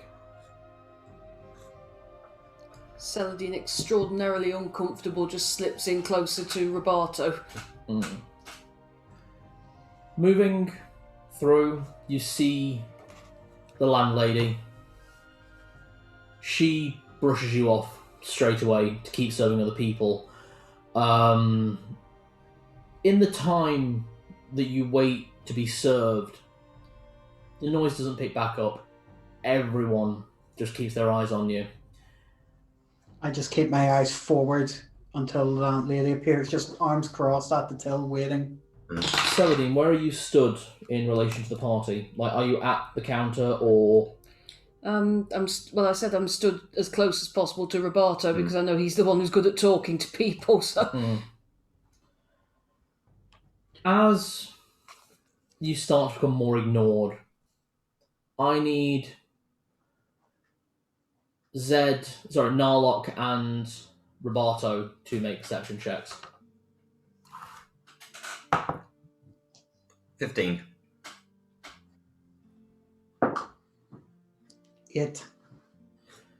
People are changing. The looks are changing from you're not welcome, concern, confusion. Sounds like a few muttered laughs, a couple of jokes being shared. Everything is directed at you three. And before the bartender comes to see you and arrange whatever it is that she couldn't be bothered to talk to you about in the first place, you see as a burly farmhand looking guy, middle years, definitely old enough to know better, slap Celadine square on the arse and go, boys here for a dirty weekend, Elsa. And just starts wandering off. There's laughing through the room.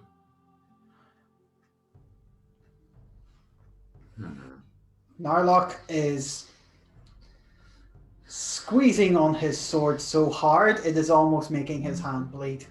Yeah, my finger near the hidden blade is getting a bit twitchy, but I'm holding it. Holding composure. Just holding composure.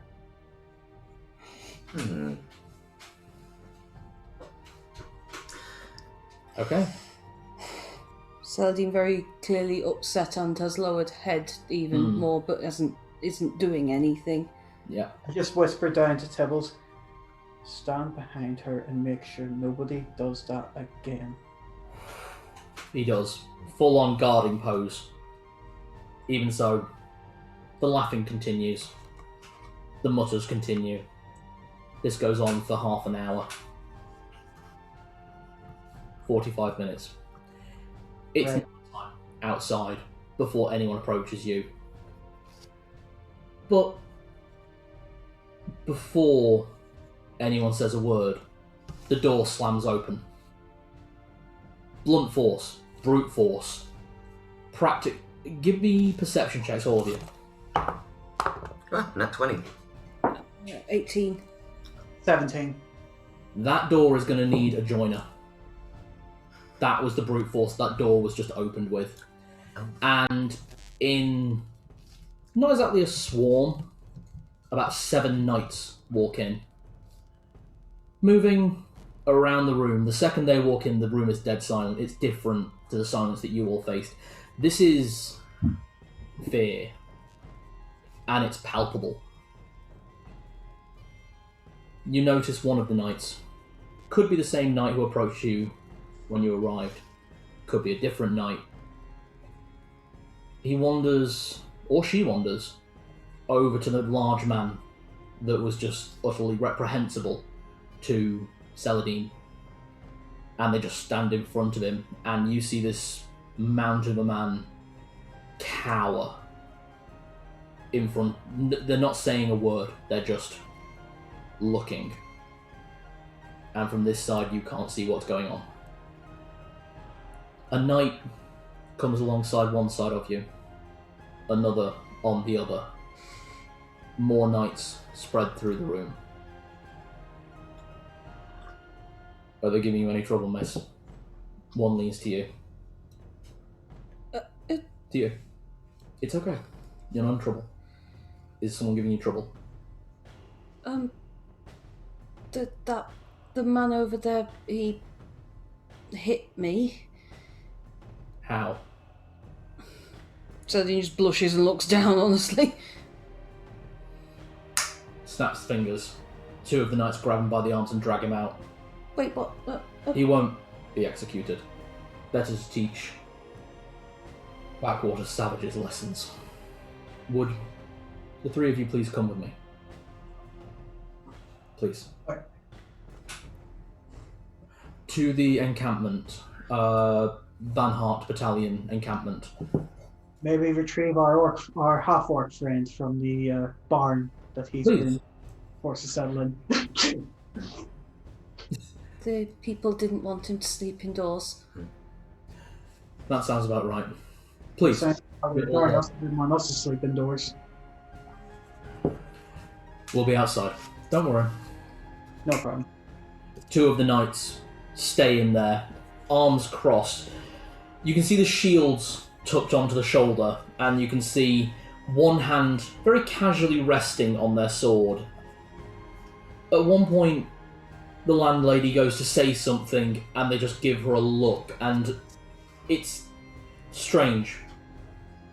No facial expressions because of the bucket helms, but the whole helm just turns at her, and this woman you saw holding herself with such authority before just turns into a cowed child in front of these knights. You're all led out by this Knight of Bane. Zed, what was happening for you during this time? Basically during the time they had, I just moved the horses into the barn, and then just kept myself in a shadow corner, just trying not to draw attention to myself, because I don't know how many people are around in the stables. Yeah, there weren't many, not really. Few stable hands. They gave you a wide berth. Until a couple of knights of Bane approached. They didn't approach you. They stayed a safe distance, but made it clear that everyone else was to clear out. Mm-hmm. After about... Both of them, by the way, have their shields tucked over their shoulders and their hands nowhere near their weapons. After a while, Celadine, Roberto, Narlock, Tibbles are all brought round by armed guards. The knights. Hello? Are you in here, sir? Zedric, we may need to move elsewhere. I'm afraid. It's quite obvious that landlady doesn't want us to stay there. Okay, I start gathering the horses together and just pull their reins out. May I go and help him with our animals? Please. They're more than happy.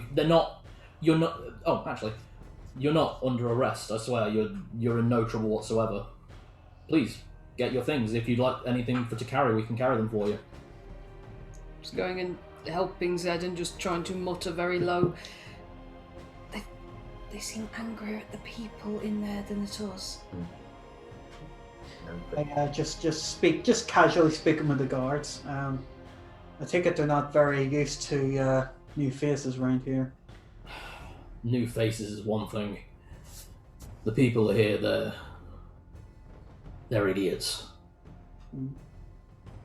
Well, All I need to know is we're just passing hunters. We've no intention of really staying any longer than we need to. Not a problem. We're more than happy for you to stable your horses with ours for the evening, and we can see you safely out of the village in the morning. We were a bit concerned seeing that you had a half-orc with you, and then we saw that one of your companions bears a dagger over the mark of Bane, and then we were very concerned that the villagers here would treat you the way that they did. We've been trying to fix that, but you would think seeing their lawmaster, their corrupt despot of a leader, strung up from their own barn rafters, would teach them, but you can't teach idiocy. You can't break idiocy. No.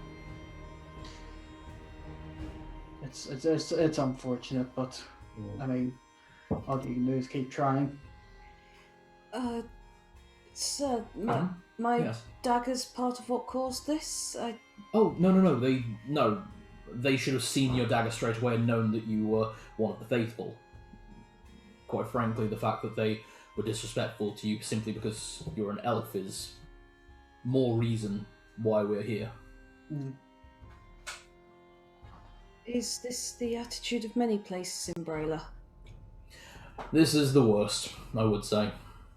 The capital has its issues, but with the Banorn station there, they are easily taught the error of their ways. Well, we're not here to make any waves. We are just here for... You're simple travellers, hunters, people who are needed everywhere. If you weren't travelling, hunting, gathering supplies, money would not move, people would not have systems, would not have order. Yeah. You actually hear his voice take a strike at that. Sorry, I've been here a bit That's too long fine. and missing home. No, we are a travelling caravan. We come across all sorts. It's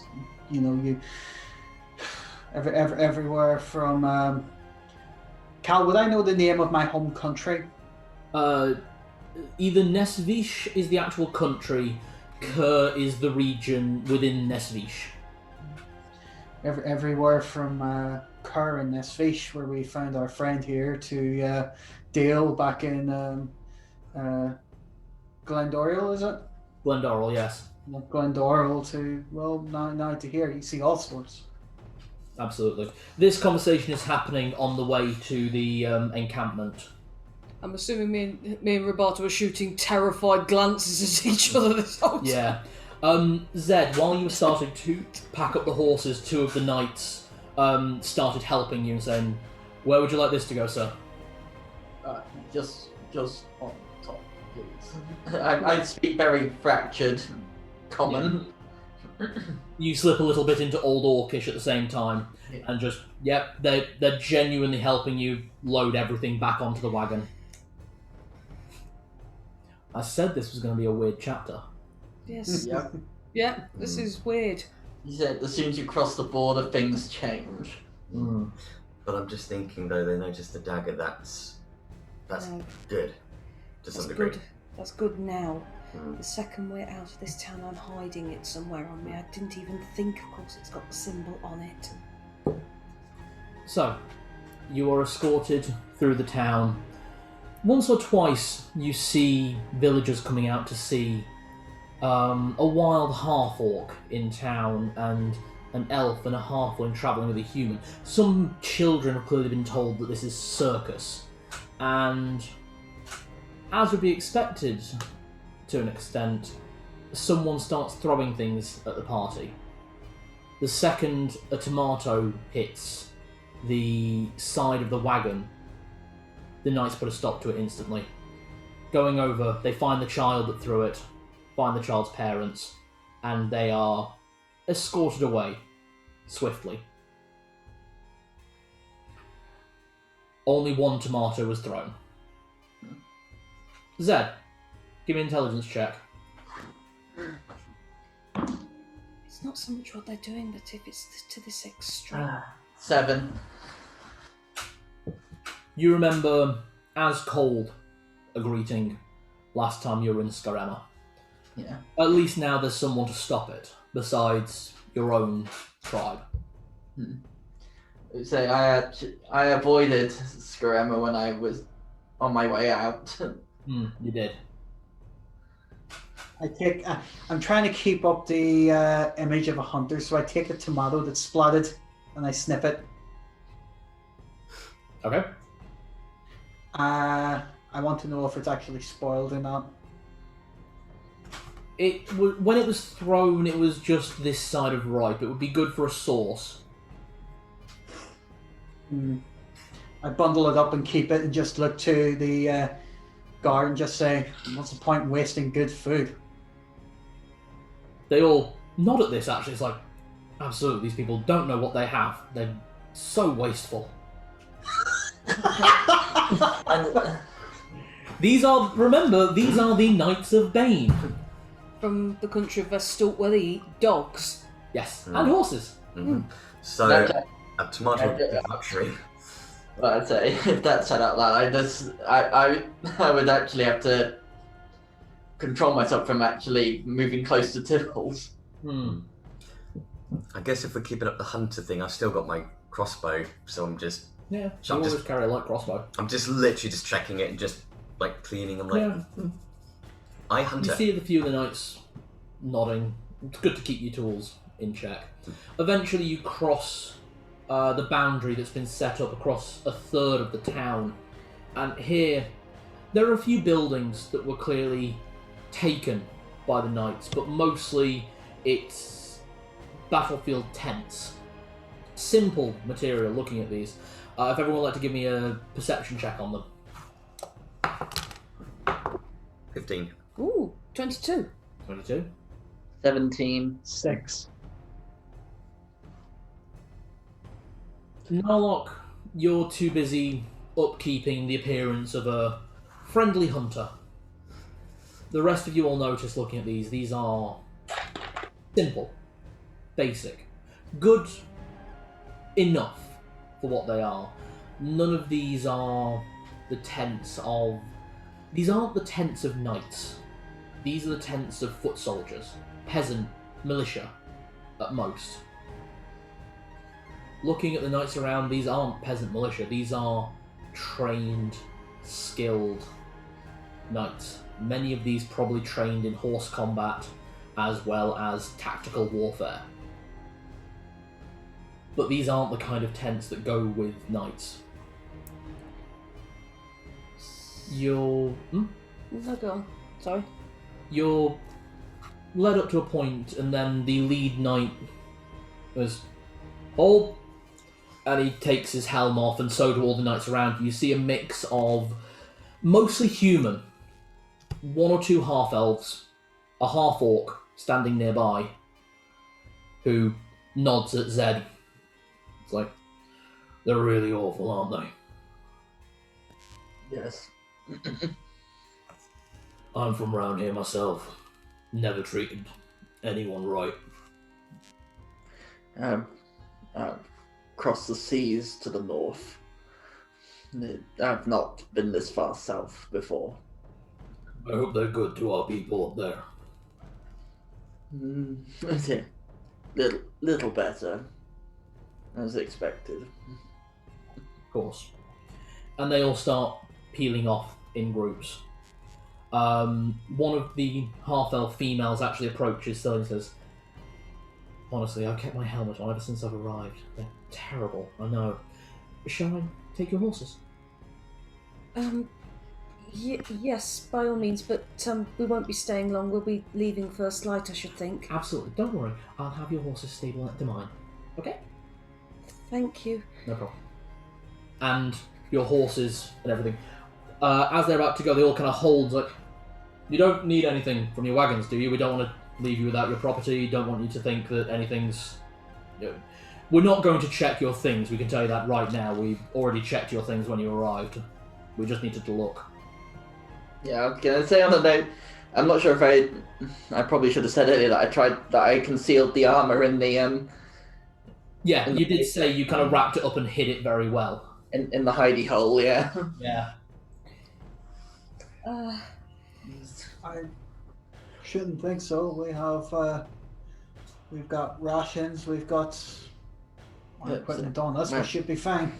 Oh, don't worry about using your rations. You'll be dining with us tonight.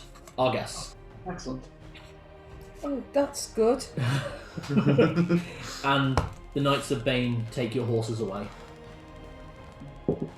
The lead knight, you now see him in his form. You would call him handsome if it wasn't for the myriad of scars that cover his face.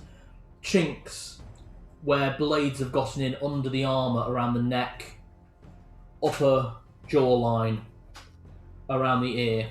Areas like that. Bit like Cullen, I'm guessing. A bit like Cullen, yes.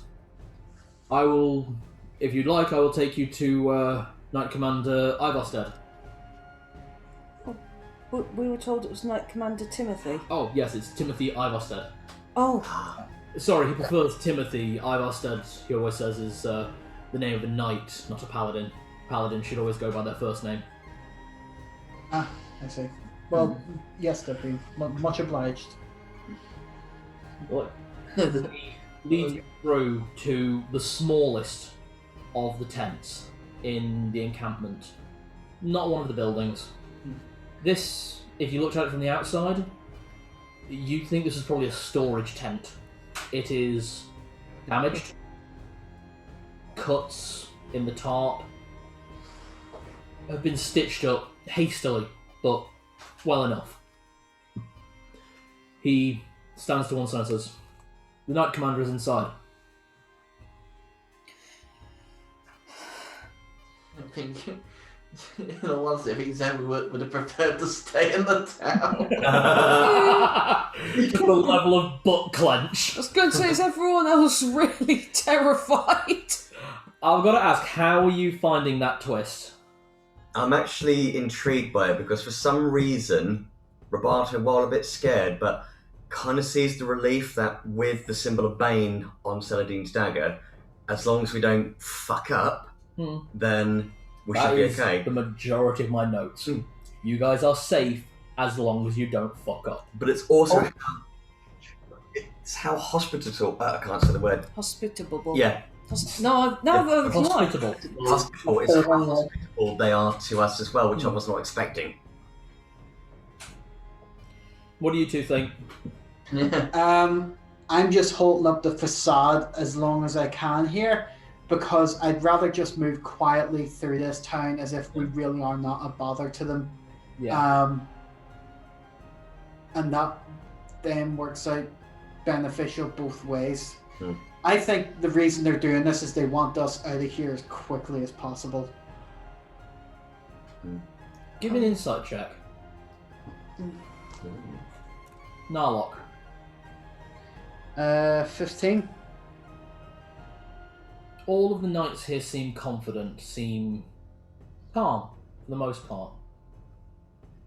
Something is going on, and the four of you aren't involved.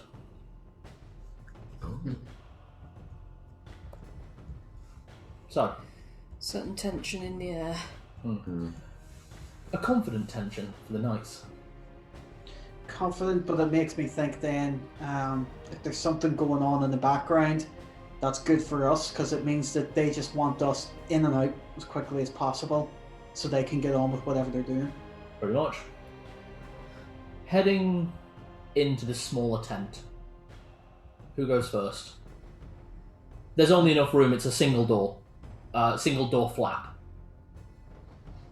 What do we think? So, I enter last. Okay. I don't know. I'm really scared. Okay. If I go in, followed by Robardo, followed by Saladin, followed by Zed. Okay. Okay. So Okay. I enter the tent. Heading in one by one, you find yourselves in a simply decorated frontline encampment. This room is this tent has been set out plainly, but officially. There's a basic cot in the corner, like that of a someone who is not expected, almost like a futon, almost. Someone would be expected to sleep here only when absolutely necessary. In the middle of the room, there is a large table. Part of the table, there are maps, furled, unfurled. Some of the maps have marks on them. Nothing particularly of interest, for the most part.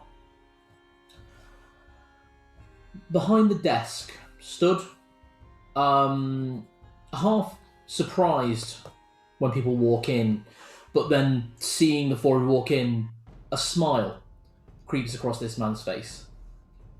Shaved head, not bald, shaved. Once, he may have been of dark hair. Pale green eyes look at each of you. In turn, just, you are our guests for the evening. Hello, I am Knight Commander Timothy. Timothy Ardosted. Mark Bruxpin, very nice to meet you. Haven't we already met him? No. I thought we met him at the No, front. we were told about him, but we Oh, weren't right, familiar. yeah. Max Ruxpin, Mac Ruxpin, and these are my associates. A pleasure. And he gives you a big handshake. And from the handshake you can feel real strength in this man's hand, but real control as well. He goes along the line, offering his hand to each of you. When he reaches Celadine, my lady, and kisses your hand. And then shakes the hand of Zed as well. He gets a look when he shakes Zed's hand, though. It's like, a worshipper of Fenrir Sulfur, are you not? From the old country. No, I was raised. Of course, of course. Truly, it is good to see someone worshipping such a noble deity. Oh, you learn something new every day. Please, take a seat, all of you. And he gestures to the table. There is wine. I am sorry, it's not very good wine. It's the wine of my country. Well, we are used to no wine at all, so thank you very much. We appreciate it. Pleasure. I got your name, sir. Could I have everyone else's names very quickly? Barnabas Cohen, sir. Barnabas Cohen. Miss? Celia Sparklehearth. You just strange look at that. Oh. Sparklehearth. Yes, my parents are gnomish. I was orphaned. Oh, I'm so sorry. Just gives you a strange look. It's alright. Zedric, Gutlicker. Find me. And he starts writing them out. Writing on the desk. I have your writs of transit ready for the morning, if that's quite alright. It's Yes, far thank too you. late to travel now, and I'd hate for something to happen to you on the road. Oh, thank you very much. We do have our papers from whenever we were in Dale. They were our right to travel between Dale and lands across sea. Would they be of any use to you? Yes, it would be just to make sure I get the spelling correct. Thank you. Certainly. I hand over our 4 papers. Thank you. And he just starts noting them down. Like, very good. Everything here is in order. I've attached your writs of transit to your documents of trade. So you just need to show these to any of the route points as you go, and you'll be let through quite comfortably. Thank you very much. I would just like to ask, we are hunting, primarily we are on our way to hunt for birds. Would you have any information on anywhere in the areas nearby that we might find them? I know towards the south we'll find some, but... Yes. South of the capital definitely would be your best bet. If you're making a beeline for that, I'd recommend going directly through the capital. My cohorts are already there. We have a good basis and stability there, so you will be able to get through without issue with the writs of transit. I am sorry for how this country will treat your friend. I will say that right now, and I am sorry, my lady, how this country may also treat you. We anticipated as much coming here, but you have to expect all sorts, I'm afraid. Of course. But if we do travel through the main capital, we can find some supplies there, and I'm sure we'll be able to find as well people willing to buy whatever we catch. Absolutely, absolutely. If we stay together in a group, it shouldn't be quite so bad. Of course, a tent is currently being... sorry, not a tent. One of the residents that was annexed for the efforts of the Church of Bane has been made ready for you. Well, will be made ready for you after dinner, of course. Oh, thank you. Thank you. I have a few questions I'd like to ask, actually. Is that alright? I hope I'm not prying. No, certainly. Yeah, of course.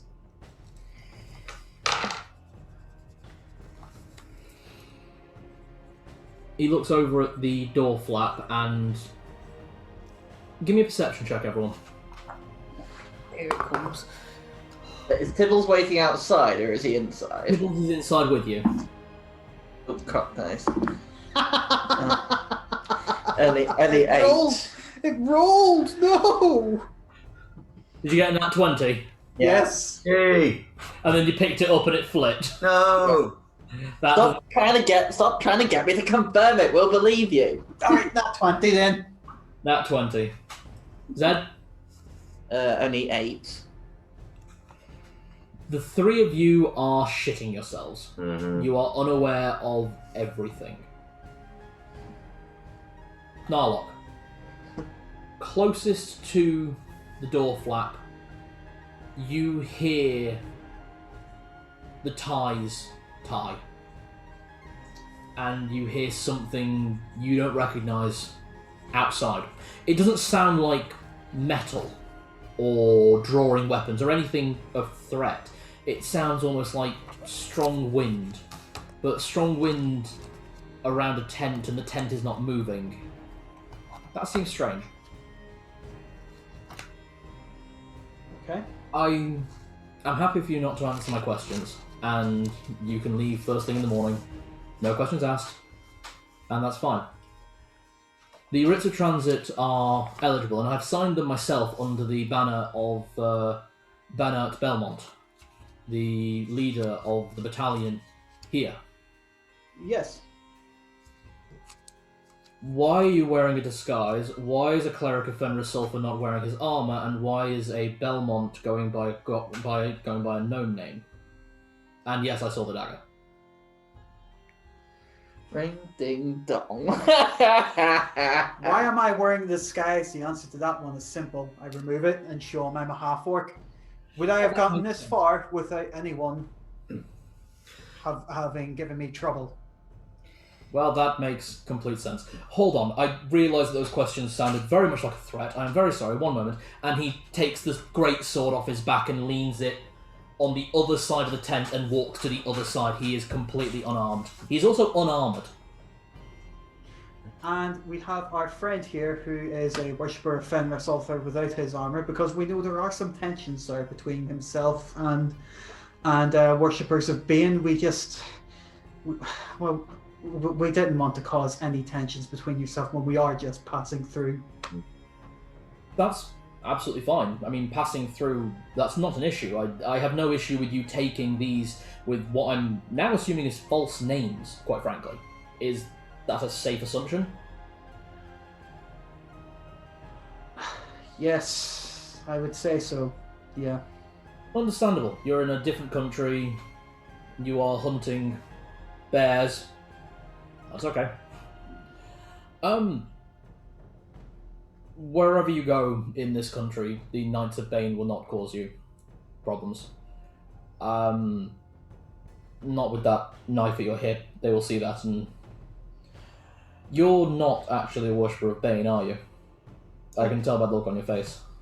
I'd forgotten it had the symbol of Bane on it. You're related to the Belmonts, then, aren't you? Yes. I'd recommend keeping it out. People assume you're either a worshipper of the Bane or a member of the Belmont family, and they won't give you any trouble. You, cleric, or paladin? I'm not sure which. Cleric. Cleric. I assume when you refer to tension between religions and the Church of Bane, you are referring to, of course, the crucifixion of heresy. We could say that. We've travelled through Glendorill, and we've now have been rising tensions across the continent. Yes, the war on that front is troubling.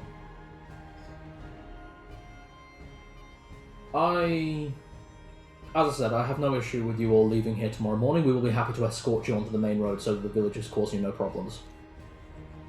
Fenris Sulfur is a welcome god in this country. One of the few, we believe, that should be worshipped in conjunction with Bane. After all, Fenris Sulfur, the god himself, was a friend of Lord Richter. He was indeed. A noble following, truly. It was more I've had experience of I know how orcs are treated here. I thought it might be best just to blend in rather than. I think a fully ordained cleric who's a half-orc might cause a bit of a stir. I believe your own paladins one of your paladins, when we entered the camp, said he'd been dealing with prejudice. Yes, the situation with the massacre on the outskirts. It was truly awful. Which tribe was it? Just a moment, is it quite alright if I go to my desk? None of you think I'm going to do anything, do you? Not at all. I actually take my own hands off my own weapons and put them on the desk itself. Very good. I don't think you could do anything any faster than I could, so... Well, my sword's still underneath the That cloak. doesn't seem to be a threat. No. Just to disarm myself, I literally have to disarm myself. Wizard. Yes. Paladins, we can detect magic. Arcane is an interesting flavour, wouldn't you? Oh, sorry, cleric. Notes.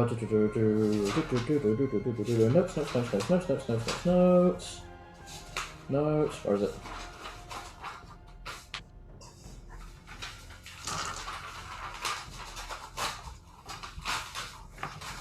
How could you tell? Sorry, let me just get my notes, and then I will let you know. Here we go.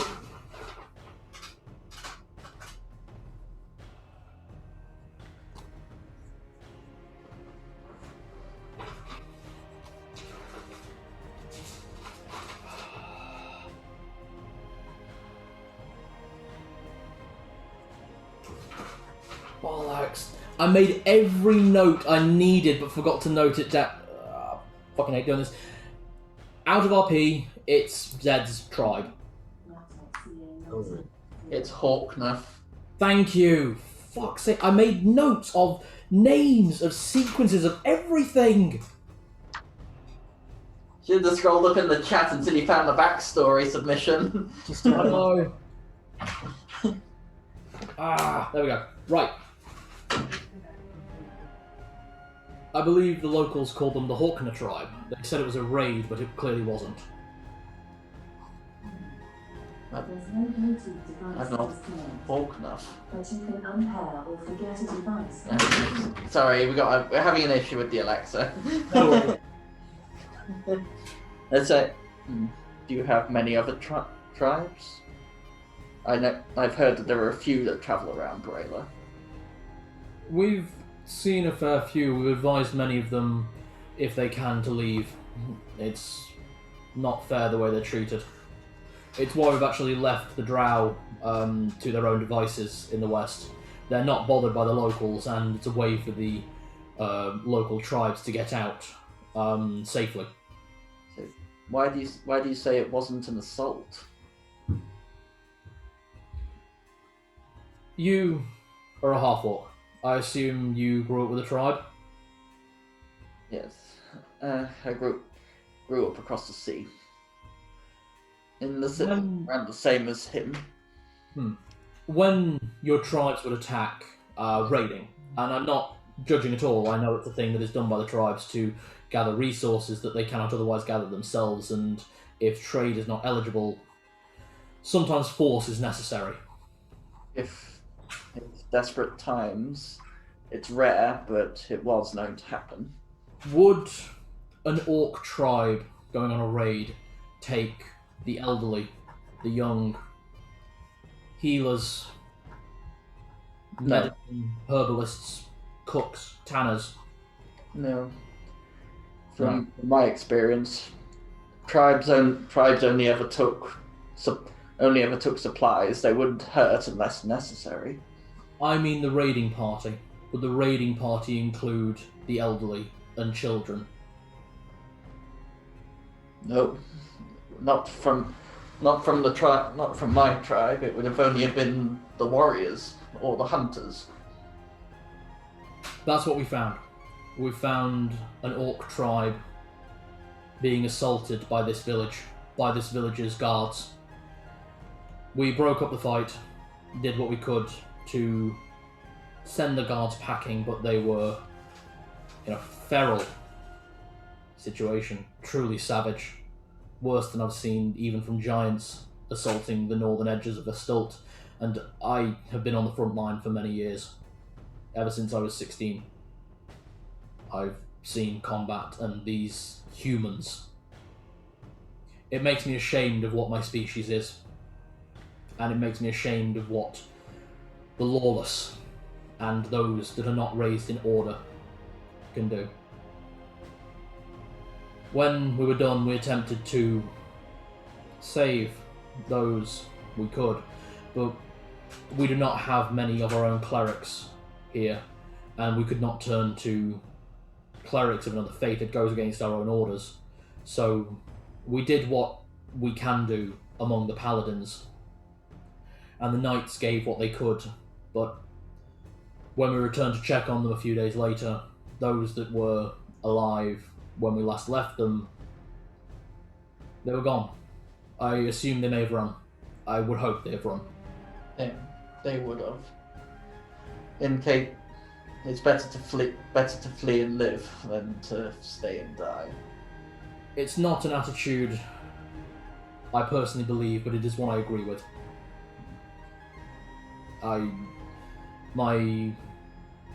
My religion does not allow me to run from combat. If I am to die, it is to be death by battle, and that is my way. But these were not soldiers, these were not knights, these were not... I think many of them weren't even hunters. You have my thanks. Even it's never good to hear of a tribe being hurt. It's never good to hear of anyone being hurt needlessly. I must ask, you say you've dealt with, what was the tribe again? Tribe Horknuff. Have you had any dealings with Tribe Gutlakar? No, can't say I have. Are they local? No, but I'm glad. As much as I don't miss my tribe, home is home. Of course. As someone far away from their own home, I can understand that, and my home is only 2 countries over. It's an unfortunate situation. When we arrived in town, we quickly set about changing what we needed to. A lot more needs changing, not just here, but this entire country. But that is a very serious subject. It is a pleasure to have 4 people of civilized standing and able to hold a conversation without uttering a slur against someone undeserving. If you would all be happy to dine with me tonight, I would much appreciate it. I can maybe fill you in on a few things of the country and possibly direct you in ways that may best suit your own ends. That'd be fine with us. I mean, there may be some, conflicting opinions, but it doesn't mean that we, I suppose part of solving wars is being able to put those differences aside, really, isn't it? If we're eventually to end the wars, then there needs to be a level of understanding. My country has been at war for too long, as far as I'm concerned. I will have some of the knights bring us some food, and you can tell me of your adventure, if that's alright. I would say, I'd say out of character, this is a bit tough on Zeb, because his paladins were the ones Fighting. the paladins of Bane. That said, this is the opposite end. It may be the opposite ends, but it's still It's still the Paladins of Bane. yeah. So at any moment they could turn, but then again, it all rests on good manners, I think, at this point. Yes. They're knights. Okay, we're sitting down to dinner with the enemy. Quite literally. You are surrounded by Knights of Bane, currently sat down at a dinner with a Knight Commander of Bane, who is also a Paladin. Paladin Tim, everyone. Paladin Tim, hey! So, I have to ask, Of course, my dear. how could you tell? Which bit? You said I'm Belmont, how could you tell? It's obvious that you don't worship Bane. It's obvious the second you walk into a room you don't worship Bane. But you carry that dagger. I've only seen that dagger, that same style that is on that dagger, 3 times in my life. One on High Lord Richter, on his little finger. It's usually a signet ring. Is that how that started? It did start out as a ring, didn't it, Mac? It did. Yes, thought so. The rings of the Belmont family always bear the 3 prongs of Bane: conquest, order, control. That's what they mean. You clearly were not raised in Vestilds. You're too well fed. But Oh, did he just call her? Excuse me. remember that Celadine is skinny as fuck. Yeah, it's just everybody, it's just. But he looks on her and sees someone well fed, someone who has grown up in with food aplenty and protection and safety. Wait, do all the other women there look gaunt as hell? You've seen the knights, and they are muscular beyond belief. Looking at the food that is presented before you, this is worse than rations. This is worse than what you would feed Tibbles. This is about on par as what you would probably feed a pig. I'm probably used to it. Well, it's been a long time, but I'm probably used to. Not even close, Zed. Even when your tribe was going through its worst stages, the food you had was still better than this. So this is just basically stew with whatever they can get in it. There's clearly rations in there. And actually, a few of you recognise the taste. It's gamier than you're used to, not cow or pork or sheep. Many of you would probably say this is probably venison or deer. And he looks down at her and says, "Truly, the Dread Lord has given us a grand bounty. We were able to find some elk recently. It is good, otherwise we would have had to resort to our horse rations." Oh, I'm sorry. No, sorry, bit went the wrong way. Sorry. Quite alright, I know it's not to everyone's taste. But when you're used to eating the family horse for Sunday dinner and then eating the family dog for high holidays. I kind of. Yeah. It was a good year that we found that cat.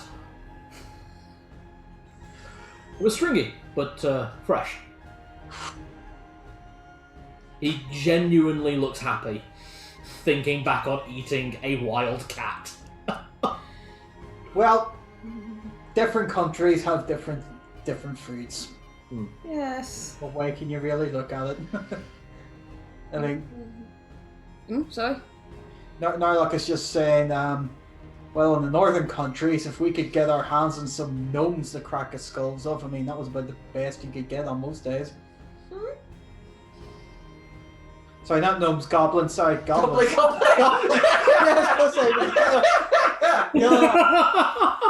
So We could get our hands on some goblins or something. even Probably Zed split kind by of the table though. No, goblins! What? Sometimes you had to make do with what you got. goblins. Goblins. Oh, goblins.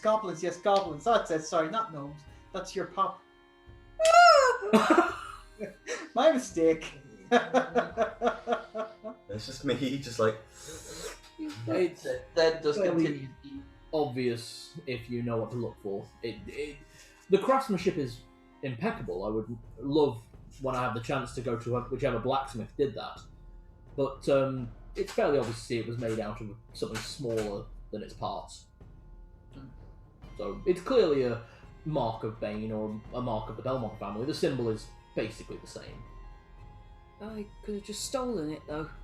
We could have found the ring and turned it into something, couldn't we? I think if that would have happened, you would have come to misfortune long before now. If it was made from a Belmont's ring and you killed a Belmont to get at it, then I can't see other members of the Belmont family looking too kindly on that, and I don't think he'd still be alive. Don't say a word. Just whistling.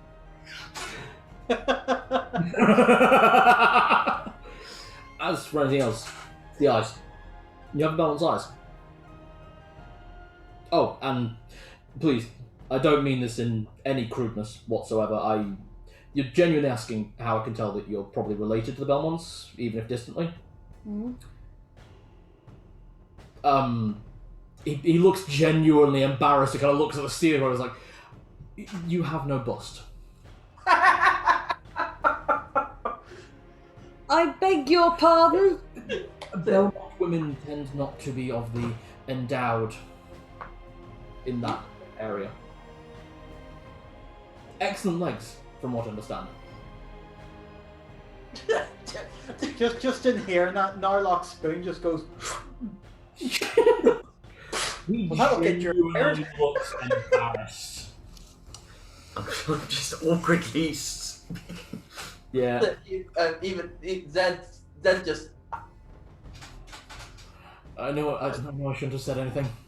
Just looking around. Anyone got a magnet? Why? He just swallowed his spoon.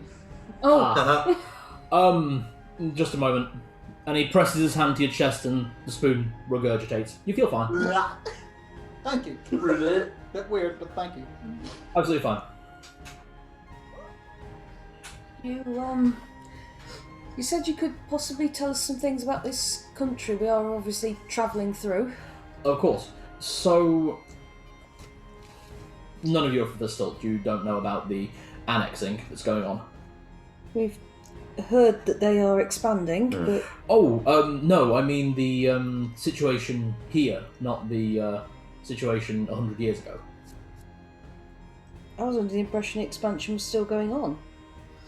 The Stilt hasn't expanded in 100 years. We try to maintain our borders. Different countries will say different things, of course, you have to accept that. We have not actually expanded our borders in 100 years, we have simply taken back areas that we had previously taken under the banner. And then knights, elves, giants, they started encroaching on our land we had to turn them back. We've barely maintained that structure for the last 100 years. Then about 5 years ago, one of our seniors received a letter from the Duke here, Duke Frey. He was interested in an allegiance with Vestilt. He has already converted to the way of Bane, but the country has not. And it is not so much that they do not convert to the way of Bane, it is that they brazenly stand in defiance of the change that must come. Their laws are backwards, their laws are unfair, would be the word that I would use. Treating half-orcs, half-elves, elves, similar races as if they were second-class citizens. A few places have halflings down here. I know they're not. I know your people aren't exactly normal to this area, but they seem to get by simply on the fact that they look more human than the other races. An unfortunate thing that someone should be seen as lesser simply due to an accident of their birth, that they were raised in one culture and not another. That's something we're trying to change here. That's why we've actually conscripted and brought in members of other communities from around Braila. They seemed more than happy to join at the offer of a better life than what they were being offered by the feudal lords here.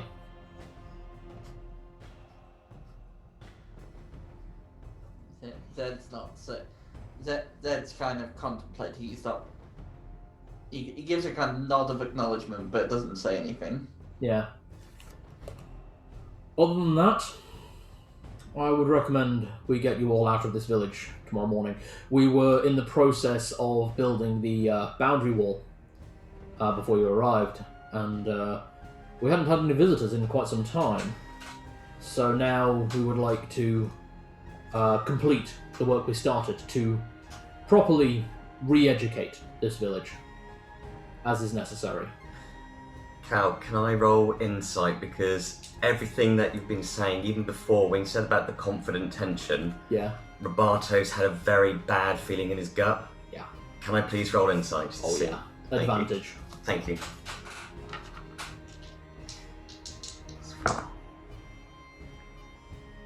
None that 20. The tension that you feel in the air, the difference between those outside and those within, you're now starting to realise from what Knight Commander Ivosted, Paladin Tim, is telling you, is that what they're planning to do is build a wall, fence the village in, so they can't leave, and do something. But you aren't involved.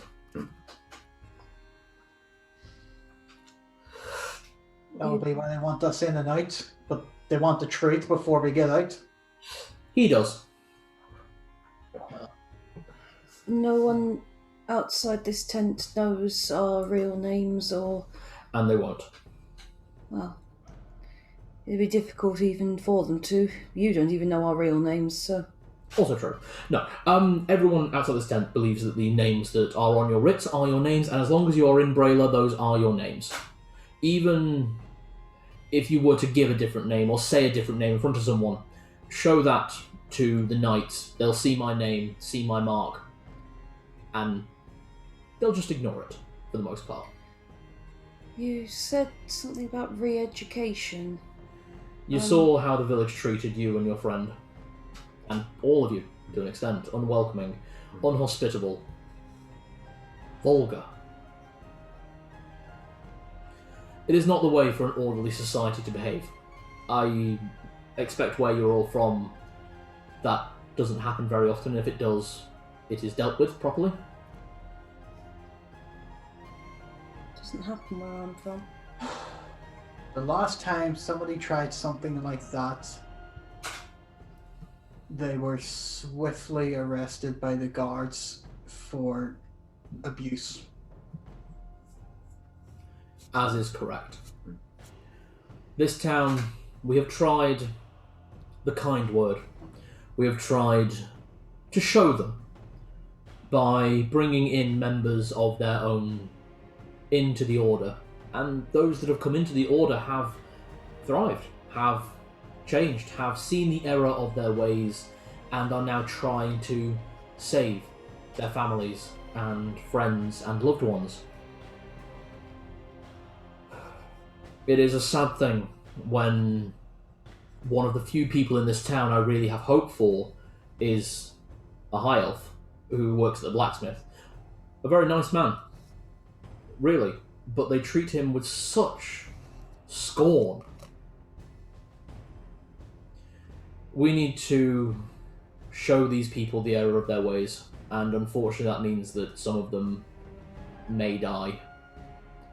I hate to see a wasted life. I hate to see anyone suffer needlessly. But these people, they're proud of their ignorance. And by the banner of Bane, we cannot allow that. You're going to crucify them, aren't you?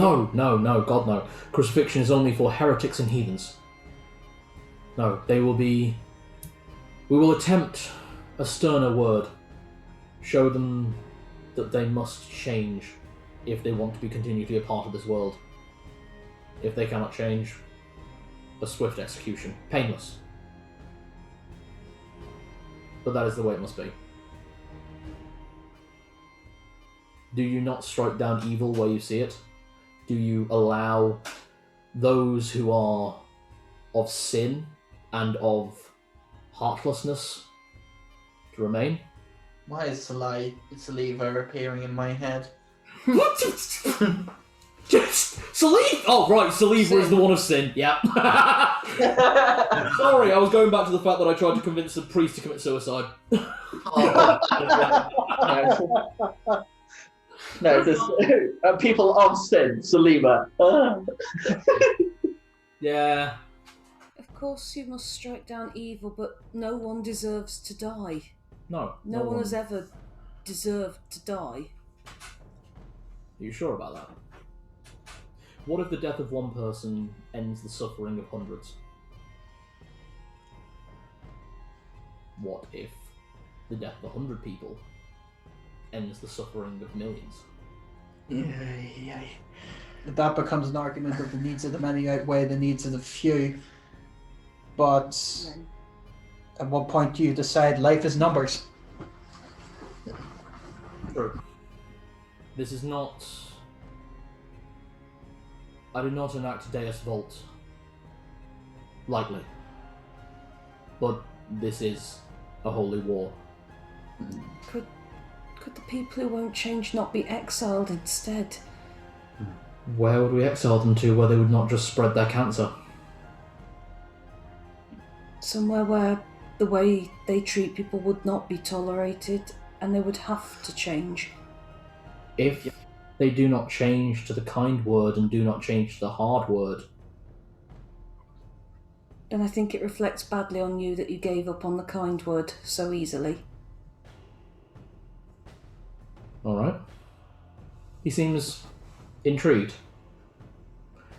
Yes. Father. You're talking to me? Yeah, he is. Sorry. Yeah, I look up. You have been quiet quite some time.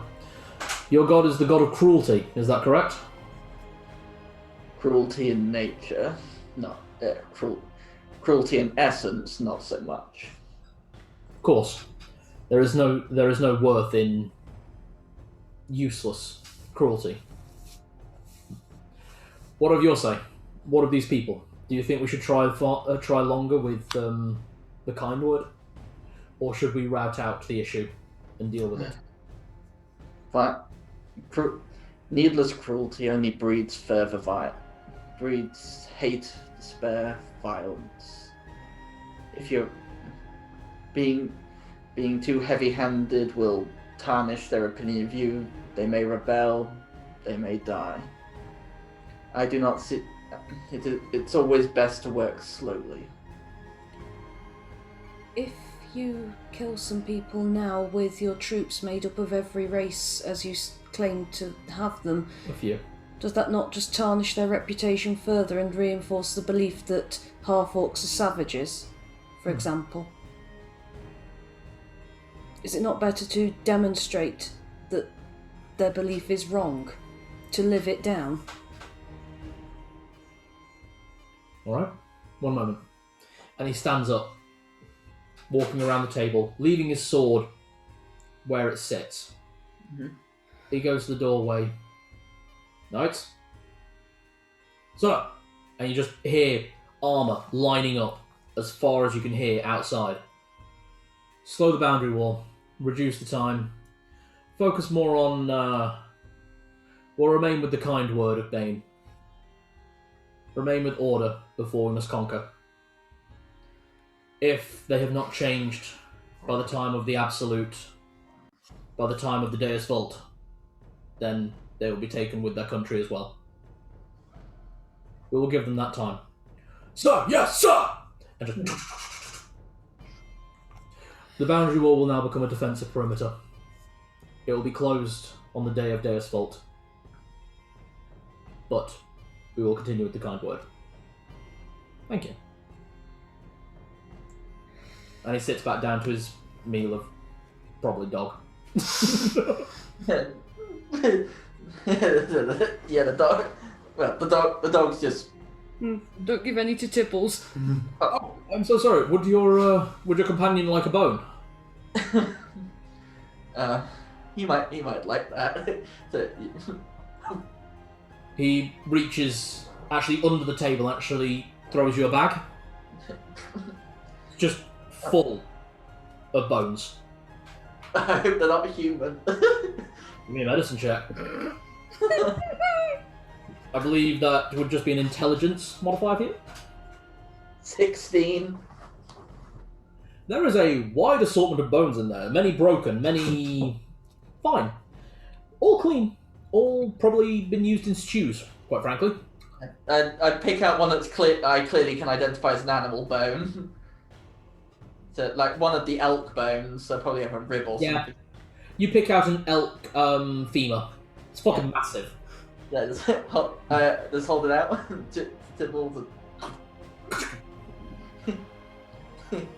Yeah, that'll keep him occupied tonight. The hounds of Fenris Sulphur are loyal to their masters. It's good to see that that old part of the stories is still true. Please, enjoy your food, enjoy your rest. You will be safe with us for the night, and we will escort you out in the morning.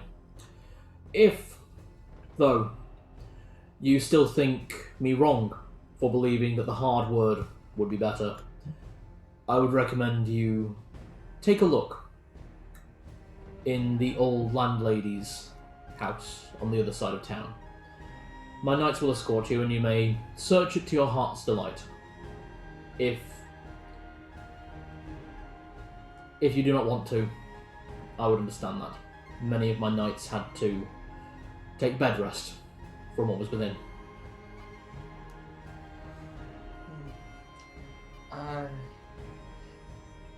I will stay. I will stay in the night in the lodgings. It's been a long journey. Of course. I would sooner stay with my friend, if that would be alright. Oh, it was purely if you would like to have a look around the place, see what we found. Will you not just tell us? Oh, okay. Maybe it might be better for us to have a look in and give us some idea maybe why. If anything, it will show us both sides of things. The landlady's house. The woman who kicked us out. No, the despot leader of this town, Oh, the before we arrived. Former lawmaster. They call them landlords here. It's such a strange term.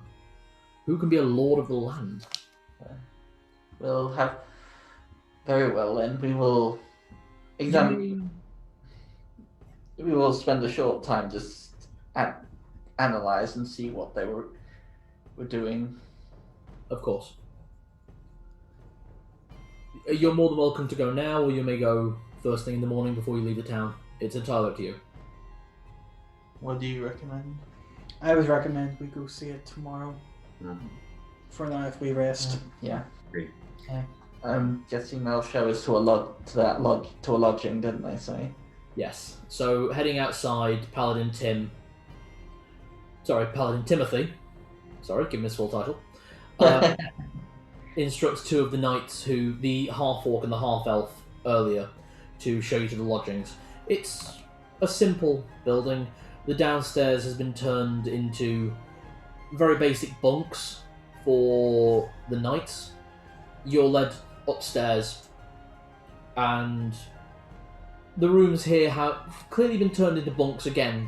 Maximise space as much as possible, but space has been cleared to make it more comfortable for just the four of you and your dog.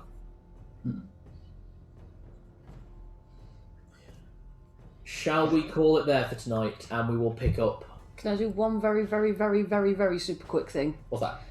Is there like bathrooms or something like that? Oh, yeah. Yeah.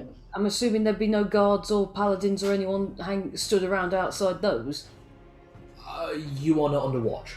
You are not under surveillance. So they're not stood outside the doors or anything? There's a couple stood nearby, but it looks like they're having a chat. Yeah. They're not guarding. I'm going to secrete some parchment and ink and quill in the bus that I don't have. Wow. Go to these bathrooms or whatever and use the necklace to call a kobold. Hello. And I've written a full letter detailing everything we have just seen. Got it. Take this to Mayor of Lexington in Torgaval. Got it. Thank you. Gone. I like it. We're on an upper floor, and he has come up, possibly from underground, made his way through the walls to come up through the ceiling. What I'm going to say is basically he poked his head in via the window of the bathroom. He was clearly climbing the drain pipe. I genuinely expect you to say his head poked out the toilet. So. I am Toilet Cornholio. I am Toilet Cornholio. I don't recall seeing brown kobolds before. Okay, how was that? Well, that was heavy as fuck, Yeah. wasn't it? They're trying to think what Zeb would say at this point. Kobold popping out of the toilet. Maybe next time, give it a couple of hours before you call. That last one could talk. Oh. So, when Zed goes into the bunk, he just sits down on one bunk. This goes hasn't changed in 2 years. Just sit down with him, Zed. We'll get you through this. I hate it here. I take a wine from my my pouch and just. Yeah, it's just like, he just takes a few swigs. It's like, what was he thinking coming so close? Were they someone to you? Roberto. Fine wine. Oh, thank you. And I just pass them back. What did Zelenine say? I said, were they someone to you? The tribe, I mean. They were my tribe. You're gonna need this again. I'm so sorry. Yeah, I'll leave it there. Yeah. Okay, so feedback. I don't want to play this anymore. That was tense. That was. Oh. Yeah, I was actually clenching my feet a lot. Here's the thing. I think I was actually shaking as Zed was that in character. You guys will not believe this. I kind of wish I'd had Jenny confirm, but I'm kind of glad I didn't because that would have taken us all out of the situation. He had a 1% chance of seeing through Narlock's disguise. He had a 1 in 20 chance of spotting Roberto's dagger. I rolled a nat 20 and a nat 001 on the decimal dice. Wow. He spotted everything. He saw it all. Jesus. I could not have planned that. Oh, That must have been the will of what fate. happened if he had not spotted us? If he'd not spotted you guys would have just had a nice dinner with him. He would have told you a few things about the area. Nice dinner for him. We'd have all still been shitting ourselves trying to remember what not to say. Yeah. To be fair, I'm actually kind of glad that he, of all people, saw through it, because he's already given us his rite of passage. Yeah. Yeah, but at the same time, he now knows that we're here. He doesn't know who we are, though. No, but if he sends anything to the High Command, Victor will know where we are, because he'll know that Celadin's here. I just remembered. Roberto destroyed a magical item. Yes, everybody gains 350 experience points. Oh, actually, we're not going very quickly anymore, are we? hold on. That was a really fucking good roleplay session. I am giving bonuses to that. Make that 5,350. 350 for the destroyed magical artifact. Unfortunately, it was a fairly weak one. That's cool. Still adds up. It does. But you guys got through a lot of really intense stuff. Jenny, I think, may have just leveled up, and holy shit, she did. Wizard just leveled up, bitches! I've got my next level of spells! Hey. Let's march our way into Vestalt and I'll burn them all! Actually, I don't think I took any burning spells for that level, but... Was that 5,000? Oh, no, I didn't. I took some better ones. It was 5,350. Brilliant. 60,690. Yeah. Narlock, your spy experience points is now 40,500 according to my records. Please don't tell me he's leveled up again. No, he's got a bit of a distance. He's still got 10,000 to go. Yeah, I've got to get the 50,000 before. I've got my overall total here, but I have to get to like 50,000 until I get to the next level. I think I've got about 5,000 to 50,000 to go before I reach the next level. Let's see, you're currently at 60,690. Yeah.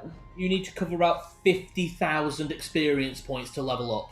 Yeah, so it's like 11,000. Oh, there we are. 110,001. Right.